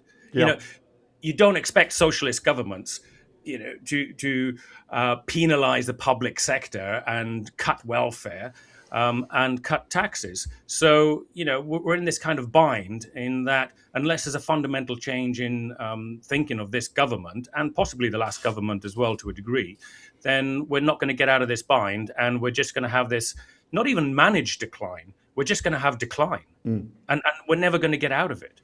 And then, as we've said before, my children and my grandchildren are the ones that are going to end up paying for it all, and that's just morally wrong. It's really interesting, this, Damien. Do you think that, if we don't get off this pathway, we just get gradual decline, that the gilt rates, that's what the market charges the British government to borrow money, just edge up and up, because the more you're spending beyond your means, the less credible you look like, right? So, just like an individual, if you're in good credit, you can borrow at a reasonably low rate. If you're in terrible credit and you're borrowing from a loan shark, you're going to have to pay a very, very high premium on it. The British government isn't yet quite borrowing from loan sharks, but you can see the credibility on the international money markets not evaporating, but easing away. Now, what happens here? Lots of people ask me this, and I have no good answer to it. Are we just on a path of gradual decline? As you were suggesting, perhaps we actually have to just spend more and more on just servicing the debt. And to be clear, that's just paying a kind of minimum credit card interest each. You're not paying down the debt, you're just servicing the debt. And things just gradually get worse? Or is there a point at which things go pop? that you suddenly, people talk about bringing in the IMF to bail us out, not that the IMF's got the resources to do so. But is there a day of reckoning, or is there just year on year, decade on decade of gradual decline? I think it's the gradual decline. And I think we've been on that road, that trend of gradual decline for a number of years. And it's just, the politicians have just put their head in the sand and not addressed the situation. So I think the speed of that decline is beginning to accelerate. And at some point, and it's very difficult to say when that point will happen, there will be a kind of pop, but it's not maybe, it's not going to be a sovereign debt crisis or anything like that. If anything, it'll be seen through the currency. We'll have a devaluation of the currency. Then we have the issue of imported inflation because, we import a lot of goods and services anyway. So that will then put pressure on the Bank of England to put interest rates even higher. You'll also have difficulty with the government having to borrow more money at a higher term premium from investors. So you'll have this double whack, basically, of higher interest rates in borrowing, higher interest rates at the front end of the curve through the Bank of England to control inflation. Everybody's borrowing goes up, mortgages goes up, and then effectively you'll get to a point where it's not so much the IMF has to come in, but you have what's called fiscal dominance, and you'll be aware of this, being an economist. You have a problem where the bank cannot raise interest rates anymore because of the size of the debt and the size of the debt interest. Yeah. So basically, we have this position where there's a no-win situation. And I think we're very close to that. And it's difficult to put a level on it in the gilt market. We're just about around 5% in 10-year gilts, which is kind of the benchmark for borrowing. If it gets to 6%, we're starting to get into, a real trouble. If it gets to 7%, then that's where the crap hits the fan, I think. Now, another thing, this isn't really an economics question, but it's more a presentational question, Damien. Help me with this one. I hate the word austerity, right? And it goes to my theme throughout this show that we live in gaslit Britain. We have not had any austerity. Austerity, to my mind, is if you're, bringing in £40,000 a year, and you choose to only spend £30,000 a year. That's to say that you have the resources to spend considerably more, but you are tightening your belt in a Scrooge-like way, or perhaps putting a bit of money away for a rainy day that you could spend and splurge now if you wanted, but you choose not to. That's austerity. We haven't had a single bit of austerity. Every single budget since 2001 has been running a deficit. That's to say, quarter of a century of living beyond our means. This is not austerity. This is fiscal incontinence. This is largesse. How on earth has the very modest reductions in government expenditure, microscopic, that were conducted by the coalition government, been described as austerity when they were still running up massive deficits? We just need, presentationally, a different word, don't we? Because if the choice is austerity or having a nice time, the electorate are going to pick having a nice time. Yeah, I mean, we haven't had real austerity in this country, and it's ridiculous to say that we have. The money going into the NHS, as a perfect example, has been going up in real terms for years. So to say that, we've had austerity is actually gaslighting the public, because if we had real austerity, then there would be real consequences, both politically and for individuals and the public at large. And we haven't had it. And you're right. If you're running a deficit, you don't have austerity. You would need to have 1.5–2% deficit surplus, a surplus in the budget to have real austerity. So we're a long way away from real austerity and real cost cutting, and tinkering around the edges as Labour have been doing since Andy came into power. I mean, it's just meaningless. It's a completely waste of time. You need to get to the foundations before you start wondering about what color I should paint the windows. It's just meaningless. It's politicking to save face, if you like, to his core supporters, but it does nothing for the economy. And things will get worse unless Andy and Labour grab the nettle and really do some major, serious changes, radical changes. Everybody goes on about radical changes, but that's what's needed. We need a complete and utter rethink. And going back to what you were saying earlier with Paul about the Fabians, I think people give the Fabians far too much credit. I mean, most of them are idiots, to be honest. And, really, you overrate them and people overrate them. And what we really need in this country is a complete new governing class. We need restoration of British sovereignty. We need a fundamentally different political, constitutional and legal settlement, and we need, otherwise we do face, and I'm not exaggerating, we do face an existential crisis, so the entire governing order needs to change, and time is running out. And fiddling with painting the windows, as I say, Andy Burnham is doing, is just a complete and utter waste of time. And if he continues down that route, he'll be out of power before May next year. Really interesting really interesting that we are truly fiddling while Rome burns. I don't think we're even rearranging the deck chairs on the Titanic. No. I think we're just arguing about who's sitting in the deck chairs on the Titanic, right? That's basically what's happening at the moment. Well, that is what's happening. And as I say, this decline is accelerating. And we're still a little bit away from, that pop. And I would say 7% on 10-year gilts is the pop. That's where... we're in real trouble. Do you think, serious trouble. Do you think, let me leave you with this one, there's some folk in the chat are saying, well, immigration as well has worsened the problem if we're importing, vast numbers of people who are basically welfare recipients, or a preponderance of them are.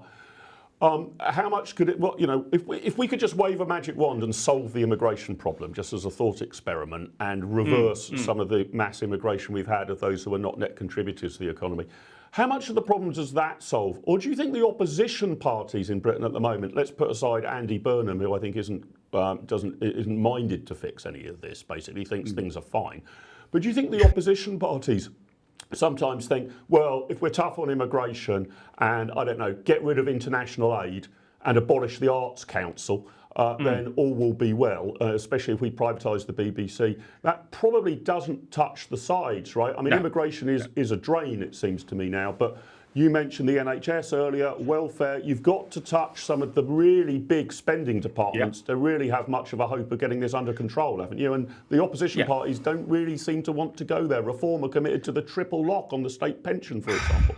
Well, this is it. I mean, immigration is an important thing for lots of people for different reasons.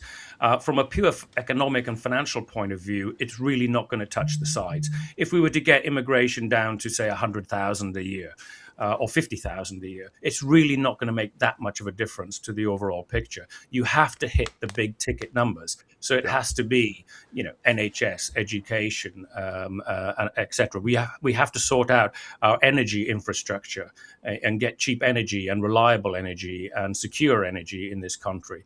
So that will help also bring in investment to the country. But you're right. I mean, fiddling around the edges with immigration, the triple lock, I mean, you might save 20 billion a year. That's not anywhere near enough. I've suggested that we need at least 60 billion a year cuts from the welfare budget alone. So that's the kind of magnitude. That's about a 20% cut in the welfare bill. That's the kind of numbers that Downing Street needs to be looking at, whether it's Labour or Reform or the Tories. And you're right, the Tories were a disaster when it came to immigration. They were a disaster when it came to reforming the public sector. And it annoys me so much, like many former Conservative voters and members, that they didn't do what I would expect of a Conservative government to do. Now, it's all very well Kemi saying, oh, yeah, well, we're going to go back to core principles and we're going to do this and do that. But will she actually be able to do it with her backbenchers when she gets into power? I don't think so.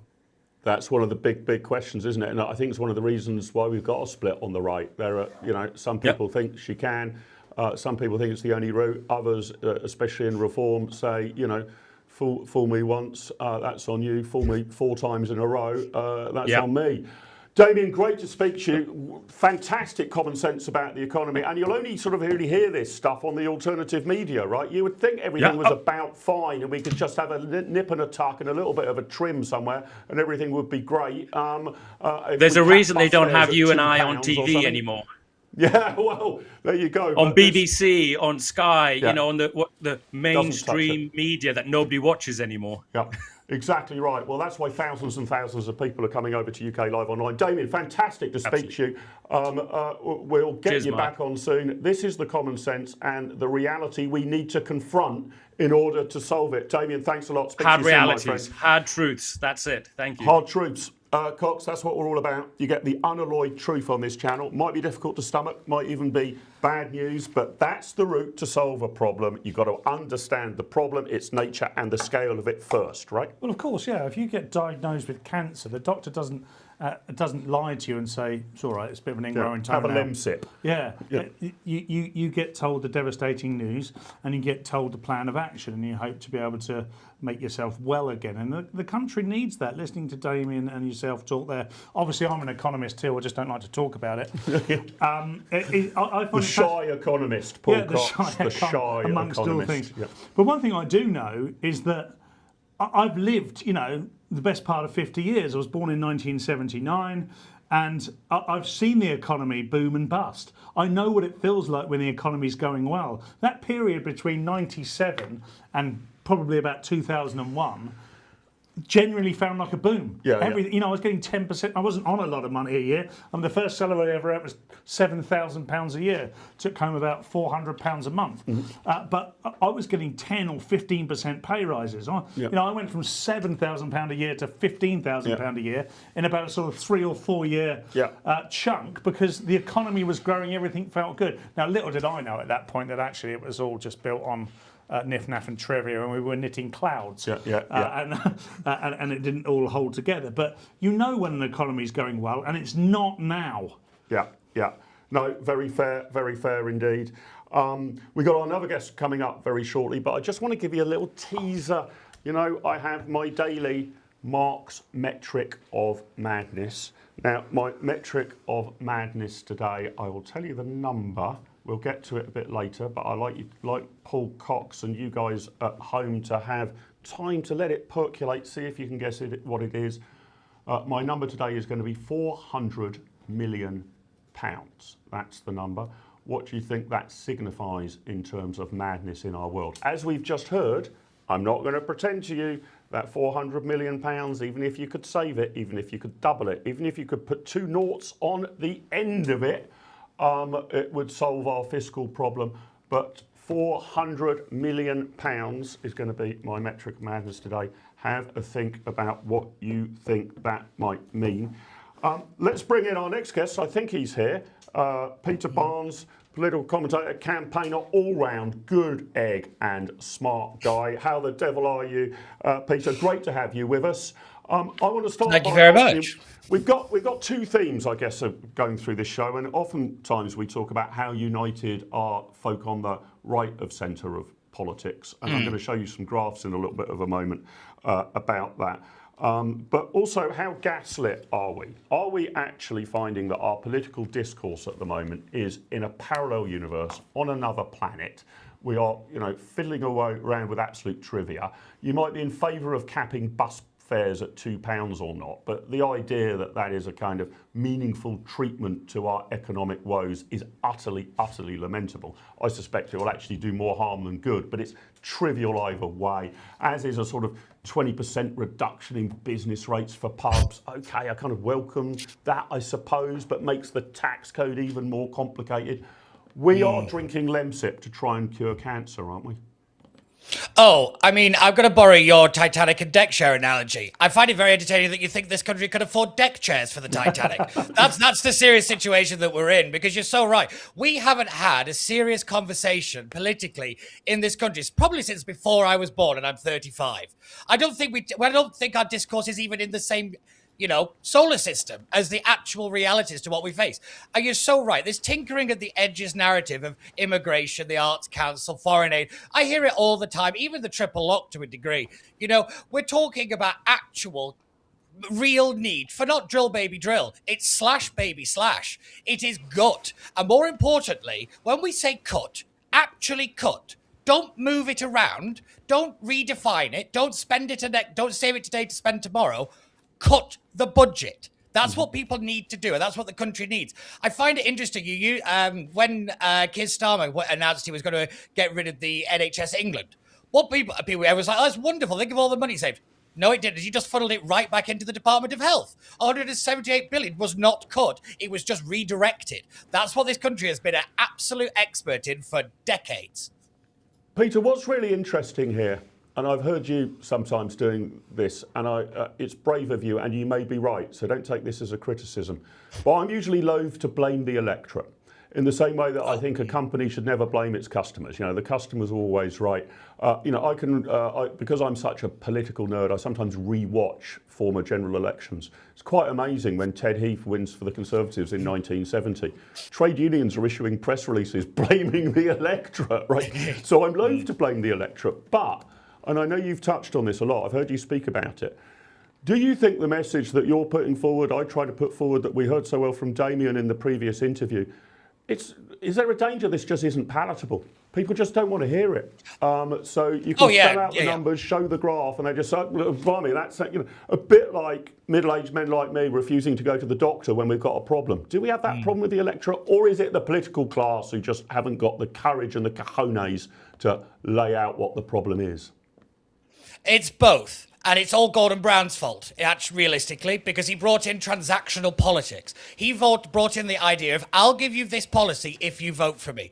And what that did to the electorate is they learned that they could ask and ask and ask, and a political party needs to keep pandering to a voter base or, encouraging people to vote for it. So that has only perpetuated the problem.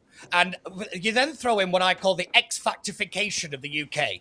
Oh, they deserve it. Not that there's something good or any merit in it. It's, they deserve to be here. They've had a hard life, so they deserve to win. They could be absolutely terrible at something, but yet we're giving it away. We're not developing talent, because talent and, taking pride in something and actually wanting to succeed. Oh, no, we can't do that. That's terrible. How dare you want more? Are you really greedy for wanting more? The cultural narrative has to change in the UK before any of the political stuff. And yeah, don't get me wrong. We can have strong political leaders coming out and saying all this stuff, but all that happens is they just get voted out of office. That's the reality. There has been loads of people since 1997, if not before, saying we can't keep spending, and they just ended up out of Parliament. That's what happened. People don't want to hear it. And when you talk about narratives, this is something I actually do when I'm not doing this stuff, is I look at how we can actually campaign, and realistically, the right doesn't know how to talk to people as though it's not a spreadsheet. We keep saying, we saved £600 million. That doesn't mean anything to a guy who can't turn the lights on or put petrol in the car.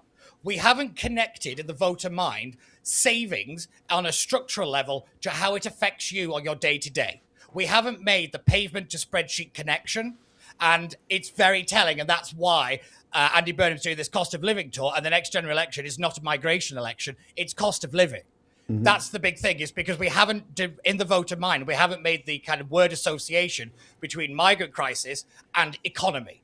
We've done migrant crisis and crime, and migrant crisis and culture and all this stuff. We haven't really made the solid connection of you can't afford to do anything because the money's being diverted elsewhere. That's not strong enough yet.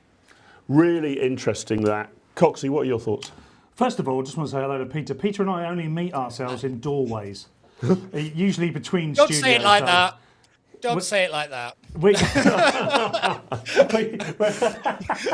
Yeah, good point. Actually, when you said slash baby slash earlier, I was a little bit worried about that. It sounded a little Ted Bundy. But Peter, what I want to say to you is I want to pick up on something very interesting you said, because success is taboo in this country, isn't it? Success seems to only be mentioned if it's through the prism of multiculturalism or some sort of socialist doctrine. We need to reframe success, don't we? We need to start talking about what success really looks like for GB, don't we? Oh, yeah, without a doubt. But we don't do that till we bring back two things: risk and consequence.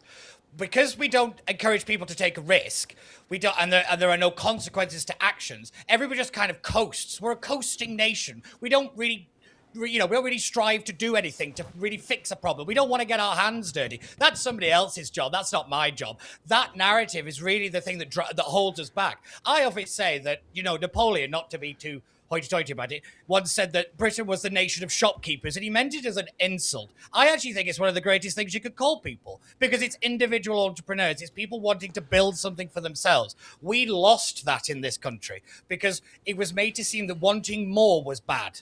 How dare you want more? Yes. Other people don't have anything. that mentality was It's seeped interesting, in, isn't it? and it's done by the woke. It's all woke Yeah, stuff, for instance, to be honest. when we refer back to Thatcherism, a lot of people talk about the greed of Thatcherism, the loads of money, the alternative comedy scene is familiar to my world, where everything that Thatcher was trying to generate was in some way disgusting, and we should never aspire to have that. But you're absolutely right, and she was obviously the daughter of a grocer as well. We really do need to get away from this sense that if we're not successful, the government will look after us. Because A, the government won't look after us, B, they can't look after us, and C, the only way the government can be successful is if independent individuals are successful to generate the money they're going to spend on other people. We seem to, for whatever reason, totally and utterly got rid of conservatism. Capitalism's still bad in some way, but it's the only way out of this problem. I don't know how to... I mean, obviously I'm preaching to the converted with yourself, Peter. I'm preaching to the converted with our audience. But how do we win the hearts and minds of people who still believe it's going to be okay, the government will look after us? That's a really good question, and I think if you know how to do that, you can win about 5 general elections in a row. But I would say realistically, you start by saying, to borrow an 80s quote, greed is good. Greed brings jobs. Greed brings investment. You have to start showing the successful people who have somehow dragged themselves up from by their bootstraps kind of narrative. We need to kind of borrow a Reagan-esque mentality of you can do this. You're capable of doing it. You live in one of the most successful and modern countries in the world. You don't understand what poverty is. We have relative poverty, not real poverty. And we have to start bringing this back. And it starts in education. We can't really do a lot realistically about, say, my generation and older now. That's too late.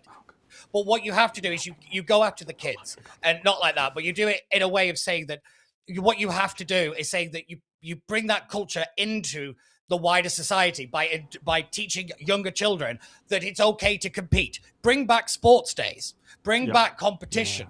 That kind of thing. You have to make people resilient. We're not a resilient nation. I mean, we fall like a cheap flan most of the time. I mean, look at us in the heat, for God's sakes. It's ridiculous. And I think that's where we are. You bring back competition in schools, that goes then into wider society, and then it will eventually permeate through. It's one of the reasons woke went after the academy, went after universities. You teach people the, all this kind of diversity stuff at university, they go then into civil society. That's why everything is woke around you. It's because people who went to uni all think the same thing because they were taught the same thing. We need to do the same trick. Peter, I want to share a little bit of polling evidence with you, and this would move from this problem we're trying to solve, all of us are trying to solve. It's how do you get the policy right, then how do you get the messaging right? But there's some really interesting polling. I think we've got 2 slides from Michael Ashcroft did some polling about where should the government get the money from if it is going to spend more. I mean, it sends shivers down my spine that the government's going to spend even more, but nevertheless, taking that as a template, let's pull up firstly image 7. If Andy Burnham's plans involve more government spending, where do you think the extra money should come from? Not where do you think it's going to come from, where do you think it should come from? And the grey bars show the electorate as a whole. The red bars show what Labour voters from the last election think should happen. The dark blue, what Conservative voters think should happen. The yellow, obviously, Liberal Democrats. So look at this. Higher taxes is how some people think we should fund it. Well, principally the Liberal Democrats and Labour think higher taxes is what's needed if you're going to have even higher funding. Look at the Conservative and Reform voters there. Only a small percentage of them. More borrowing. Well, virtually everybody is against that, thank God, apart from our own government. There's almost, unanimity right across the spectrum. Cuts in spending elsewhere. Look at this. Again, the Conservatives, 65%, Reform, 66%. And the left-wing parties, again, sort of united, don't know. OK, fair enough. That's an honest enough answer. But that's quite encouraging, isn't it, Peter? At least from our side of the ledger, the Conservative and Reform voters don't want higher taxes. I mean, they may not want more spending either. Borrowing absolutely is going to land like a cup of cold sick. And finding cuts elsewhere seems to unify the right of centre electorate. What do you make of that?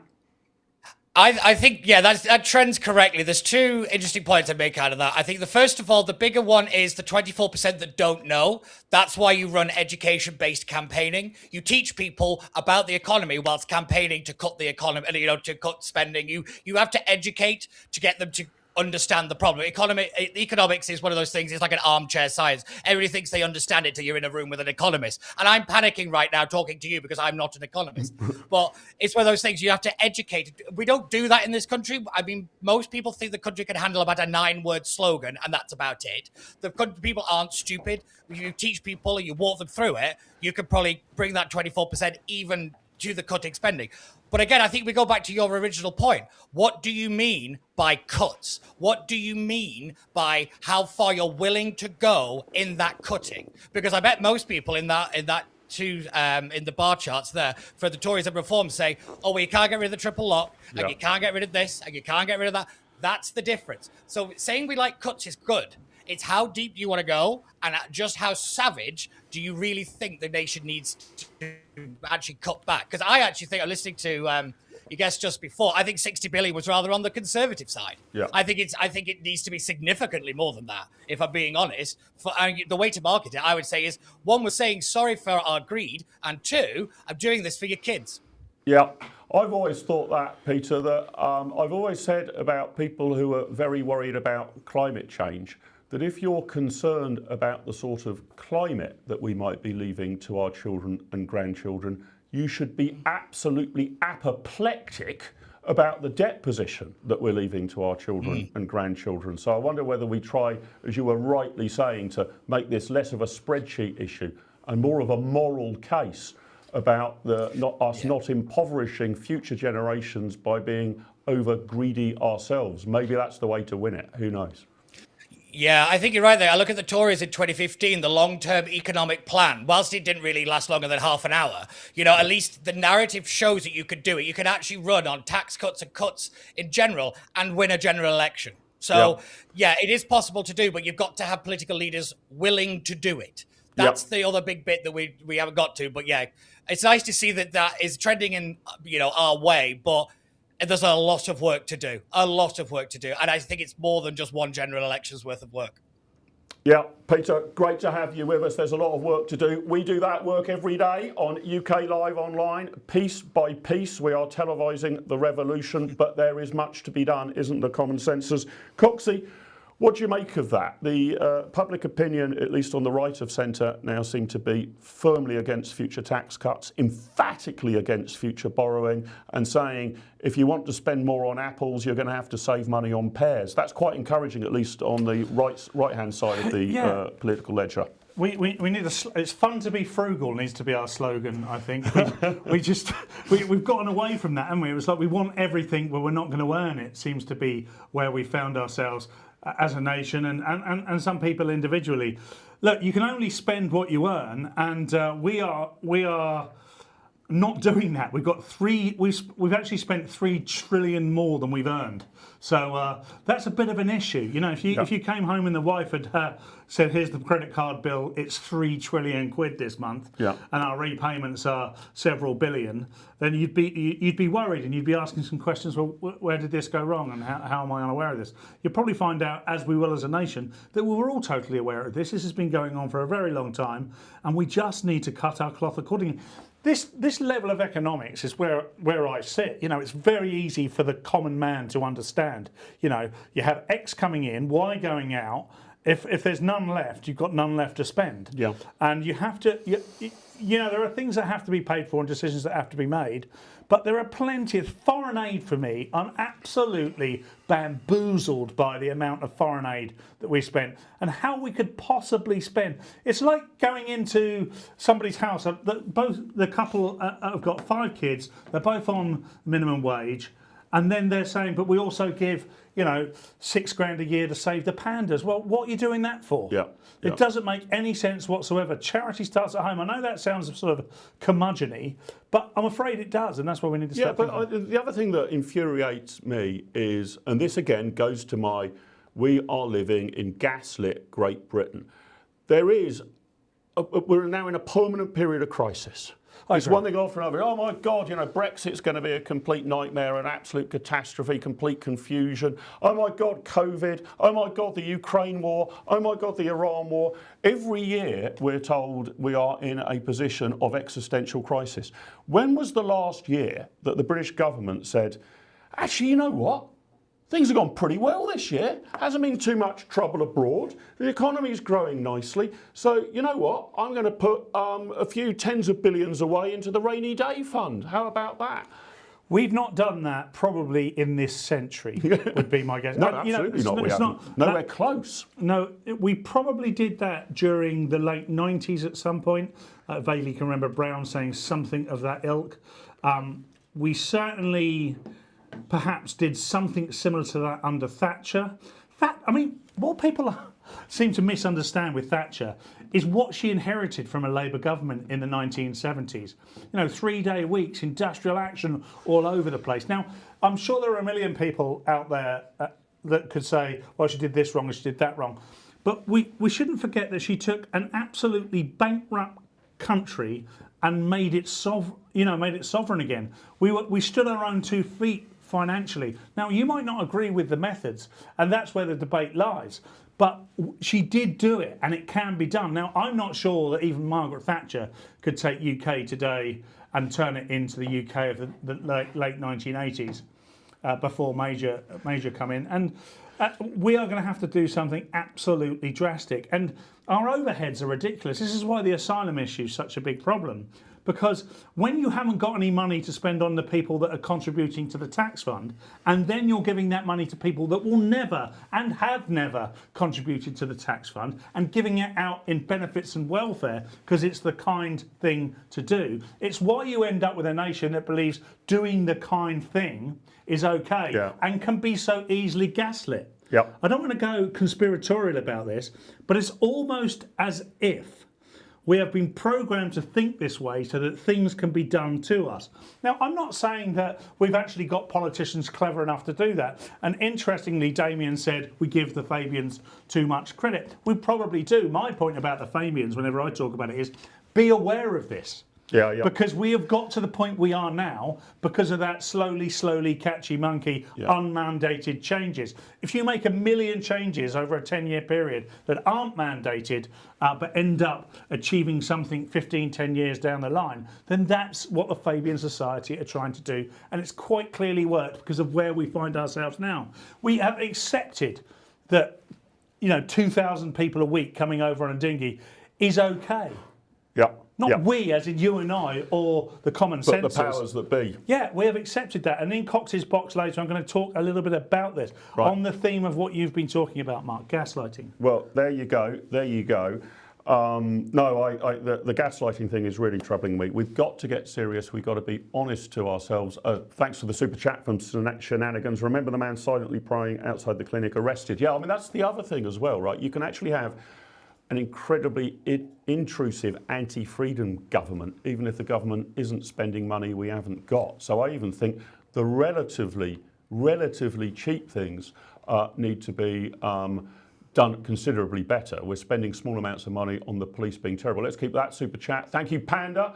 That's 10 New Zealand dollars. Hull City supporter here. Commiserations to Mark not meeting us in the playoff final. I'm over it, really. I've forgotten all about it. It's no longer scarring me. I get no PTSD when I'm hearing from Hull Spurs. Congratulations to Paul Tox, who signed Abu Kamara from us. Top signing for Pompey. Yeah, so I hear. I didn't know a lot about him, but having read some things on the Hull City forums, it sounds like they all firmly believe that he is a great signing for the mighty Pompey, as you refer to us. We've just picked up Mubama, a 21-year-old centre forward from Manchester City. Right. So not heard of either. You have heard of Manchester City, surely a little bit, haven't you? Or do you just assume because there's one team called Manchester United, it's inconceivable that there's any other team in the Greater Manchester area? I've got cognitive dissonance when it comes to Southampton. You could sign Mbappe, and I'll go, what are you wasting your money for? Never heard of him. What's it time for, do you think, Paul? What's it time for? Metric madness. Let's play clip number 1. You know what it's time for, ladies.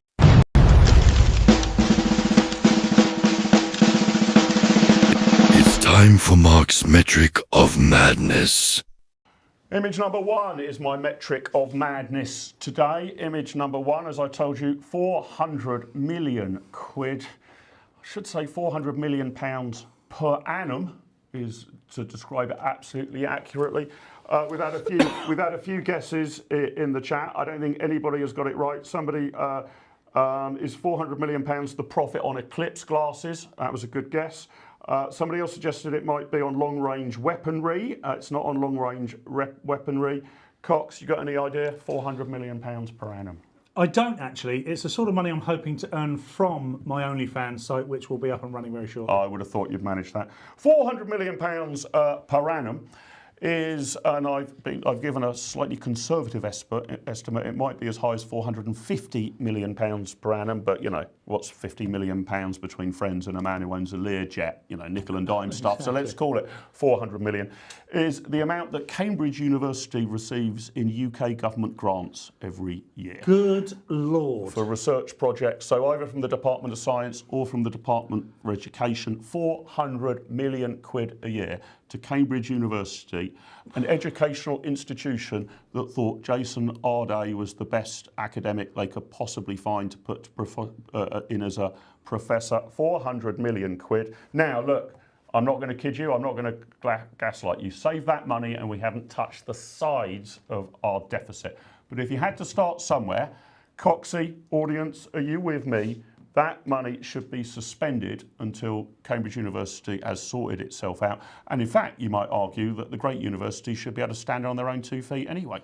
Yeah, why on earth they need that is beyond me. I mean, it seems utterly ridiculous. I'd be interested to see what Oxford get, by the way. I know against the backdrop of the Arday story, it's very pertinent to understand what Cambridge are getting.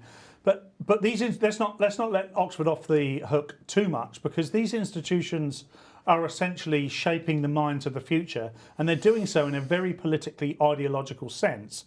And that is incredibly damaging for our country. That, you know, you've got great thinkers like James O'Brien, who believed that Jason Arday was the greatest thing and almost cried when Jason Arday told him how great he thought James O'Brien was, as if blowing smoke up James O'Brien's bum passage is of any importance to anyone other than James O'Brien. They've all been found out during this period, but it's incredibly sinister. This is not something. I've made many a joke about Jason Arday. Jason Arday was only given that role because he was black. Because the elites at Cambridge believed, through their own prism of racism, that they believed having a black pet would show them in good light. Yeah, it's a shocker. And I want to start seeing, it goes a bit to what Shenanigans was saying about, you know, people being arrested for praying outside abortion clinics or whatever.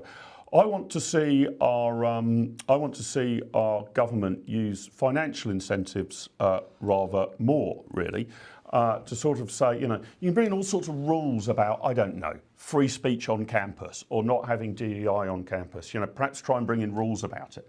But money talks, right? And I think if you actually were to say, I mean, overall, I want the total number of government grants dished out to fall enormously. I mean, I think we spaff money on all sorts of utterly crazy and mental things. But insofar as there are government grants, I reckon they should come with a pretty lengthy list of T's and C's, of terms and conditions, and they should be pulled if we think your appointments procedure at a university is unacceptable, if what appears to have been a complete inability to even listen to criticism of this man. If that's the way you run your university, fine. You go try and recruit students, you go and try and get big corporations to give you grants, but we're not giving you any taxpayers' money. And I think across the board, if you actually started saying, if you're involved in this and you're behaving that way, we're not necessarily going to bang you up or imprison you or anything like that, but you sure as heck are not getting your hands on any of the filthy lucre of the taxpayers and the government. Yeah, it is genuinely fascinating. There are now, you know, potentially tens of thousands, if not hundreds of thousands of people that have got degrees from Cambridge that until just last week would have been held in the highest possible esteem in terms of academia. But whether they like it or not, a light has now been cast upon them, and the light is of suspicion. That's true of all our top institutions. Have you really got a good degrees, particularly if you've got one in sociology from Cambridge. And we're now starting to hear people come out saying, yeah, Jason Arday was my lecturer, or he was my friend's or girlfriend's lecturer. And he was useless. And he was absolutely useless. There's one anecdotal conversation between two girls and a friend saying, you know, he sat in a lecture for an hour or two and came out with no discernible notes whatsoever because he never said anything of any use. Yeah. It's the emperor's clothes personified at the top level of academia. This is why, you know, and it might just be a small thing to many people, but this is why our country is in trouble. If you can't have critical thinking, if you've only got prescribed thinking, and you're allowed to say, well, this bloke might be absolutely useless, and the whole of his backstory is entirely fabricated, but look at the colour of his skin. Look at it. Isn't it marvellous? Who cares about any of those things? Yeah. Do you want to tell you, I want to share with you, as we're trying to get our next guest online, we'll see how we do with that. He's got one or two tech troubles his end, I think. Do you want to know another area of government grants, which I think I would put a pretty rapid end to? Again, I'm confessing it won't touch the sides of dealing with our deficit. This is nickel and dime amounts of money compared to the sort of savings. We should call them savings, not cuts, by the way. The sort of savings that we need to make. Have you come across this? Let's pull up image number 9.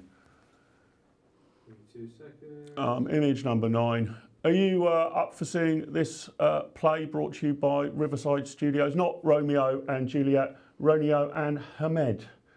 They say the Arts Council grant has allowed them to put on this gay version of Romeo and Hamed. We're proud to be using our Arts Council grant to offer our cast mental health support throughout the production. The particularly is they're all straight. I'm being forced to sleep with other men. Put the image back up. I haven't finished reading it. And continue Simon Pease's commitment to creative captioning, making small-scale theatre accessible to a wider audience. If this stuff, I don't mind if somebody wants to put on this production, but they're doing it with our cash. I don't want to go and see this. Paul, have you already booked your front row seats for opening night? I doubt you have. You bet I have, mate. Okay. I've got the special coat ready and everything. There you go. So Paul will be going. He's got a lot of spare time now. He can't use his tickets for the Jason Arday National Book Tour. You're instead going to be spending your nights watching Romeo and Hamed. I love that they've used Romeo and Hamed as well. Yeah. Because the politically extreme Islamist gang aren't really into homosexuality. No. It's more paedophilia. Sorry, I don't nearly apologise. My head went, you might need to apologise. I don't need to apologise for that whatsoever. It's ostensibly true. I think that this marriage between the far left progressivism and political Islam is absolutely fascinating. I'm here for it. I've got a massive, great big box of popcorn and I'm waiting to see what happens. I'm with you on this, by the way, and that's that Romeo and Hamed can do what they like. Yeah. I don't mind. And there is an audience for Romeo and Hamed. I'm sure there is. However, you know, I don't want to have to pay for it. Yeah, that's exactly the thing. So, usually when governments look at particular areas of spending, they usually sort of say, well, this could buy you, you know, X number of new coppers on the beat or Y number of new nurses or whatever it could be. We've done a little bit of a calculation on how you could spend Arts Council funding differently. Let's pull up image 10. This is the sort of culture I'm in favour of. The entire Arts Council budget, instead of funding, you know, Romeo and Hamed and that sort of nonsense, could buy you 31 million football tickets. Wow. Just hand those out. 116 million trips to the cinema. 186 million pints. That should just about get me through to half time. Or 774 million Greggs sausage rolls. It's a £922 million budget, nearly £1 billion. I mean, I would just axe that. But if you're going to spend it, don't you think it would be better spent on those 4 suggestions there? Keep the image on the screen if you would. You know, 31 million football tickets, 116 million cinema trips, 186 million pints of beer. Wouldn't it be great if the government actually said, we've got so much money, everybody can have 2 or 3 pints of beer on us, 774 million sausage Are you not rolls. aghast that the best part of £1 billion will only get you 186 million pints? Yeah, that's a problem as well. Cost of living crisis. 1997. Well, most of that's tax, that's why. 1997, I bought my first legal beer at a bar. In a pub, actually, I'd been drinking in for about three months, and the landlady still probably hasn't forgiven me for that. I was actually barred for about 20 minutes on my 18th birthday by Mary, the landlady, who said, actually, you do spend all your wages here, so please do come back. But that was £1.79 for a pint of 4X Castlemaine. There you go. Are you still on the 4X Castlemaine? I'm not really, no. I'm not really at all. But by the way, £1 billion in the Arts Council is, forgive me for this, a lot of dosh. Yeah. And it's quite easy to get hold of that money if you do it the right way. And it is just as you imagine. If you put on Romeo and Hamed, for instance, you will get the money. But if you say, I'm just going to put on a comedy club for local communities to bring people together, and in that comedy club's not going to be especially bent in any political direction, you will not get that money. Trust me from personal experience. Yeah. So it again, the playing field is not level. It is crooked. It is, you have to be of a certain type of cultural sort of background or desire. You want to be, if you're the sort of people who want to go to the theatre to see Romeo and Hamed, expect it to be subsidised by the taxpayer. If, like me, you like beer and football and sausage rolls, there is no chance that much higher, much more important cultural experience will be subsidised by the taxpayer. So I've got to pay, I've got to subsidise for the people who want to go and see Romeo and Hamed, and from whatever money I've got left, I have to fuel my Learjet to take me to Southampton games. It's not a fair world, is it, Paul? It doesn't seem fair. It seems outrageously unfair, if I'm honest. I still find it funny, Romeo and Hamed. By the way, that doesn't make me feel unwell. It's just hilarious because it's just crowbarring everything in, isn't it? Yeah. All the things that don't actually go together when you look around the world are crowbarred into this play. Because out there somewhere there is an Italian guy with a Muslim boyfriend. But that's not the reality for many people. And why do we have to keep shoving sexuality in our faces? Yeah. Isn't it? Why can't we see a good heterosexual play where? Now, what do you think there, Paul? Right, I agree. Stop my. Oh, hang on. What were you going to suggest? No, I don't know. I mean, put it in the comments. What heterosexual play do you want me and Mark to be part of? Are heterosexual plays allowed anymore?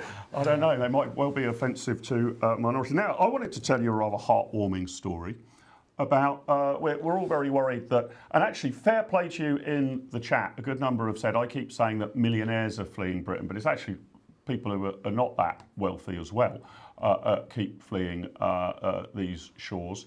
But lots of people of much more modest means are going, or considering when they get to retirement whether they should go. But how do you think we should attract people to these shores? Well, here is a little bit of a heartwarming story, I guess, a bit of a weird one. I wonder if we can pull up image number 6, please. So this is a couple who have decided to move from Texas to Wrexham after watching the Ryan Reynolds series about Wrexham Football Club. I haven't actually consumed it yet because I find the Hollywoodification of British football pretty hard to swallow. I will watch it at some point. But let's have a look at that couple again. They have decided, because of a Netflix TV series about Wrexham, to up sticks from the great Lone Star state of Texas and move to Wrexham. Have you seen the series, Paul? So yeah, I watched series 1 at least. I vaguely remember watching. Did it make you want to move to Wrexham? Not at all. And look at that picture, by the way, of that couple. Idyllic. There's blue skies, palm trees. They look happy. They're going to have to give up all of that in Wrexham. That's for sure. Yeah. There wasn't anything about the documentary that made me think, A, I want to support Wrexham, or B, I want to move to Wrexham. But good on them. We know that statistically in the United States of America, everyone is mentally ill. Ryan Reynolds, of course, owner of Wrexham, and a great actor actually. I especially like him in the Deadpool movies. He's fantastic in that. But you would have thought that he would have been rather touched by that tweet, Ryan Reynolds, if he'd seen it at all. But in fact, his response to hearing that, given that this couple had seen the series Wrexham and therefore decided to move to Wrexham, was he just retweeted it saying, "Thank God they didn't watch Chernobyl." Because, although I don't know, I would prefer to live in Wrexham than Chernobyl.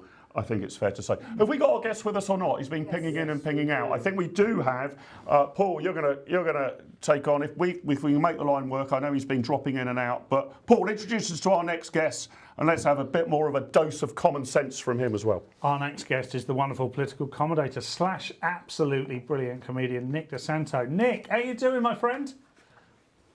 Hello, Paul. Hello, Mark. Can you hear me okay? We can. So what many people might not know if they don't know you, Nick, is you're actually Iranian and you seem to be in a bunker looking after the Ayatollah right now. Is that true?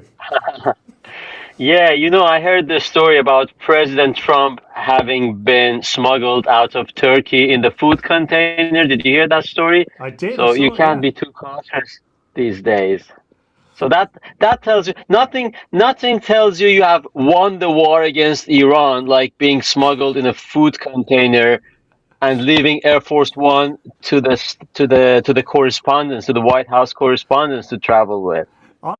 The story's true, I mean, I'd be worried if the story is 100% true, because I don't want them to be telling us how they're secretly moving around Donald Trump in case the Iranians kill him.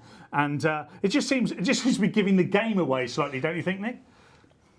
Yeah, I think so. Probably it was fake news. Just they were disappointed. They wanted to get some sound bites from Trump on board. The embedded correspondence. They wanted to get some sound bites from him on board, and he wasn't there. He was on a different plane.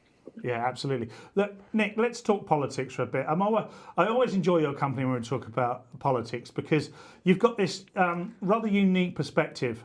Not unique in terms of the overall political view, but the fact that you are Iranian, you are a foreign national who didn't come here on a boat, who came here came here not to seek welfare freedom, but came here to raise a family, make your life whatever it is you wanted to make your life, Nick.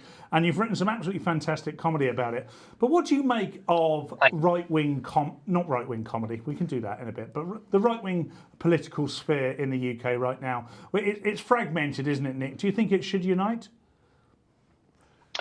I think it should. Well, we have first past the post in this country, which is a problem, isn't it? So now the question is it reform or is it restore?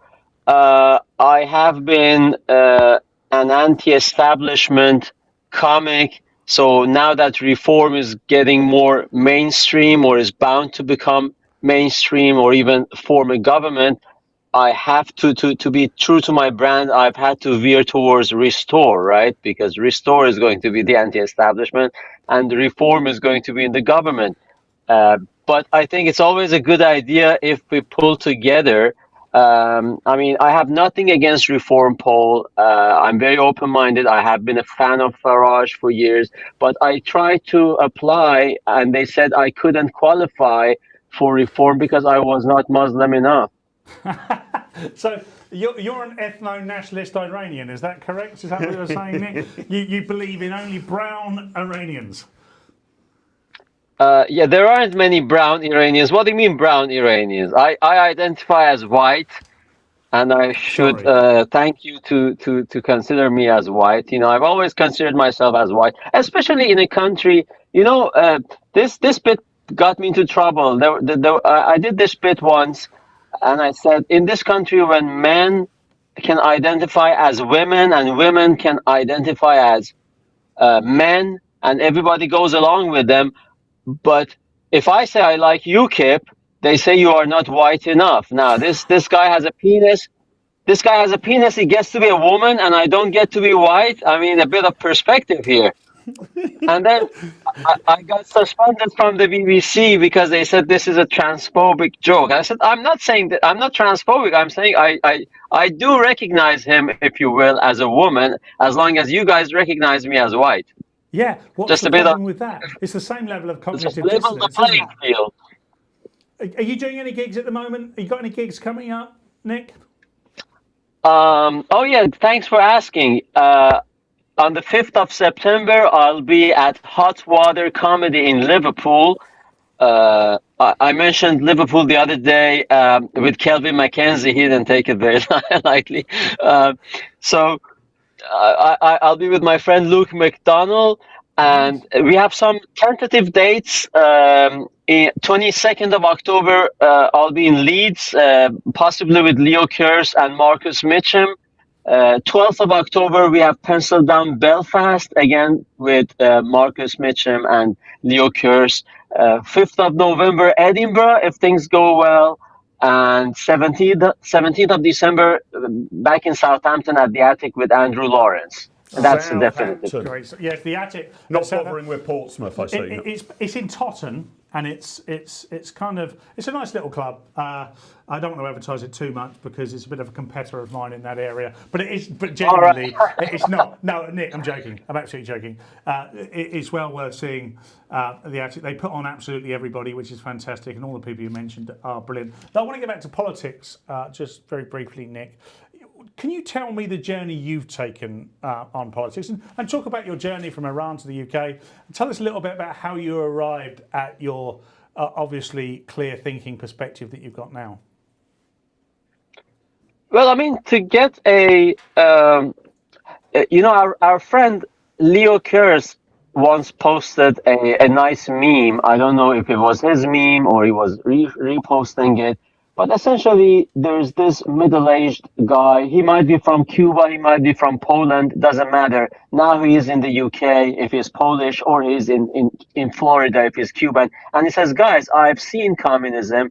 It's not good. It's never been good. It's not going to end well. And then you have this millennial, white liberal millennial girl clapping, saying, okay, boomer. You see?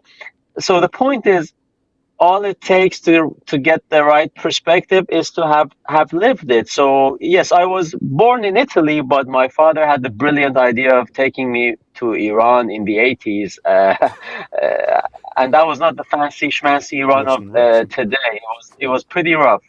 So I lived the Islamic dictatorship. Then I went back to Italy. I studied in a communist stronghold in the city of Bologna, the birthplace of Italy's Communist Party, which used to be the biggest communist party of the whole Western world. And those guys were still aching that Italy was conquered by the Anglo-Americans before the Soviets could arrive. So Italy, sadly for them, ended up being a powerhouse of the European economy and, a G7 founding member and all that. So they really hated it. So yes, I came in touch with Islamism and with communism, and it's sad to see today we have liberals, and especially the millennials, the Gen Z, the younger generation, are aching for communism, for socialism. We've seen it with Mamdani, we've seen it with the Green Party in the UK.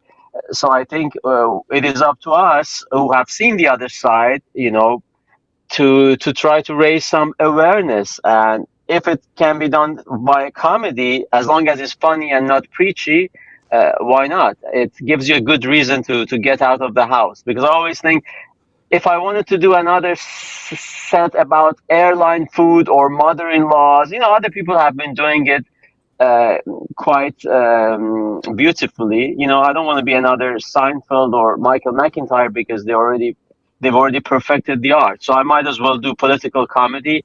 Also because I'm not really a good comedian, so it's good to have not many competitors. It's like a handful of right-wing comedians in the UK. I think that's enough. You're a very good comedian, actually, Nick, and I must book you for my comedy clubs, as you've asked me to do a number of times and I still haven't done. But I will do, mate. And just one last question for you. Why do you think the white, ultra-liberal, usually fairly well-off people of this country tend to lean towards all of these things, ideologies? Do you think it's because they have the guilt of their forefathers and they don't like success and they're all very comfortable with their lives and they feel very guilty about it? Or do you think they're all just thick as pig poo? Well, being thick obviously does help in that direction.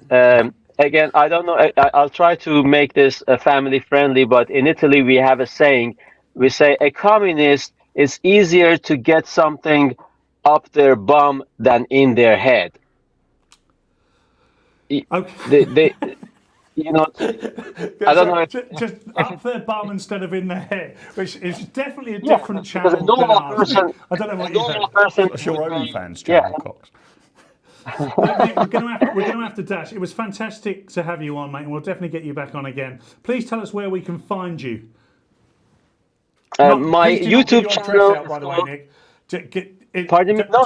Do not give your address out. You're a wonderful family. I don't want them to be hurt, but just tell us where to find you online. It would be ridiculous to be in a bunker and then give my address out. But thanks for asking. My YouTube channel is called Anglo-Italian Comedy, Nicholas DeSanto. And I'm also on Instagram, Nicholas, spelled with CH, _ DeSanto. And all the dates for my future tours or shows are on both channels, on both social media platforms. Yeah, you absolutely get the Coxie seal of approval. Nick DeSanto, we'll see you again very soon, my friend. Take care. You too. Yeah, great guest, you know, and but I agree, definitely, he was definitely coming at us from the bunker, wasn't he? He was coming at us. He was coming at us from the bunker somewhat. I actually recommend going and seeing it. He just gets to the nub of the issue because, you know, people watching this will know of Konstantin Kisin probably better than they do Nick DeSanto. But Nick has a way of getting to the nub of the issue as an outsider only can, in the same way that Konstantin Kisin does. And it's very interesting, isn't it, how these people that have come from communist countries, survived them, escaped from them, come to the UK to live a more free life, only to find out that the wealthiest and most privileged people in this country often think that communism would be the saviour of their brilliant lives. Yeah, amazing stuff. Look, we're getting close on the clock, and I want to go over to Pooch in shortly, just to remind you guys about the shenanigans going on in Clacton tonight and tomorrow morning. But first, it's time to find out something, isn't it, Paul? What do we think it's time to find out? I'll tell you, dear viewers and common sensors, what it's time to find out. Let's play clip number 2. Let's find out what's in Cox's box.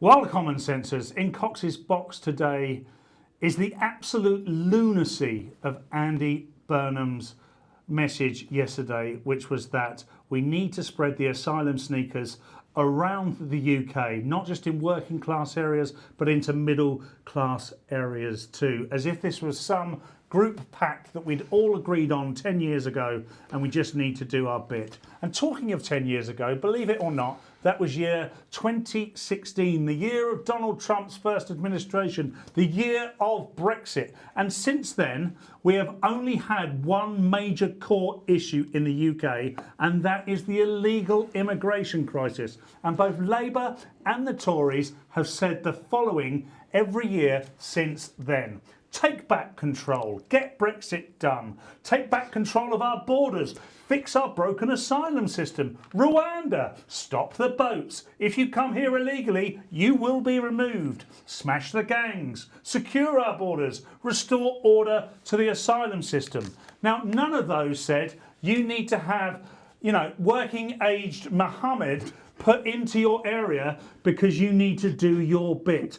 Mark talked earlier about gaslighting Great Britain. This is our very own Prime Minister, only in place for 3 goddamn weeks. And now he's telling us what we should do, even though his party, his previous Prime Minister and the previous 33 Prime Ministers over the last 12 years have said that immigration is our biggest problem and we are going to do something about it. Yet, he hasn't spoken about it in a way that suggests he's ever going to do something about it. In fact, what he is doing is he's taking the issue and spreading it as widely as possible, so under a future socialist Britain, we are all dragged down with the problem and nobody can get out, and it's all your fault, and it's now your problem. Look at Piddington, a hamlet of several hundred people, a beautiful, picturesque hamlet in middle England where people would love to grow up or love to retire, where a young 7-year-old boy likes to walk down the road to the end of the road to the churchyard to visit the graveyard and the grave of his 7-year-old daughter. And he now feels terrified to do so because he is surrounded by thousands no less, of fighting-aged, strange, illegal aliens that have been imported into his village, and he now feels unsafe. And that common sensors, is something that is coming to your town, village and wonderful area very soon. Now, should it all be the working class people? No. Should it be the middle class people? No. Should it be at all? No. The answer is no to every single Prime Minister that comes into power in whatever north or south Downing Street they occupy in the coming years. The answer is no. Deport, deport, deport. Don't move them into our beautiful towns and villages. They are not welcome. They should not be here. They do not contribute, Mark. Yeah, great Cox's box. Proof positive we live in gaslit Britain. I've got a little bit of proof of that as well. Look, minor issue, but a bit of an irritation for me. This came through my door the other day. And it's headlined. You might just be able to see that in that purple. Railway improvement work in your area. Well, as you know, Paul, I live right next to Clapham Junction railway station. Railway improvement in your area, what's not to like? If undelivered, please return this to the community relations team on Basingstoke campus. There's a helpline in there. It's helpfully marked official at the top. I'm glad to know. So I turned it over to see what wonderful rail improvements might be happening. On the back, it also says official. And the reference number is BML1-3.162-STN-WSX-24992, just to prove it is official. And it says, "Dear neighbour, railway work near your home. Fire alarm testing at Clapham Junction Station. We will be carrying out fire alarm testing at Clapham Junction Station on Wednesday the 19th of August between 1 a.m. and 4 a.m. The alarm will sound intermittently for approximately 90 minutes during this period. Due to operational requirements, we cannot confirm the exact testing time. We apologise," they missed the E out of the word apologise, "we apologise for any disturbance. These tests are essential to ensure the station's fire alarm system remains fully operational and compliant. For more information, please visit blah, blah, blah, blah, community relations." That is apparently railway improvement work in my area. Yet more gaslit Britain.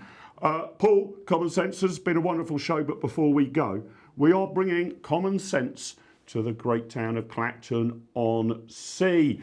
It's not too late to come along if you want to get to Clacton early tomorrow morning. Pooch, brief me and brief our wonderful audience on what shenanigans are going to be happening in Clacton both tonight and tomorrow morning. Hello, Mark. Very quickly, going back to your Clapham rail thing. Are you a Star Trek fan? Have you ever seen The Next Generation? I have seen it, yeah, but I'm on the Doctor Who side of the ledger. It's a bit like being Southampton rather than Portsmouth. You've got to pick a lane. Yeah. But, however, you may understand this reference. This government and the way everything is going in the world is a bit like the Borg, that big cube coming relentlessly. Resistance is futile. They will assimilate us to what they want to do. They're browbeating us with everything. Only today I was trying to get some, we had some merch orders and I was trying to get the emails to our merch person. My email wasn't working. My login wasn't working. I reset it. It said, choose new password. So I chose my password, which was the same one that I had before. And it said, oh, you can't have that one. That's the password you just had that wasn't working. This is relentless. I went to get some croissant for the team, very middle class, this morning. I was just hovering. I went down to the local Sainsbury's and there was just a massive self-checkout queue. There are cameras there. We're being scanned.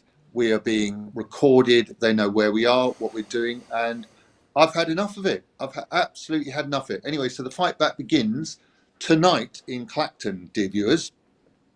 Mike is doing let's call it his Eclipse show, actually. It's starting at 7 a.m. tonight in Clacton, and it's going to run from 7 a.m. till 9 a.m. We're sold out for that show at the Royal Hotel in Clacton, and the Eclipse is happening about 7:15, so it may all go a little bit dark when the show is happening, but that's not to say there won't be the light of common sense. So Mike's bringing that. And then in the morning, I'm looking forward to this because I won't have a hangover, but everyone else will. It's going to be the Mike Graham Show as usual, 7 till 10 a.m. Tickets still available. But a bonus now, everybody, a bonus. Cox and Littlewood have been pried out of Studio 2. They are going to be taking the train if it's running or a bus replacement. They're going to be coming up to Clacton and they will be there live and in person with all the madness, mayhem and common sense. So get your tickets and we're looking forward to that. And Pooch, for those who can get there, terrific. Tonight is sold out for the Total Eclipse of Mike Graham show. Yep. Tomorrow morning you can still get in from 7 till 12. It's at the Royal Hotel, which is right next to the Spoons on the seafront. But for those who can't get to Clacton, this will be broadcast as per usual on the Mike Graham channel and UK Live Online. Yeah, tonight will be broadcast. Have a look at the Mike Graham Show channel. That will be broadcast live, and so we'll be looking for interactions and comments.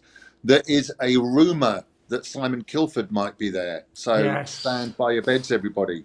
I'll be there tonight, Pooch, won't I? Coxie will be there tonight. Yeah, Coxie's there.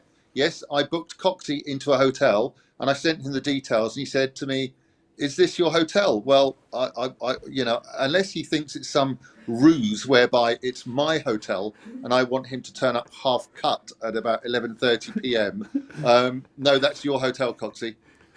Great. So that, and I keep saying this because we're not Ofcom regulated. We can bring you the Clacton story in a way that other news channels can't. So make sure you tune in for Mike's show tonight. That's a sellout live audience tonight. Still a few tickets left for tomorrow morning, 7 a.m. right the way through to noon at the Royal Hotel. Make sure we put up on the screen and in the chat, guys, how you can still get your tickets for tomorrow morning. And Mark, just on a serious note, tickets are a £5. The reason they're a £5 is it's kind of the minimum fee one can have on a ticket app platform that we're using. But the reason we have tickets is so, in the light of Anne Widdecombe and the stuff that's been happening with Nigel, we need to have everybody's name and address. We don't anticipate any shenanigans. It will be loads of fun, but we don't want the viewers to think that we're making any money out of this, which we're not.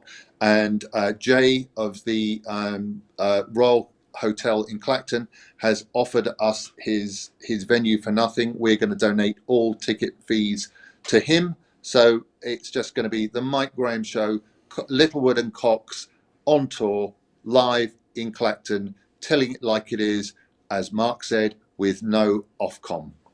Brilliant. So viewers, look forward to you tuning in. Look forward to meeting some of you in person if you can get there tomorrow morning.